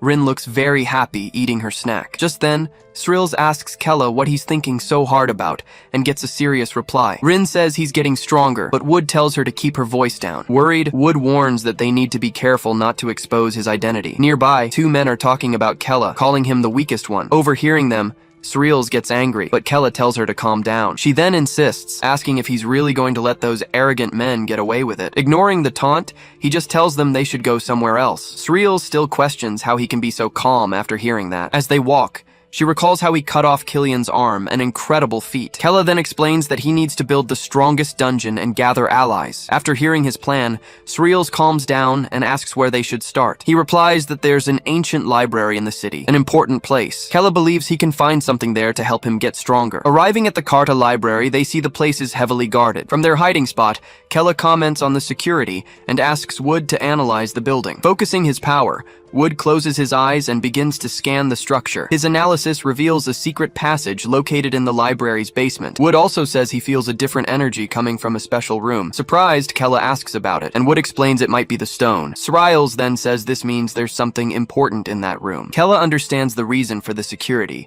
suspecting it holds information about the Demon King. Determined to get in, he asks Wood to find a way for them to sneak past. Wood then points out a small entrance on the side of the building. Entering through it, the group walks on, and Srills comments on the ancient architecture. Suddenly, they hear a noise, and Srills tells them to go check it out. Using his magic, Kella creates a veil of shadows to hide them all. Right after, two guards appear, patrolling the corridor where they are. Noticing nothing, the guards simply continue on their way and leave. Srills reports that the guards have moved away, earning praise from Kella. Going down, they find a huge, complex labyrinth drawn on the floor. Wood explains that the place is full of traps, but his senses can guide them. Guided by Wood, the group moves forward, with Rin praising his ability. Reaching the end, Srills says that's the exit from the labyrinth, but as he takes a step, Wood accidentally steps on and activates a trap. An alarm blares, and Kella realizes his magic has been disabled. Alerted by the sound, several guards rush toward the noise. Rin panics as the guards approach, pointing to a hiding spot. Checking the area, the guards see no one and think it's a false alarm. Even so, one of them says they should tell the caretaker what happened. Hiding in a closet, they hear the order to reinforce security. After the guards leave,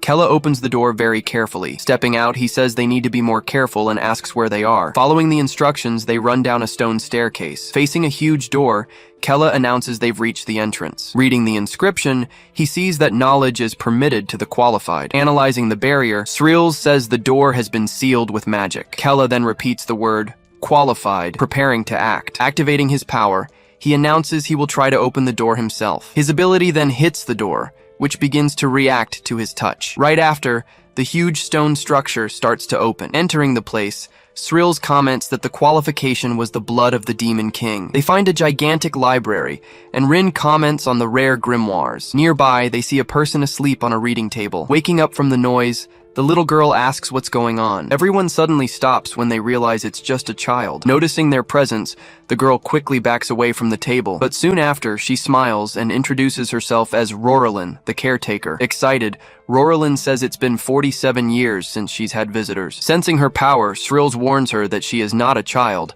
and asks for respect. Just then, Roralyn recognizes her as the demon who crossed the magical abyss. Changing focus, she jumps on Wood, thrilled to find someone of his species. Analyzing Wood, she says she can feel the aura of Draconis, finding it fascinating. Completely confused, Wood asks what she means by that. Kella then asks why the place is so heavily protected if she's so welcoming. She explains that making it here is proof that they are worthy. Rin asks what she means by fools, receiving an affirmative response. With a serious look, Roralyn says that humans are especially destructive. Kella remains silent, just staring intently at the small caretaker. Roralyn then points at him, saying she's come to help him control his power as a successor. With a smile, she warns that mastering such power is not simple at all. Floating in the air, Roralyn casts a spell called Cosmic Archive Acclarare. After the spell, several books begin to fly off the shelves toward the group. Roralyn finds a book and says it holds the answer he's been searching for. Then she reveals that the key is an artifact called the Demon King's Crystal. Surprised, Kella repeats the crystal's name, unable to believe what he just heard. Explaining the history, she says the crystal was broken into 3 pieces. Srills comments on the magic war,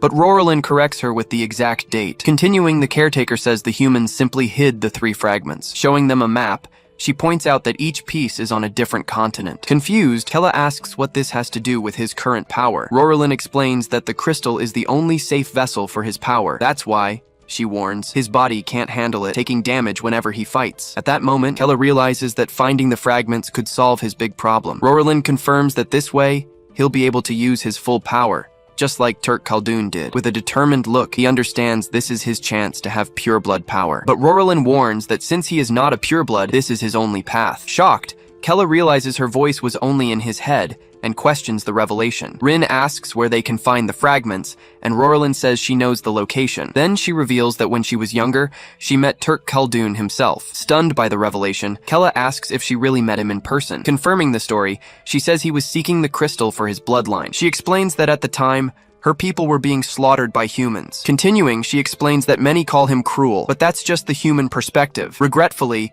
she says she was never able to thank him, but now she has found his descendant. Crying with joy, she says she feels happy to be able to help his bloodline. Holding his hands, her emotional thanks leave him flustered. That story makes him rethink everything he had ever learned about Turk. With great excitement, Rorolin finally announces she'll tell them where the crystal is. She reveals the location is Mortuorum, known as the Demon King's graveyard. According to her, Turk himself revealed that the first fragment would be there, but she admits she doesn't know about the others, which angers Kella. Correcting Kella, she says that just one fragment will make him much stronger. Kella asks why humans would hide the crystal in such an obvious place. Rorolin then explains that the crystal was hidden there because of the souls. Furthermore, she warns that the place is filled with trap spells. Angered by their audacity, Sriel says this is open mockery. Changing the subject, Rorolin announces she will give them a gift for their journey. Leaping toward him, she casts a spell and hits him directly. She explains it's a protective magic that will also reduce physical damage. Clenching his fist,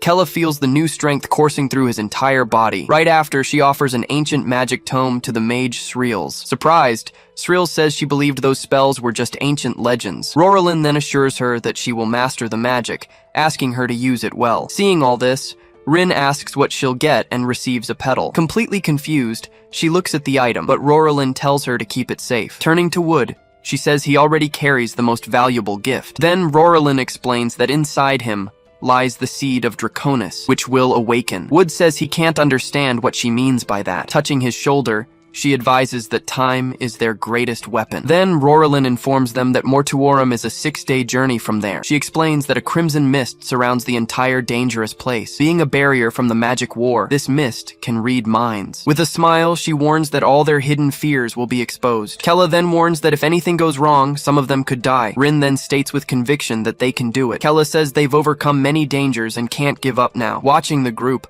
Rorolin realizes the world is starting to change. Kella invites her to join their journey, but she turns down the offer. He then comments that it would be great to have someone so strong in their group. As they say their goodbyes, the group thanks Rorolin for all her help. Smiling, she says there's no need to thank her, as their visit was a gift. She then gives them one last warning: don't eat anything in Mortuorum. Hearing her advice, Kella confirms he understood the message perfectly. Waving to them, Rorolin wishes them all a safe journey. Leaving the library, the group walks through the city at night. As they walk, they talk about Rorolin and her growing connection with Turk. Sriel then suggests that this is all part of a much bigger plan. At that moment, Rin asks if they're heading to Mortuorum already, her fear showing. Wood tries to calm Rin down, but the girl snaps back with irritation. Focused, Kella says they need to find the crystal to create the ultimate dungeon. Shifting to the palace, the king questions Killian about his defeat at Kella's hands. On his knees, Killian takes responsibility, and the king asks about his plan. He then swears that as soon as his arm is healed, he will hunt down the group. With a suspicious look,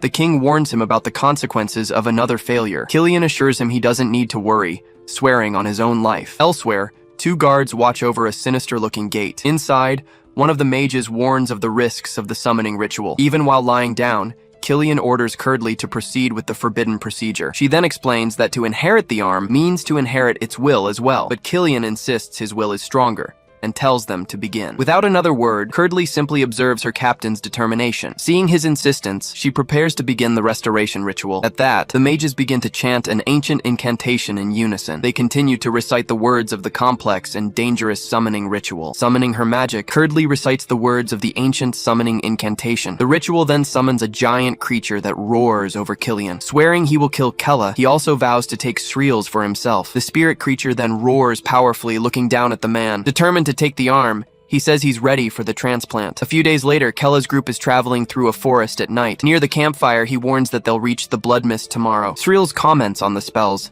saying they are truly incredible and complex. Holding her daggers, Rin says they feel more familiar now. Wood says he feels something similar, stating that his shield whispers to him. Kella then concludes that meeting Roralyn helped them all grow. Suddenly, Wood's ear twitches, indicating he sensed something. Jumping to his feet, he warns that people are approaching the camp. Analyzing the situation, Sreels says their footsteps carry sacred mana. Without hesitation, Rin stands up and shouts for them to stop hiding. Stepping out of the shadows, a man approaches and calls out for Kella Khaldun. Saying he's finally found him, the man stares at Kella with intense seriousness. Accompanied by his mages, he comments that the reports about Kella were true. Sreels then recognizes him, identifying the man as Hayden, the Archmage of Talua. At that, Hayden calls her a traitor, warning that there's no point in trying to run. Preparing her weapon, Sreels replies that she sees no need to run. With a smile, Hayden notices she's finally reached the 6th magic circle, but he questions if she can face 6 mages enhanced with Imperial crystals. Seeing this,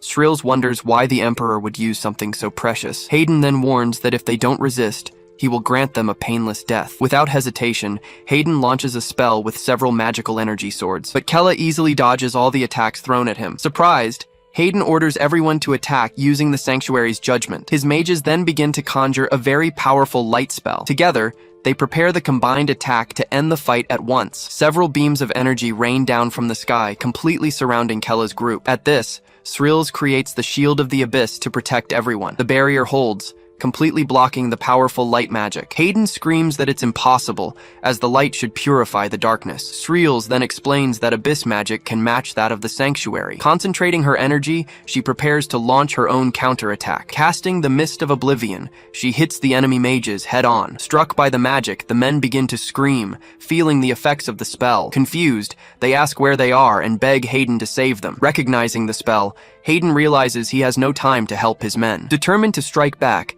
Hayden launches an attack with even greater power, but Sreels dodges easily and asks if that's all he can do. Screaming for her to die, he unleashes a concentrated beam of light. At that moment, Kella leaps in front of her, saying he won't allow it. Using his power, he blocks the attack, yelling that he won't let anyone die. Hayden is stunned to see the spell blocked, unable to believe his strength. He then orders his mages to take care of the other two while he fights. Obeying the order, one of the mages immediately launches an attack. The spell charges forward and hits Rin squarely, sending the girl flying. In trouble, she says she can't keep dodging and calls for help. In a desperate move, she throws her daggers, which block the spell. Seeing his attack stopped, the hooded mage is completely stunned. Her daggers then begin to transform into a much larger weapon. Rin grabs the new weapon, completely astonished by what just happened. She then realizes that the daggers responded directly to her will. Shouting with all his might, Kella begins to unleash his power. His demonic energy expands overwhelmingly around his body. Seeing this, Hayden wonders what this crushing demonic energy is. At that, Kella decides to test the technique he intended to use against Killian. Unleashing the Ruina Gladi technique, he creates gigantic blades of energy. In disbelief, Hayden realizes they've defeated the mages and used a spell. Feeling he has no choice, he prepares to use the divine teleportation. His spell explodes in a mixture of light and energy across the area. Soon after, the light from the spell completely vanishes from the forest floor. Surprised, Kella realizes the enemy used teleportation to escape. Rin is also stunned, questioning how he could have been so fast. Sreels then comments that he fled alone, showing his fear of death. Irritated, Kella apologizes, saying he should have dealt with the enemy. But Sreels calms him down, saying she also wanted him to test his strength. She concludes that at least now they know they can stand up to the mages. Celebrating, Rin says that thanks to Roralyn, her dagger has become much stronger. Wood agrees, and Rin comments that his transformation was incredible. Thanking her for the compliment, Wood gets a little flustered by the unexpected situation. Kella then questions how Hayden managed to find their location so quickly. Showing a captured mage, Sreels reveals she caught a spy who was hiding. She then asks if they should interrogate the prisoner to find out the truth. Suddenly, Kella and Rin look at the figure with great surprise. With a sinister smile,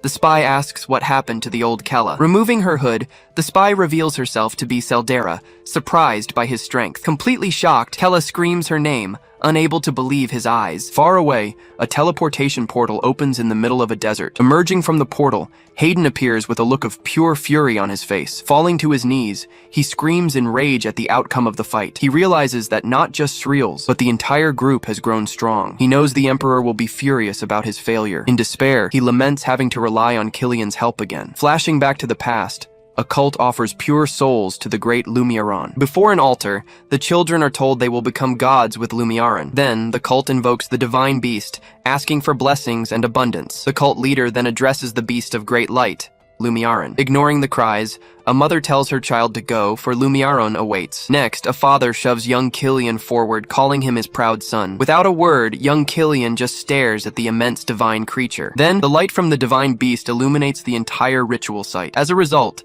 sacred flames begin to spread throughout the area. Startled, the cult members scream as they are hit by the sudden attack. Just then, a man shouts for someone to save the children from this terrible sacrifice. But the cult leader recognizes him, ordering the Hayden Guild not to interfere. Outraged, he charges forward, questioning how parents could send their children to die. His strike lands squarely on one of the cultists, who screams from the impact. The cultist then falls to the ground, completely defeated by the attack. From the altar, young Killian just watches all the chaos and violence. Meanwhile, the divine beast Lumiaron stares down at the boy, hovering above him. Then Hayden grabs him, yelling that children like him shouldn't be sacrificed. As he is saved, the boy just looks at the man with a blank expression. In the background, his mother cries out in despair, saying she must offer her children to Lumiaron. Moving quickly, Hayden shields one of the frightened, crying children. Gathering them all, he tells them not to worry, that he will protect them. He remembers that saving Killian was the day that changed his life forever. Back in the present, the Hayden Guild headquarters is shown on a peaceful day. Taking the children to the guild,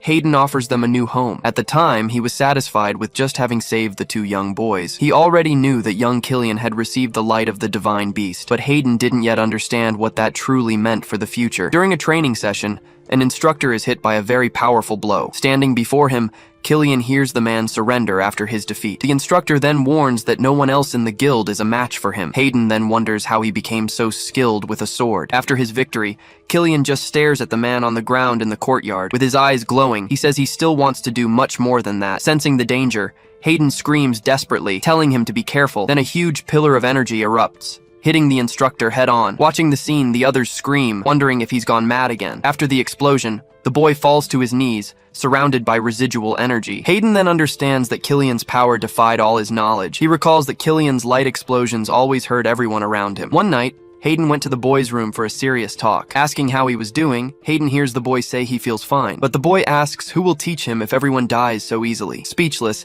Hayden just listens to the cold words spoken by the young boy. Realizing his coldness, Hayden understood he could no longer contain him. Arriving at the royal palace, the king asks if this is the extraordinary child. Hayden confirms, explaining that he survived the light of the divine beast. Surprised, the king can hardly believe someone managed to withstand the beast's light. Staring at the boy, the king remarks that he finds him truly fascinating. The king then orders Hayden to bring his guild to join Talua.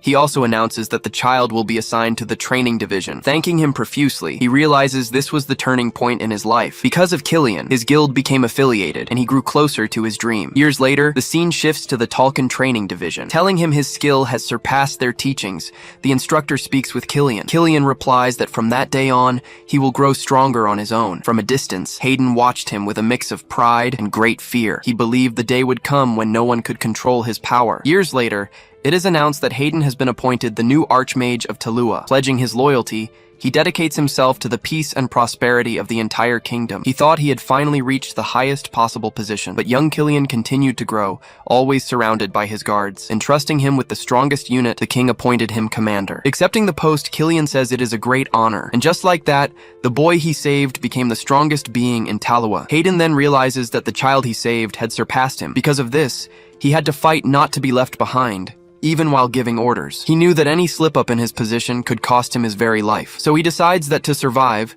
he must always reign above Killian. He then understands he must capture Kella where Killian had already failed. To restore his position, he needed Kella Khaldun's head. If things continued like this, he would end up being destroyed by Killian himself. Clenching his fist tightly, he realizes he has no other choice. With no way out, he decides he must resort to asking those figures for help, the very people he never wanted to be near. Walking through a rocky region, Hayden pressed on through the dark night. He then checks a compass that pinpoints the place with the strongest energy. With the item in hand, he says he never thought he'd use it one day. Using his power, he opens a portal in front of him and says he's found it. For the ritual, he bites his own finger until he draws some blood. He then extends his hand, his bleeding finger pointed toward the dark portal. A drop of blood then falls from his finger and goes straight into the portal. Emerging from the portal, two figures ask who he is and demand he identify himself. He introduces himself as Hayden and says he wishes to find their elder. The scene shifts to a large hall, the base for the mysterious group. Inside, he stands before the leader, who introduces himself as Baltheon. But Baltheon is suspicious of the visit and asks about his true intentions. Without hesitation, Hayden proposes they cooperate to hunt Kella Kaldan, the last heir. Baltheon then asks what his group would gain from hunting the king's heir. He replies that he only needs the head, and they can have the body. Scoffing at the proposal,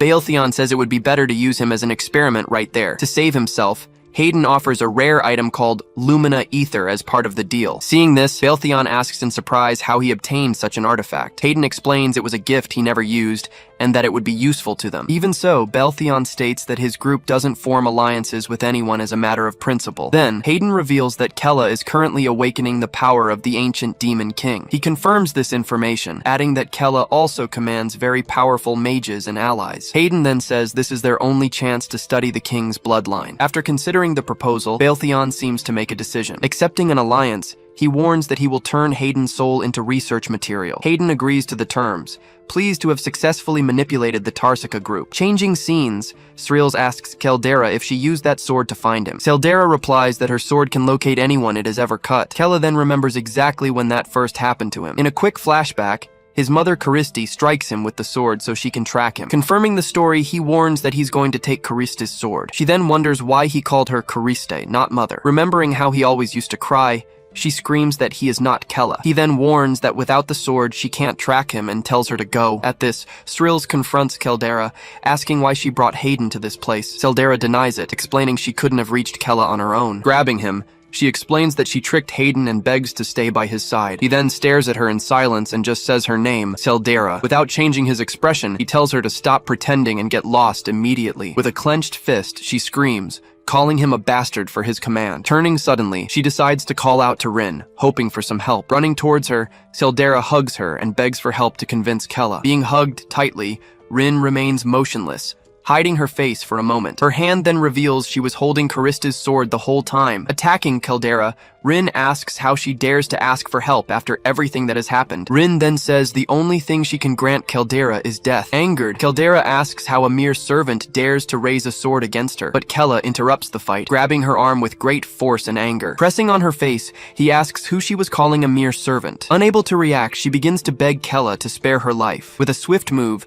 he violently throws her to the ground without any hesitation. Looking down at her, he warns that if she shows up again, he will kill her. Even on the ground, Caldera curses him in a rage for the humiliation she suffered. Getting up in an instant, she uses her speed to flee as fast as she can. After everything, Rin thanks Kella, saying she is just his servant. He then corrects her, saying she hasn't been a servant for a long time. Seeing his gesture, Rin can only look at him with immense gratitude. Then, Srils asks if it was right to let her go, but he replies that she's no match for them. With a smile, he explains that more living heirs create more chaos among humans. He adds that using Caldera can divert the kingdom's attention from them. Now at a distance, Caldera scoffs, saying Kella was a fool for letting her go. Revealing her plan, she explains that she planted a mana spider on Rin's body. During the hug, she managed to hide the small creature on her former ally's back. Now, Rin's body is directly connected to hers because of that trap. Everything Rin sees and hears will be transmitted directly to her without them noticing. With a smile, she declares that sparing her was the biggest mistake he's ever made. Baltheon then summons the Crutuentis group,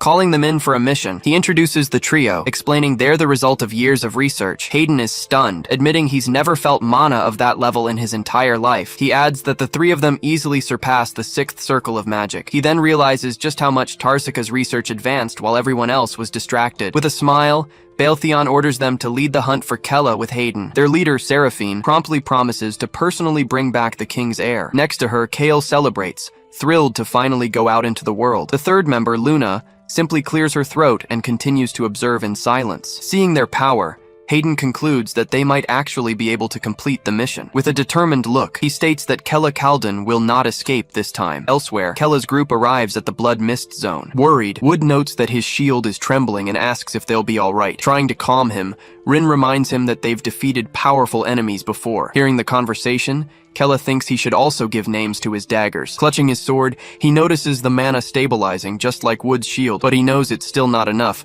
and there's no turning back. He decides the group will rest and cross through the mist in the morning. At a palace, night fell over the kingdom's imposing structure. Inside, Killian announces that the long and difficult process has finally been completed. Raising his transformed arm, he reveals that it is now Rudawak's arm. Worried, Curdley asks him to give a signal if Rudawak tries to invade his mind. He reassures her, guaranteeing that no one can invade his mind like that. Just then, a soldier runs into the room, shouting that he has urgent news for the captain. He reports that Hayden attacked Kella, but only 2 wounded mages returned alive. Worse still, the soldier reports that Hayden's current location is completely unknown. Clenching his fist, he admits he was careless and that Hayden is now a victim. Curdley then remarks that Kella is growing stronger, especially now that he's working with Shrills. He orders her to summon the white-clad Talcon to track Kella as quickly as possible. Back with the group, Kella says the mist tests whether everyone has the same goal. Asking about the mist, Rin wants to know if they need to have the same intention. Answering her question, Wood says there shouldn't be any problem. He then explains that everyone can have a different reason for continuing, but Shrills corrects him, saying they are together to protect each other. Agreeing with her,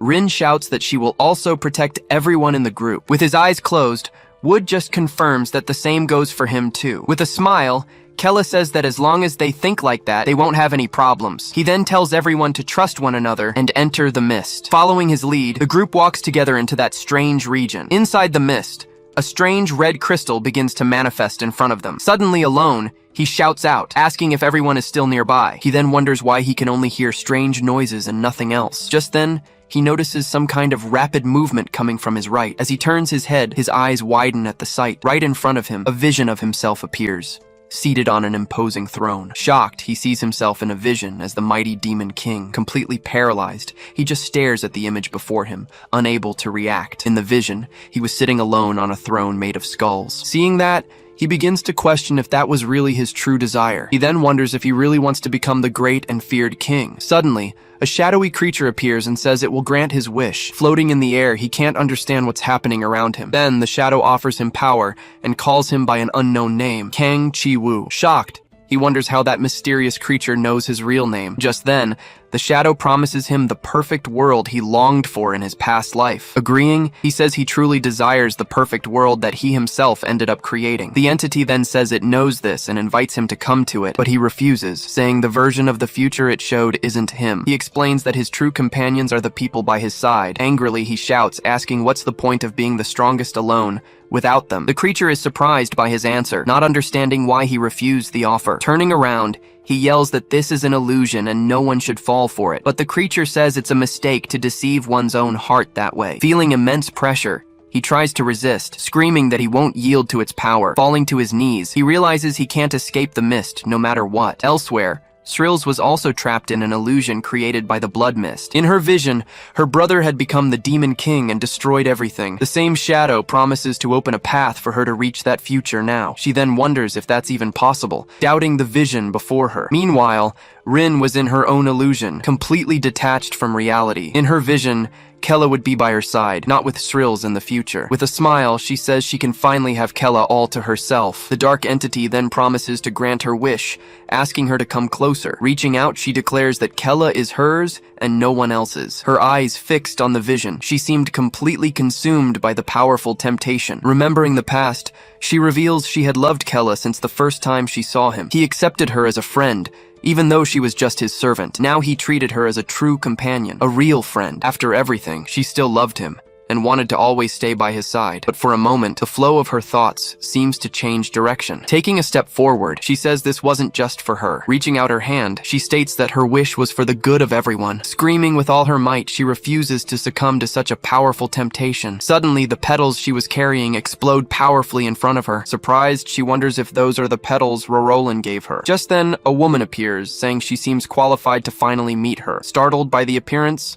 Rin asks who the woman in front of her is. She then introduces herself as Clarine, a swordswoman who trained with Turk Khaldun. Crying with relief, she says she will finally have the strength to protect others. Clarine then calms her, saying she will guide her through her mind now. Asking her to take the blades, she feels the daggers' names coming to her. With the daggers in her hands, The names Dove and Crow are finally revealed to her. Clarine encourages her, telling her to remember she is with her and to cut through the mist. With a swift movement, the dark entity is struck by a powerful, unexpected attack. Executing a single strike, she manages to cut through and dispel the entire illusion. Returning to reality, she notices the blood mist has simply vanished. Confused, Srills approaches and asks what just happened. Kella then asks if she was the one who managed to clear the mist, still very confused. Crying with emotion, she explains that she met Clarine, a companion of Turk Khaldun. Kella asks her to calm down, but Rin replies that she feels great. Srills then congratulates Rin, saying that even she couldn't resist that temptation. Laughing, Rin turns and asks Wood what his temptation was. Wood explains that he wasn't tempted, and that the mist disappeared while he was walking. Kella then wonders if the entity had nothing to tempt Wood with. With a neutral expression, Wood simply replies that he has no real desires. After hearing the answer, Kella falls silent for a moment, just reflecting. He then questions if, deep down, he truly desires to become the strongest. Clenching his fist,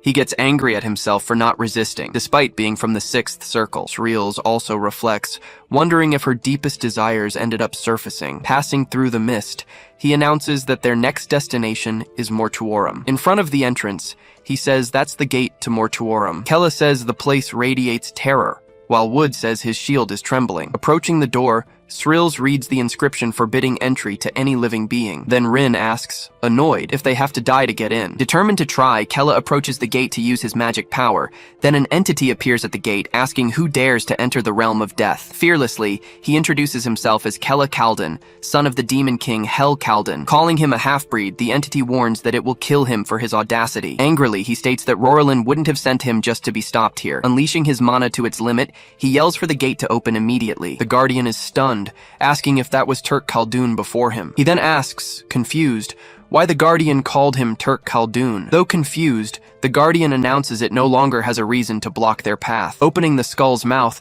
the Guardian simply tells the group to enter. Astonished, Srills asks if Kella was mistaken for someone else, and Rin celebrates his power. Remembering the vision, he was now sure that was indeed Turk Khaldun. He then wonders if he's also connected to Turk, just like his companions. With no time to think, he announces the door is open and they need to go. Entering the place, he tells everyone to stay alert, as they don't know what to expect. Suddenly, they find themselves in a cemetery filled with the souls of ancient kings. Angered by their presence, the souls ask why they have come to this place. Then, one of the spirits grows massive and shouts for the others to kill them. Without hesitation, Kella draws his sword and tells everyone to prepare for battle. In an instant, the souls surround them, shouting about how they dare to disturb their rest. Trying to calm them, Kella shouts that they've come for the king's crystal, but a spirit replies that he is not worthy of possessing the relic. Seeing it's no use, he realizes they aren't mistaking him for Turk. At that, Srills uses her abyss spear, summoning multiple weapons to attack. Several spears strike the spirit dead on, which takes the full force of the attack. Elsewhere, Rin attacks, apologizing to the souls as she fights them. Wood uses his shield to block an attack, telling it to be brave. Attacking with his sword, Kella yells as he charges the spirit in front of him. With a smile, he realizes his strike passed right through the enemy's body. But the spirit calls the group fools, saying they can't cut them. Seeing the attack fail, Kella is in shock, not understanding what's happening. The soul then explains that the opposite, however, is a different story. In an instant, one of the spirits lands a direct hit on his chest. Even with his mana-infused sword, he realizes he can't cut the spirits. Shocked, he notices his wounds aren't healing as they normally should. Annoyed, the spirit tells him to abandon all hope and just die there. Unable to defend himself, Kella is hit by another violent blow in the same spot. Desperate, he wonders what to do, since his attacks and healing are both failing. Meanwhile, a spirit asks if Srills is prepared to meet her death. She then realizes her spells have no effect, because they are of the same nature. Rin also complains that her swords can't pierce the enemy's bodies. Knocking Wood's shield away, one of the spirits clears a path for an attack. Watching the scene unfold, Rin is completely paralyzed, not knowing how to react. Then,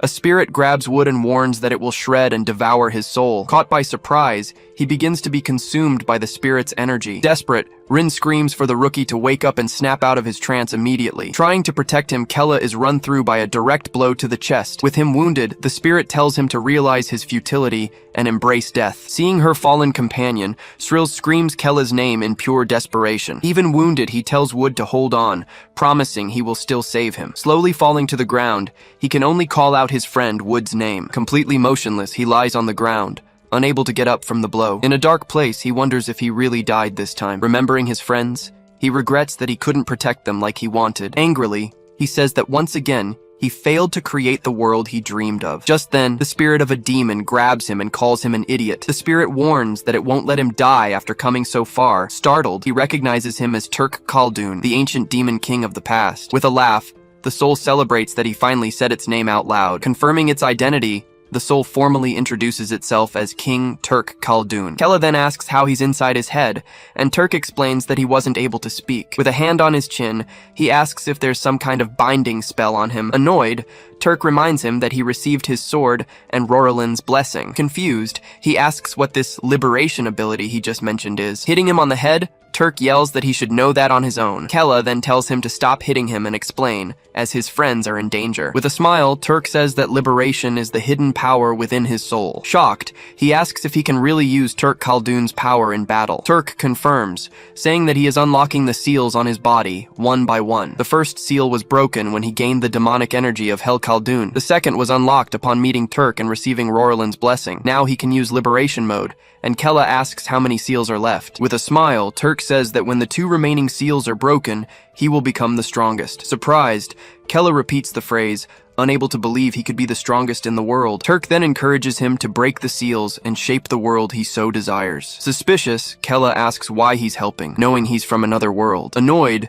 Turk replies that all he wants is to break free from the eternal cycle. He explains that he will soon be able to finally reach the end of his soul's journey. Seeing his expression, Kella perceives an infinite loneliness in his gaze. Clenching his fist, he says he doesn't know if he can believe him, but he has no choice. Shouting with all his might, he demands that Turk tell him how to use liberation mode. Turk then attacks him, unleashing a powerful energy in his direction without hesitation. Not understanding the attack, he asks what the hell Turk was doing. Turk then yells at him to focus on the sensation and connect his consciousness with his. Surprised by the revelation, he yells, asking if that's only 20% of the power. Calling him arrogant, Turk warns that his body can barely handle that much power. Even so, he argues that living beings cannot attack the souls of kings. With a frightening smile, Turk begins to ask him a very direct question. He then asks if, by any chance, he looks like a living being to Kella. Realizing the truth, he is completely paralyzed by the revelation about his nature. Shouting loudly, Turk tells him to get up before he dies there again. Back in the cemetery, his eyes suddenly open with new determination. His hand then begins to change, growing sharp, much darker claws. Seeing him move,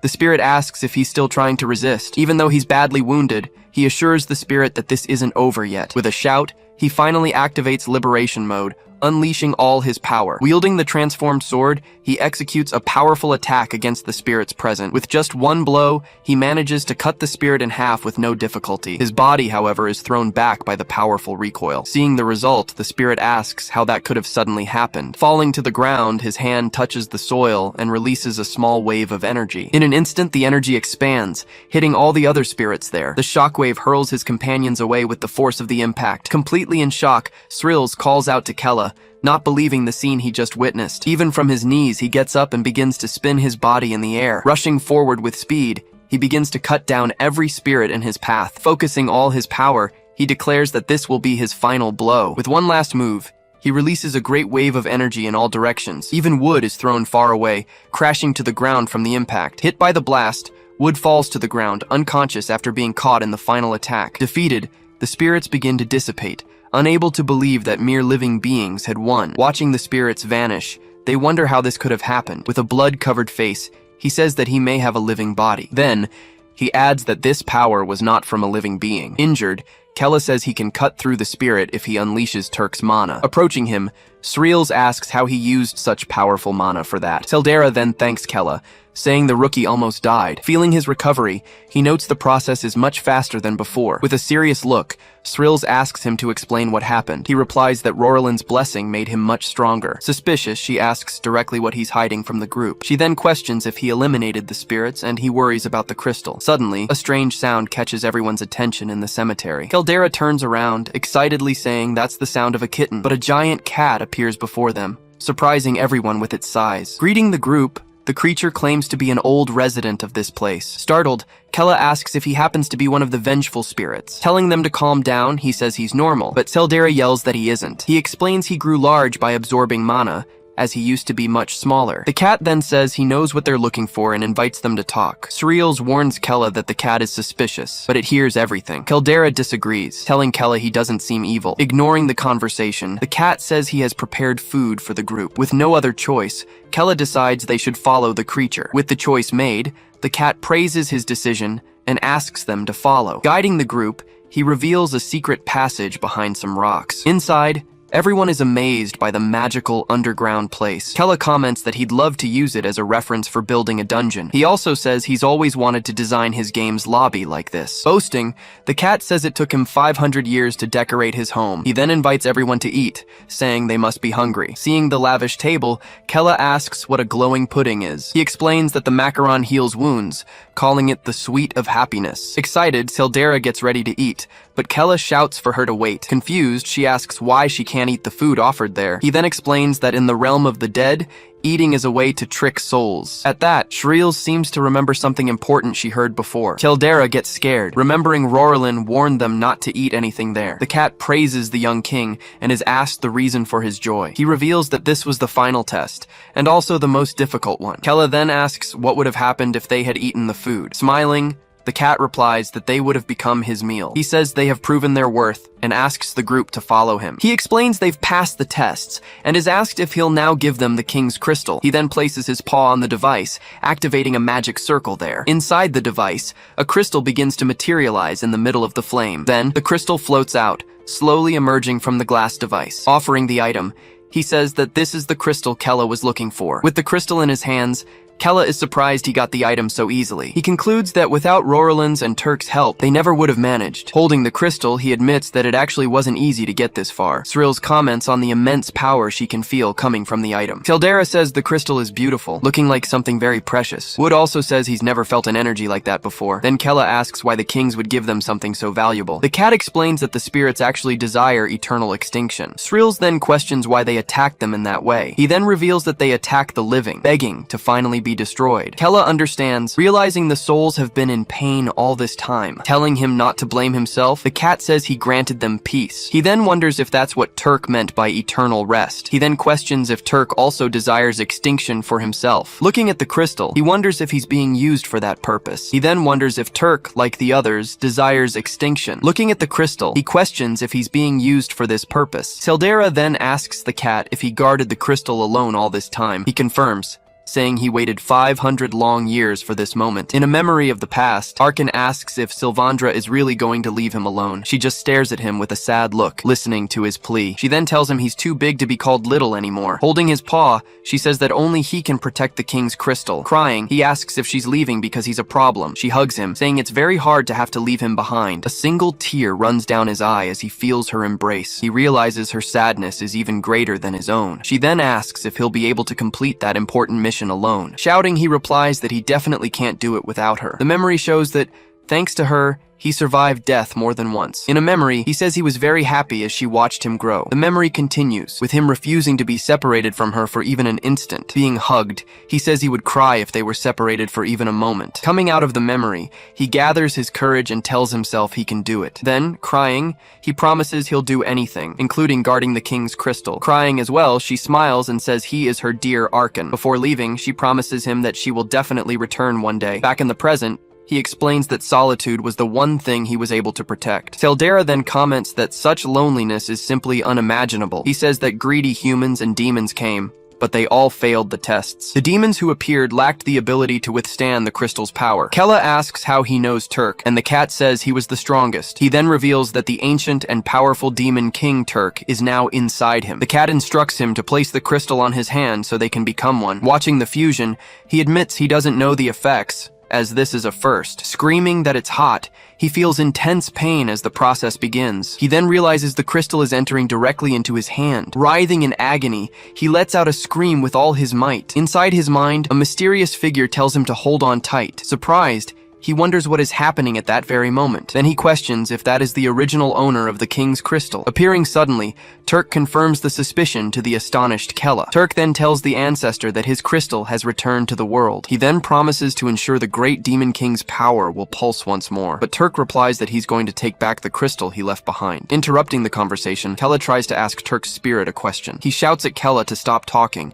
and just accept the crystal's power. Then he warns that he'll kill him if he can't get stronger. Back in reality, the fusion with the crystal is finally complete. Sreels then says the mana is like her father's, only much stronger. In disbelief, Caldera questions if that overwhelming pressure is the power of a demon king. Realizing his own strength, he says that if Turk is right, he can become even stronger. He then says he has obtained the crystal that Hell failed to get before. He then realizes that perhaps he can become stronger than anyone else. Sreels comments on the unbelievable mana and how his body can withstand it. Wood then says the power makes him tremble, feeling the dignity of a king. The cat explains that he would have exploded if he didn't have the necessary qualifications. Seldera then celebrates, saying he was always destined to be king. He then warns that becoming a strong or weak king depends solely on him. With a serious face, Kella can only thank them for all their help. Saying his mission is over, the cat says he can finally escape the long wait. He then lies down, explaining that he's going to enter a deep sleep to rest. Seldera asks if he will sleep forever, but he tells her not to worry. He says he will only sleep until his mistress Sylvandra returns for him. Surprised, Kella wonders what kind of being the master of such a creature could be. Seeing him fall asleep, Kella asks him to at least tell them his name. The enormous creature remains silent for a moment, its eyes already closed. In a memory from the past, Sylvandra gives him the name Arkan, much to his surprise. Overjoyed,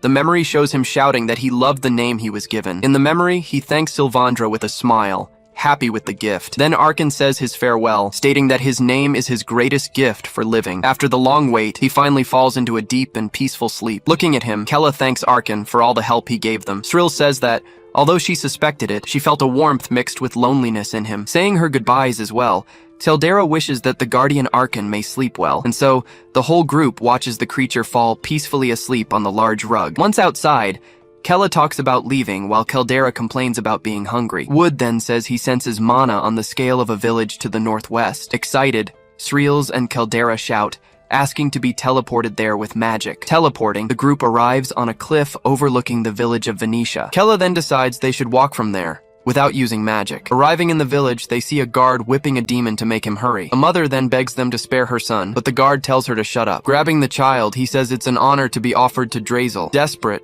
the mother asks if they have no emotions, pleading for her child. Then, one of the guards attacks the father, throwing him far away with one blow. Finding it amusing, the leader says it's hilarious for an object to talk about emotions. He then tells the child to shut up and drags him away by force. Surprised, Sreels says the Sky Guild has even occupied this place. Watching the scene with anger, Kella observes everything that is happening. The guard then grabs the face of the crying boy who is begging for help. In a flashback, Kella remembers his father telling him to go beg for money. He then remembers being beaten, begging his father to stop the assault. Looking at the scene, he says this is worse than anything he has ever lived through. Inside the church, a man praises the beautiful color of the mana in the blood. He explains that he uses mana from elves, dwarves, and demons for his experiments. Holding the vials, he says he will become the god of this world. Drazel Sohn then claims that demons and humans will be in his hands. But a subordinate warns him that they need many more demons for that. Drazel then questions if he feels guilty, saying the number doesn't matter. With a smile, he orders them to capture all the demons, without exception. Throughout the village, the child's cries for his mother can be heard. Coming up from behind, Kella touches the guard's shoulder, who turns around, startled. Upon turning, the guard recognizes him, calling him Kella the Coward. They then pull out a poster, confirming he's the S-rank wanted man. He warns the guard that he hit a child, asking if he's prepared for the consequences. Telling him to get up, Kella says he should take responsibility like an adult. Without a second thought, he lunges forward and lands a heavy punch on the guard. Saying he's just bluffing, one of them orders everyone else to attack him. He then rushes the group, moving with extreme speed between them. He then lands a powerful kick, sending the first guard flying far away. Complaining about his speed, the next opponent takes a punch straight to the face. Continuing the attack, he strikes a third guard with an open hand blow. He then warns that for trash like them, his hands are more than enough. Desperate, the guards wonder what happened to the information they received. With a focused gaze, he prepares to finish off the last ones remaining. He then lands a double blow to the face, finishing off another enemy. He then questions if their information network hasn't been updated yet. Inside, a guard runs to warn Drazel about Kella's arrival. Frightened, the guard explains that the members were annihilated by a wave of mana. With a smile, Drazel says a perfect specimen has come straight to them. Meanwhile, the sun finally begins to set over the small village. Approaching him, the group congratulates Kella for completely crushing all his enemies. He then reflects that the guild is completely rotten, just like when he escaped. Angrily, he decides he will take this chance to rip out all this rottenness. Drazel appears, amused that he came, and Kella asks who he is. Surprised, Caldera asks Wood if he heard the name, and Wood confirms. She explains that Drazel is a lunatic from Turk's generation who hasn't aged. Still in shock, she says this is insane, while Wood looks worried. Kella then directly asks why he is kidnapping these helpless children. He replies that now he only needs demon blood to achieve eternal life. Licking his lips, he says he will absorb the blood to become a god. Disgusted, Kella says every word he speaks is madness, calling him vile. Noticing his mana, Drazel turns with a smile,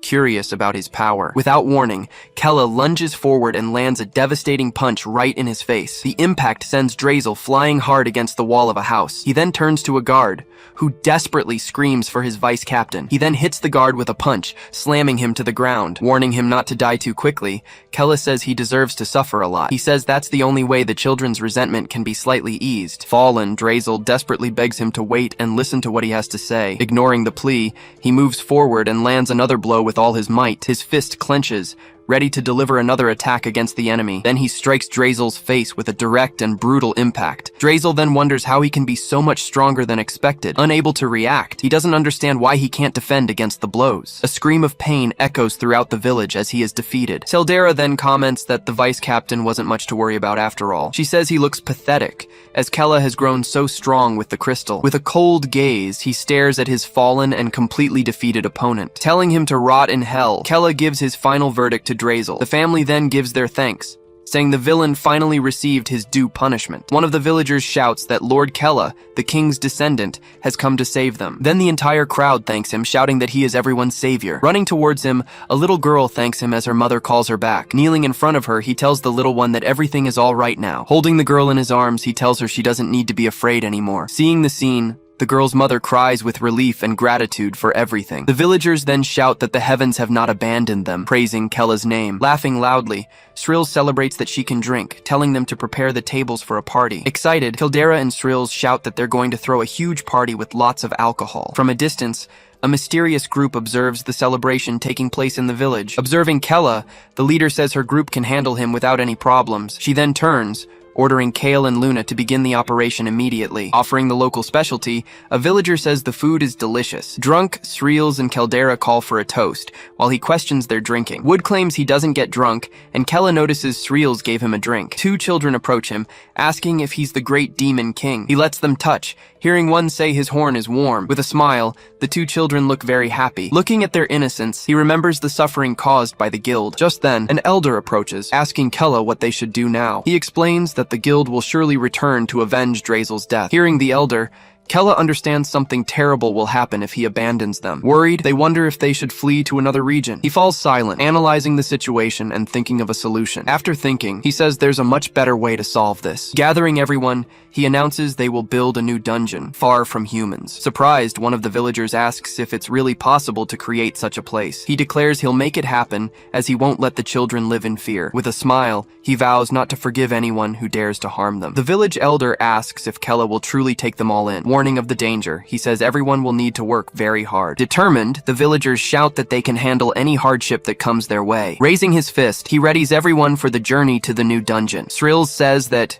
being stronger, they can lead and benefit from the help. Carrying Caldera, he says they might become the hope for all demons. Meanwhile, the children smile, and their friends have a great time at the party. Calling for Caldera and Srills, two children ask to play with them. Laughing loudly, all the villagers enjoy the celebration. Claiming he's not drunk, Wood says he'll keep an eye on the two girls. Then a woman announces she has prepared a place for the group to rest. Night falls, and the large building stands under a beautiful starry sky. Lying in bed, he finally rests after the events of that long day. Lying down, he wishes to build a dungeon to maintain peace forever. Meanwhile, night descends upon the village, bringing a deep silence. Outside, two villagers have passed out from drinking too much at the party. Just then, a strange energy approaches one of the sleeping villagers. Preparing to attack, the leader confirms everyone is asleep and that Rin and Srills have passed out. She explains she used magic to trap the two in a dream for 2 days. Luna then reveals that Wood also fell for her deep sleep magic. Kale says now they just need to deal with Kella, wanting to experiment on him. But the leader decides they will kill him and take his body back. With their plan set,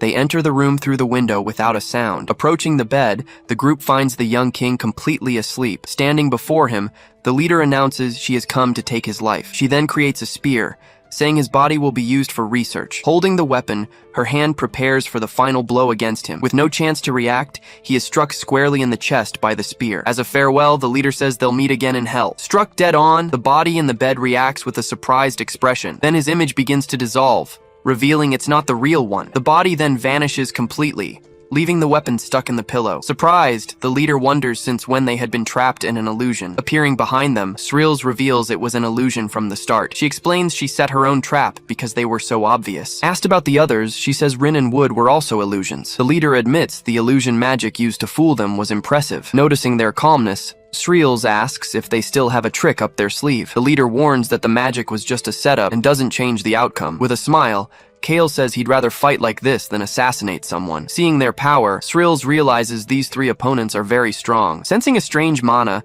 Srills notices there's something different about them. She then questions the Tarsika group's interest in the young Kella. Seraphine replies that she has no obligation to answer, calling her a test subject. With a smile, Kale taunts her, saying she can cry if she's scared. Angered, Srills warns she'll beat the answer out of them. Seeing the space being blocked, Seraphine asks if she's afraid of hurting innocents. Kale then explains that Kella hates to see children hurt during a fight. Luna comments that for a sixth circle spell, it's quite sophisticated. Shrouded in darkness, she decides she needs to find out their true strength. When Srills disappears, Kale excitedly says he wants to learn that magic too, but Seraphine warns that no magic can hide the scent of blood. Focusing her vision, she finally says she's found her opponent. Without wasting time, she conjures several spears and fires them in her direction. Hit squarely, Shrills is thrown back by the impact of the attack. She then yells that she's never heard of magic like that before. Charging forward, Kale announces that it's his turn to attack. His blow lands squarely on the commander, knocking her aside. She then realizes a toxin is seeping into her wound. Suddenly, she hallucinates her father accusing her of betrayal. Realizing it's a mental poison, she decides she needs to purge it from her body. Beginning the dark purification, she starts to remove the toxin from her body. Meanwhile, Luna seizes the opportunity and fires a large magical attack. Unable to dodge, she is hit and thrown back by the explosion. She then notices the three of them fight in perfect sync. Faced with this situation, she decides to use a new tactic by creating multiple copies. With her technique, several identical versions of her fill the combat space. Completely confused, Kale shouts desperately, asking which one is the real one. Seraphine then orders Luna to find the real one, since the scent was copied. Promptly, Luna says she understands and uses her mental exploration magic. However, she gets confused, saying they all emit the same mental frequency. Mockingly, Srills explains that her avatars are physical, coming directly from the abyss. Annoyed by the taunt, Luna yells that she's just a test subject. Urging calm, Seraphine tells Luna not to fall for such a silly provocation. She then declares they just need to wipe them all out, initiating a devastating spell. Taking the hit, all of Shrill's copies are destroyed at once. Then, Seraphine comments that in the end, there's only one real one, just as she expected. Further back, the real Shrills appears, seeming to have taken some damage. Impressed, she admits that Seraphine is much stronger than she imagined. Seeing his chance, Kale charges forward, shouting that he'll finish her capture. Faced with the situation, she understands this is truly dangerous and braces herself. Shouting that the information gathering is over, she releases a massive wave of power. Pushed back by the force, Kyle wonders what that sudden power is. When the dust settles, she says that was a close call, revealing several silhouettes. Revealed to be Killman and his squad, he congratulates Shrills on a job well done. Seeing the reinforcements, Kale realizes she was just buying time to analyze them. Taunting her opponent, Shrills asks if this was also part of her calculations. Faced with the question, Seraphine remains silent with a less than friendly expression. Then Shrills points out that she stuttered, mocking her for not predicting this. Furious, Seraphine shouts that it's ridiculous, as there's nothing she can't predict. Feeling the pressure, Killman is impressed by the overwhelming mana. She then orders her group, Cruentus,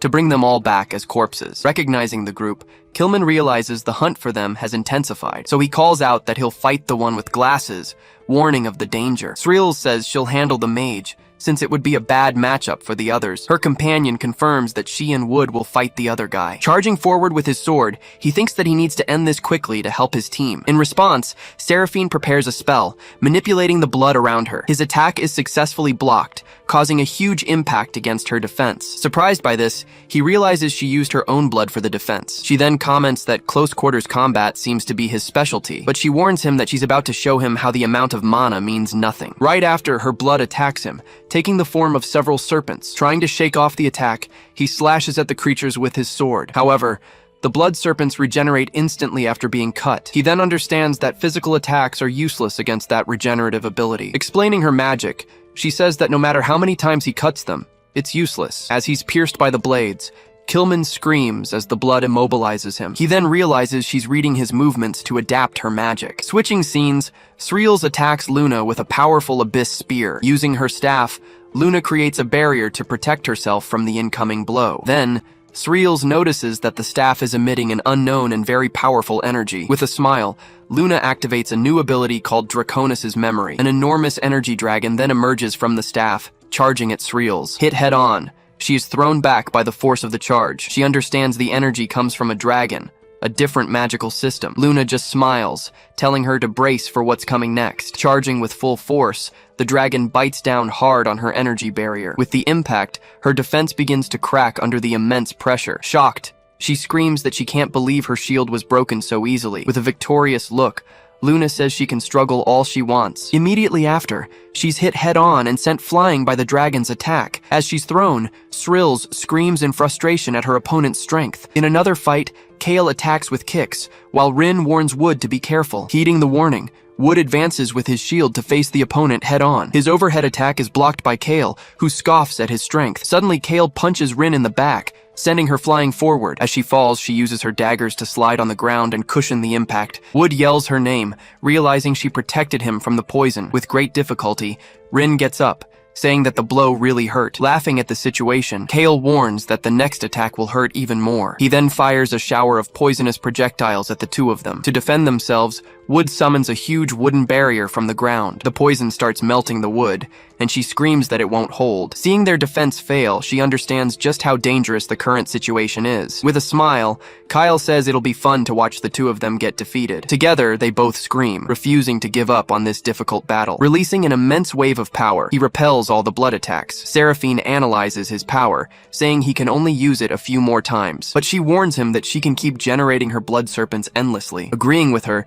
he understands that defending himself like this isn't efficient, so he decides he needs to stop her from using one of her two grimoires. Knowing he can't maintain this power, he realizes there's no other choice. Unleashing his power, he charges forward, yelling for her to hand over one of her books. She then notices his mana has suddenly and sharply increased. With a smile, she says he really was hiding his true strength. Saying everything went as expected, she traps him in a blood cage. Completely trapped, he despairs and screams, asking what this is. Seraphine explains her magic, saying it's a cage made of blood. Trying to escape, he screams that he can't break the bars, even with all his strength. She continues, saying the spell uses her own blood and gets stronger. Right after, sharp spikes begin to sprout all over the cage. Seeing this, Kilman screams that the whole situation is insane. With a cold look, she warns that the spikes will pierce his body. Threatening the young man, she says she'll tear him apart with no chance of regeneration. Changing scenes, Kyle scoffs, asking how long the wooden shield will last. He continues his taunt, saying he can't wait to see their skin melt. With great difficulty,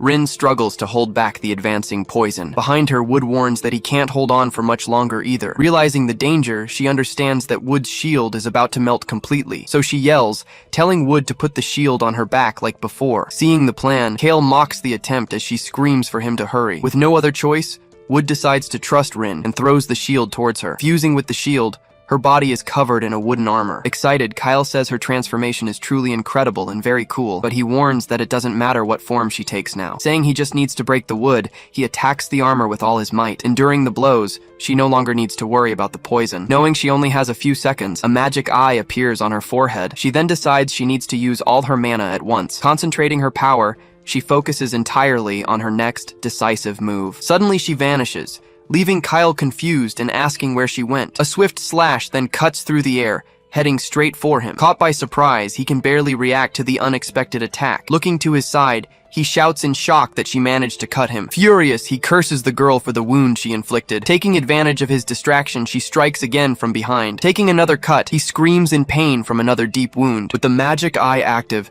she says she found the poison rain strange. Shocked by the revelation, he yells, not understanding what she's talking about. Moving forward, she explains that a mage of his level wouldn't maintain that attack. Getting hit once more, he glares at the girl with pure hatred and contempt. Then he screams desperately, asking what the hell she's babbling about now. Looking at her rival, she says she's finally wiped that smile off his face. She then reveals her theory, pointing the blade on her arm at him. According to her, his poison uses mana drawn directly from the earth. Unleashing a burst of mana, she attacks her opponent at his feet. The attack hits his feet dead on, severely injuring his ankles. By cutting his feet, she manages to stop him from absorbing more mana from the ground. Fallen, he screams in pain, saying his legs hurt too much. She realizes she stopped the absorption, but her armor is at its limit. Seeing her only chance, she prepares to deliver the finishing blow.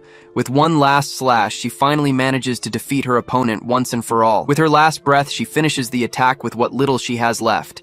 Fallen on the ground, Kale is completely defeated after the series of blows. With a look of shock, he stares into nothingness as he loses consciousness. Exhausted, Rin leans on her daggers, barely able to stand. Smiling, she says she did it and thanks Wood for all his help. Looking to the side, she sees her companion fallen and unconscious on the ground. Then she realizes he gave all his power to maintain the armor. With no strength left, she finally collapses, exhausted after the tough battle. Lying on the ground, she calls Wood a fool for making that sacrifice. Then she says she can't move anymore, not even a finger. Barely conscious, Wood asks if it hurt a lot, calling her Guardy. Looking at him, she says with one last effort that he did well. Defeated on the ground, Kale stares into the void, unable to move. Seeing the scene, Luna is completely shocked by the outcome of the fight. Furious, she screams, wondering how Kale could have been defeated. Screaming, she orders her dragon to hurry up and finish them all. Hit head on, she tries to block the dragon's attack with her shield. That's when she realizes that dragon magic can't be simply countered. After everything she's been through, she refuses to be defeated like this. As the possibility of death looms, she freezes for a brief moment. In a flashback, she remembers always being on the threshold of death. A huge gate would then appear before her, and she never knew what it was. Standing before it, she could feel a deadly energy emanating from the gate. Pharrell then asks what she's looking at, and she points to the gate. That's when Pharrell reveals that it's the Gate of Darkness she has found. Confused by the name, she stares at the immense structure of darkness before her. Her mentor warns that she has no right to reach it, and tells her to back away. The scene shows that even Pharrell seemed to have a certain respect for that gate. When she finally reached the sixth circle, she became much more powerful. It was at that moment she saw the Gate of Darkness disappear inside her. Back in the present, she understands her curiosity about the gate has only grown. Holding back the attack with her shield, she understands she doesn't have the magic for this. To confront this power, she decides she will borrow the gate's strength. With great determination, she declares she will open the gate to break the magic. Before the Gate of Darkness, she finally prepares to use its power. Extending her hand,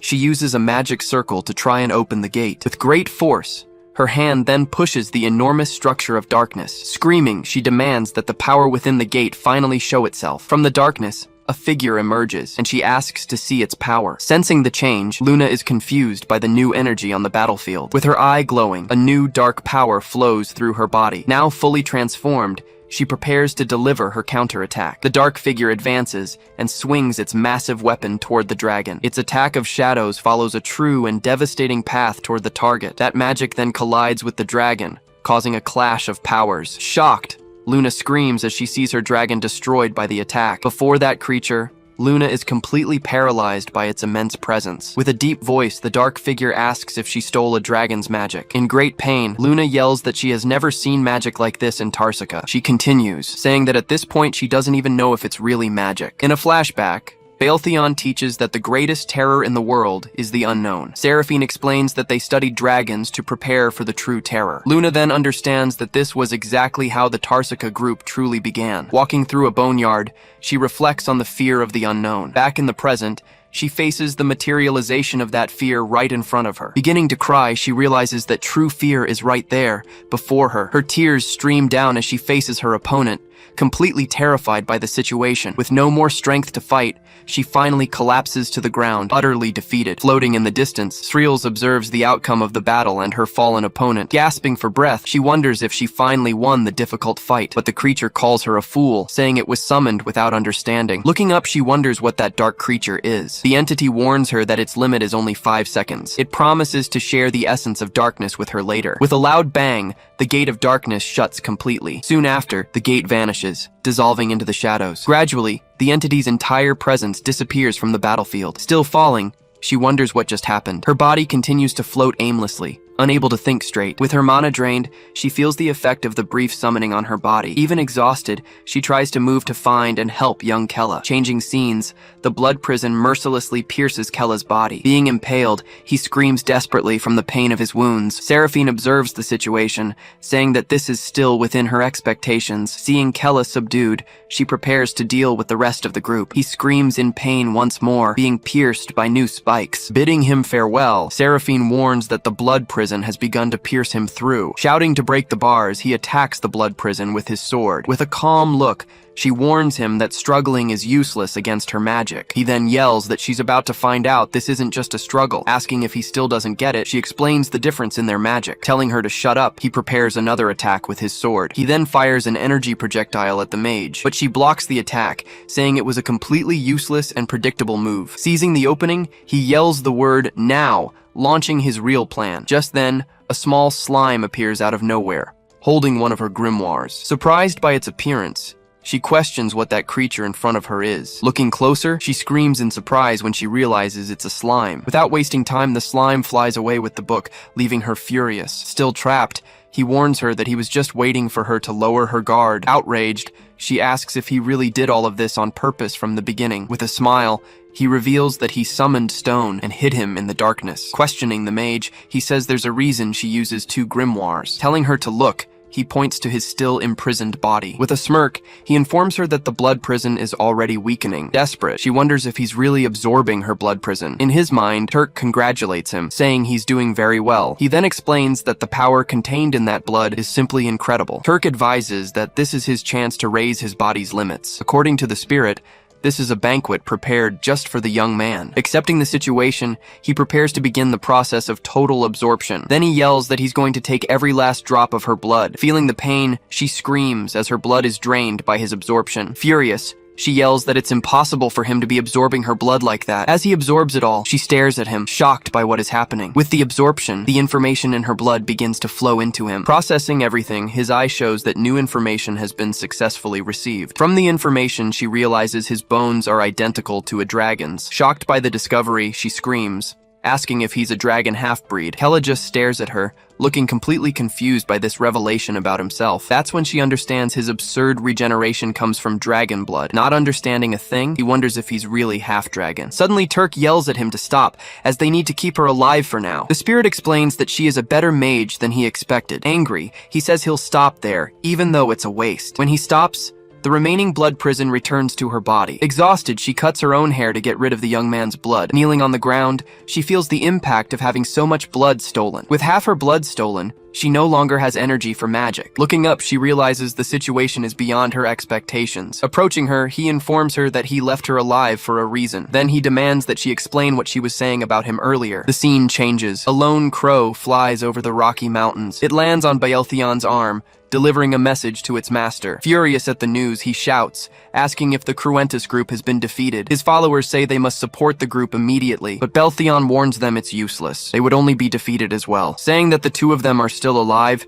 he orders them to request additional troops from the base. He then decides he will track them himself to observe the situation up close. His men agree and say they'll return to the base to get reinforcements. Then he wonders just how much stronger young Kella has really become. Clenching his fist, he realizes the situation could become very dangerous. He considers that even Killian might lose to Kella in the current situation. Meanwhile, the Talcan White Squad advances, flying on their dragons. Kalka tells Audrey to control herself, but she screams that she's going to crush Kella. Seen from behind, Killian shows just how seriously he's taking this pursuit. With a smile, Deed jokes about the arm the captain lost to Kella. Annoyed, Kalka and Audrey yell at Deed to shut his mouth, but he warns them he's going all out, as he wants to defeat Srills personally. Flying on his dragon, Curdley prepares for the coming chase. In profile, Killian focuses on his targets, thinking of Srills and Kella. He clenches the hand of his new arm, preparing for battle. The scene changes. Kella and Seraphine are sitting in a large hall. With their blood connected, he finds it strange that he can see her information. She says it's the first time she's experienced anything like it too. Holding his hand, she remarks that unexpected things keep happening to them. Understanding his origin,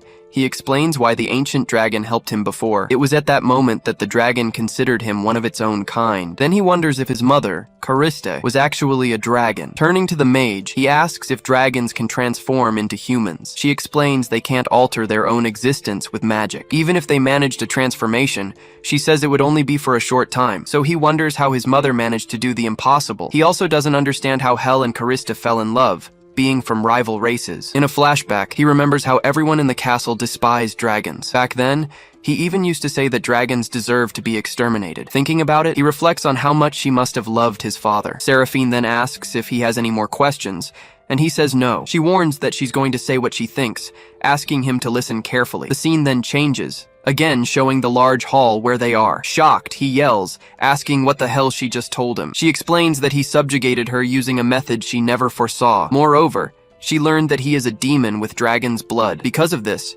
she declares herself as young Kella's future bride. Completely shocked by the proposal, he's left speechless, just stammering. Yelling, he asks how she came to such an absurd conclusion about them. With a surprised look, she says she didn't expect him to like it so much. Furious, he rips away the connection and says he was only using her as a lie detector. Grabbing her by the horns, he orders her to obey his commands as his vassal. At this, she just repeats the word obedience, seeming to consider the order she received. With a different look in her eyes, she says she can accommodate his preference as his bride. Becoming completely shocked, he can't find the words to answer her. Desperate about the situation, he screams, not knowing how to react to her response. With a blushing face, she stares at him, making him even more desperate. In a flashback, she recounts that since she was young, she was called the greatest genius. Because of this, she felt it was her duty to protect all who followed and admired her. Fearless, she believed she could dominate the world with her magic, until one day, her colleagues screamed in despair about the arrival of dragon magic. That day,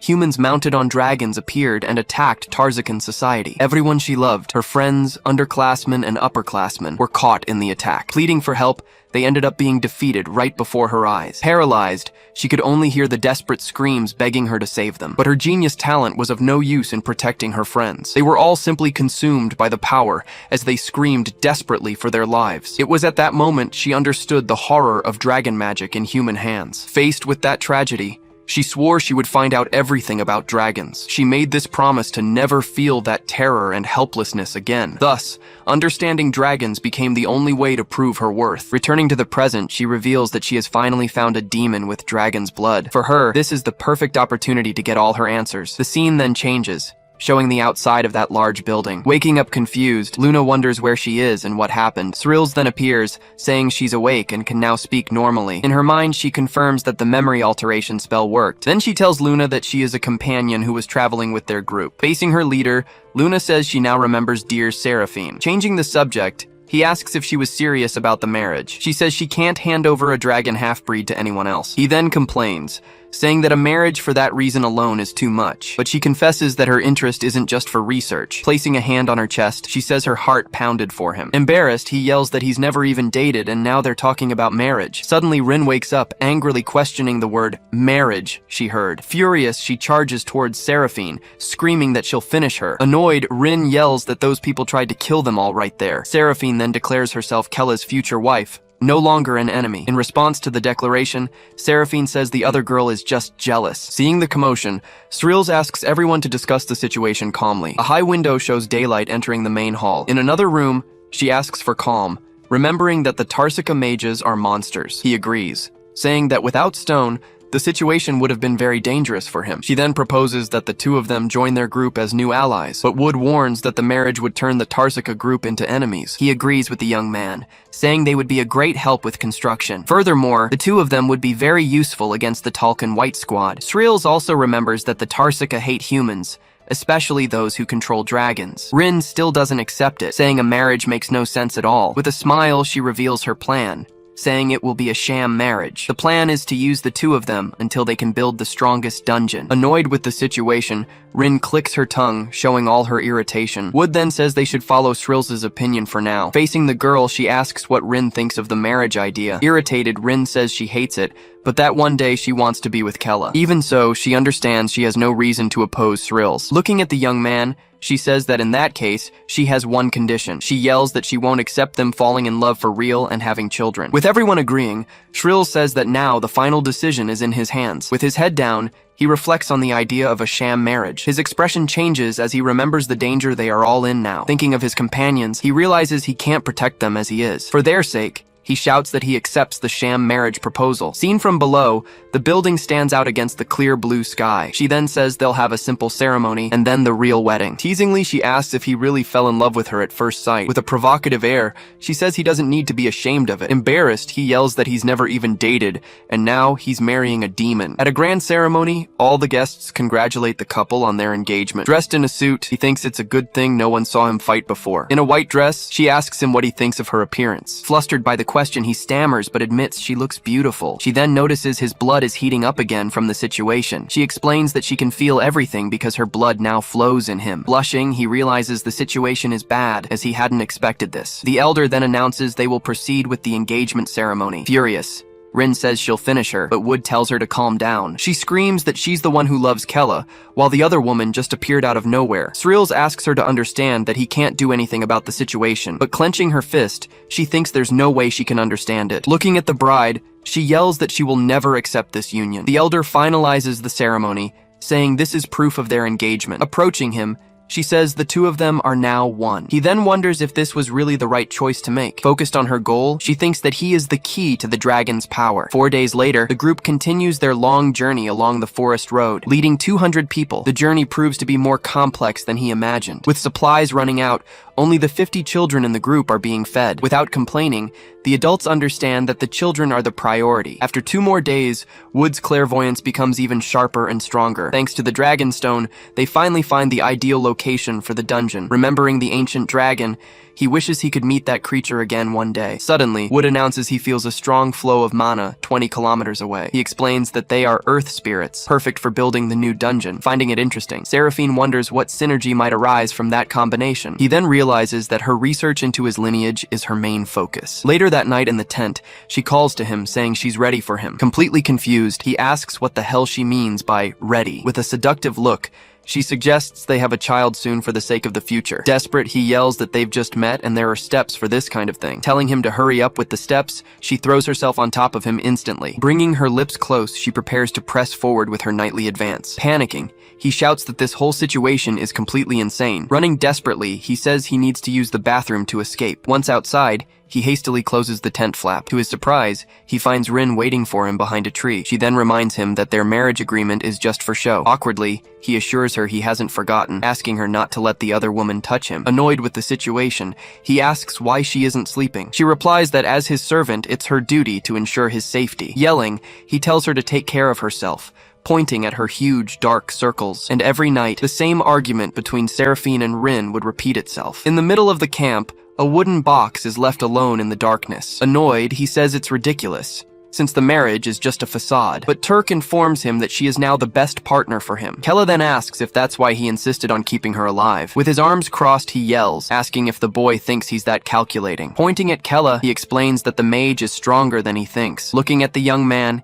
he becomes confused by the spirit's revelation. In a silhouette, Turk says that a demon king needs a worthy wife. To him, the fact that Seraphine came to him is destiny itself. Kella states he can feel her sincerity through the blood they share. Turk then asks what the problem is, and he says he knows she's a good person. In profile, he shows that something else is bothering his thoughts now. Furious, Turk asks if he's hesitating because of that other girl. With a distant look, he admits that yes, It bothers him a lot. Shouting in anger, the spirit calls him an idiot for worrying about that. Then he orders the boy to stop with the nonsense and accept her as his wife. In silence, he stares into nothingness, lost in his own troubled thoughts. His eyes close for a moment as he reflects on everything. Lying with her, he wonders if he really has to do this with Seraphine. Back in reality, he announces a break so everyone can rest. In the background, he sits down exhausted while two children talk in front of him. Completely drained, he realizes he hasn't slept at all in the last few days. A boy then asks how much longer they'll have to keep walking. Excitedly, he asks if villains like those from the Sky Guild won't be able to invade. Focusing on the horizon, he reflects on the difficult question the boy asked. With a smile,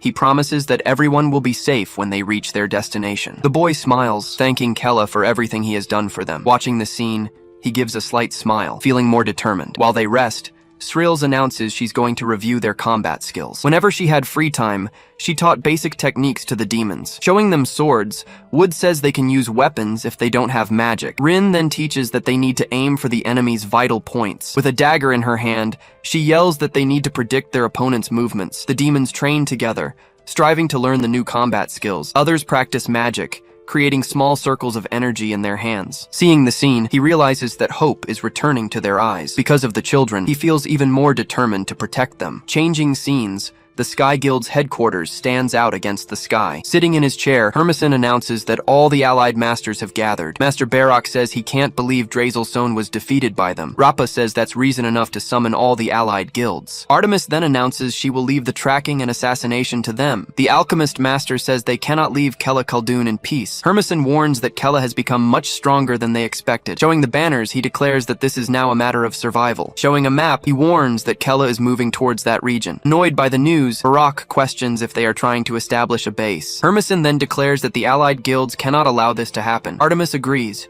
saying they need to leave at once before it's too late. With a serious look, he warns everyone to remember Drazel's fate well. He then proclaims the expedition of the allied guilds to subjugate the young Kella. Shouting, he says it will all be for the infinite glory of all humanity. 4 days later, the group is just 1 day away from reaching their destination. As they ride, it's noticeable that the demon's combat skills have greatly improved. But even with everything going well, he feels a certain unexplainable unease about it all. Suddenly, a mysterious figure on a horse approaches their camp. Hidden among the trees, an unknown warrior observes the group from a distance. With an obsessive look, she repeats Kella's name as she spies on him. Looking at the sky, he wonders how a staff stores dragon mana. Luna explains that mana is condensed in every cell of their bodies. Even after being defeated, the mana remains in their bodies for a while. Intrigued, Sreels asks her to share more details about the process. Rin then appears, offering the day's rations to the mage, Seraphine. Annoyed, she asks if the girl is trying to dull her movements with food. Rin says she needs to look after her health,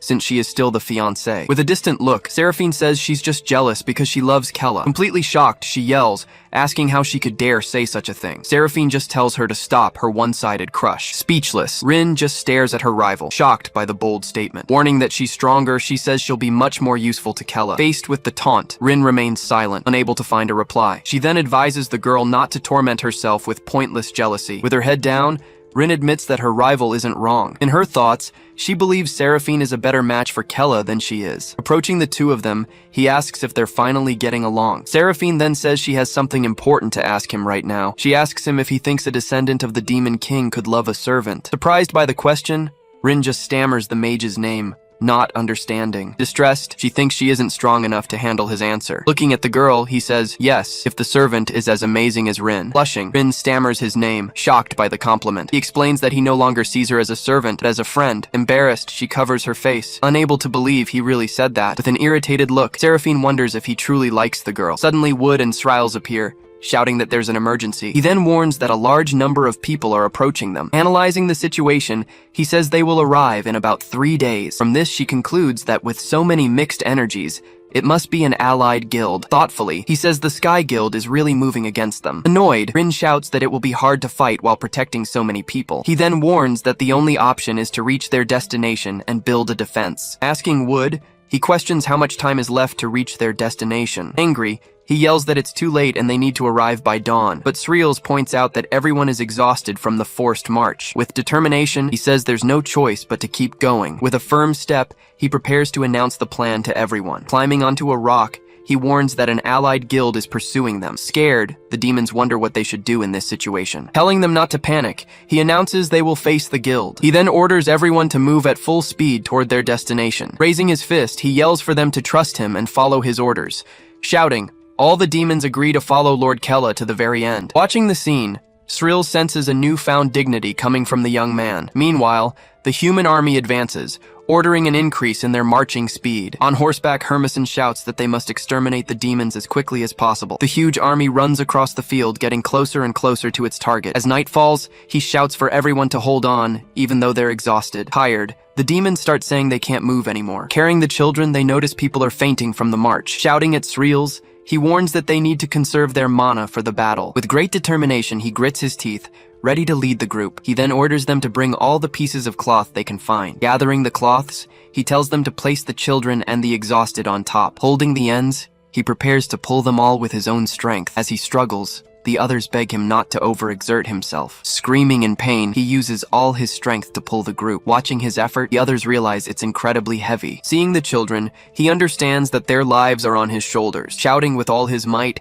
he begs them to hold on just a little longer. At this, the demons are filled with energy and shout that they will keep moving forward. Watching the scene, Srils realizes he's pushing beyond his limits. The belief that he is their core pushes everyone past their limits. Looking toward the horizon, she understands that Kella is growing stronger. Announcing their arrival, Wood says they've finally reached their final destination. Panting heavily, he says they barely made it to the location in time. From the entire mountain, a powerful spiritual energy flows endlessly. Suddenly, he notices something strange and becomes alert. He then asks Wood about an energy he feels coming from underground. Kella insists, questioning if his companion really can't feel it. Feeling a massive energy, he could barely put its true scale into words. Excited about the place, he says they can build the strongest dungeon there. Celebrating the news, the demons thank Lord Kella for guiding them there. With that, they decide to start their exploration by inspecting the cave first. He comments that the cave is ideal, with plenty of space and good ventilation. Completing the analysis, Wood adds that the structure connects in several directions. Seraphine then finds it strange that a naturally formed cave could be so perfect. Agreeing with her,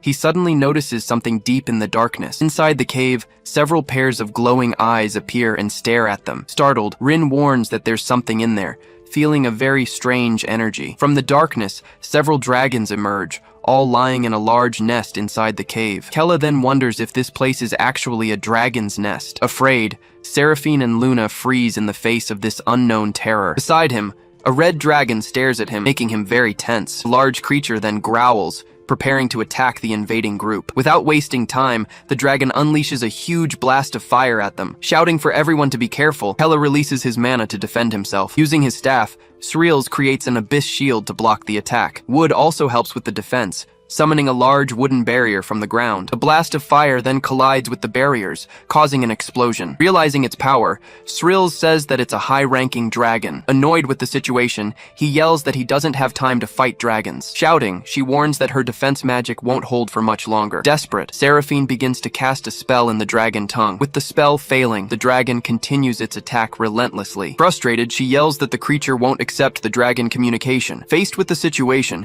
he decides there's only one way to solve this. Asking them to hold on, he prepares to put his plan into action. Activating his power, his magic eye glows as he connects to the target. Looking to the side, the small dragon is surprised by the sudden connection. Their eyes meet, creating a mental bridge between the two creatures. Scared, the little dragon wonders what is happening to him. Suddenly, he finds himself in a mental space, facing a giant Kella. He understands that the dragon language is working just as he expected. Screaming in fear, the hatchling calls for its parents, saying it's scared. Asking it to calm down, he says he only invited it to the abyss to talk. With a suspicious look, the little dragon asks if that's really true. Revealing his nature, he says he is also of mixed dragon blood. He then explains that because he's part demon, he can speak with the creature. Agreeing with him, the little dragon says he smells like one of them. Kella explains he doesn't want to hurt its family, as he's also being hunted. He asks for permission to build a safe home, but the hatchling questions the decision. With a sad look, he says he has nowhere else to go. Surprised, the dragon shouts upon learning that dangerous humans are coming here. The hatchling says its parents taught it to fear demons and humans. Kella states that he is different and would never put its relatives in danger. If they stay together, he promises he will protect everyone's family. Swearing on his name, he introduces himself as an heir to the great demon king. Begging for its trust, he looks at the dragon with great sincerity in his eyes. With no other choice, He understands this is his only option right now. With a calm gaze, the dragon says it can feel his sincerity and warmth. Surprised by the response, he stares at the small creature, not knowing what to say. With a smile, he thanks it, and the dragon agrees to talk to its parents. But before leaving, the dragon warns that there is just one condition. Not quite understanding, he asks what the condition for this agreement would be. Then, the little dragon begins to explain its one condition. Hearing the condition, his expression shows pure shock at the unexpected request.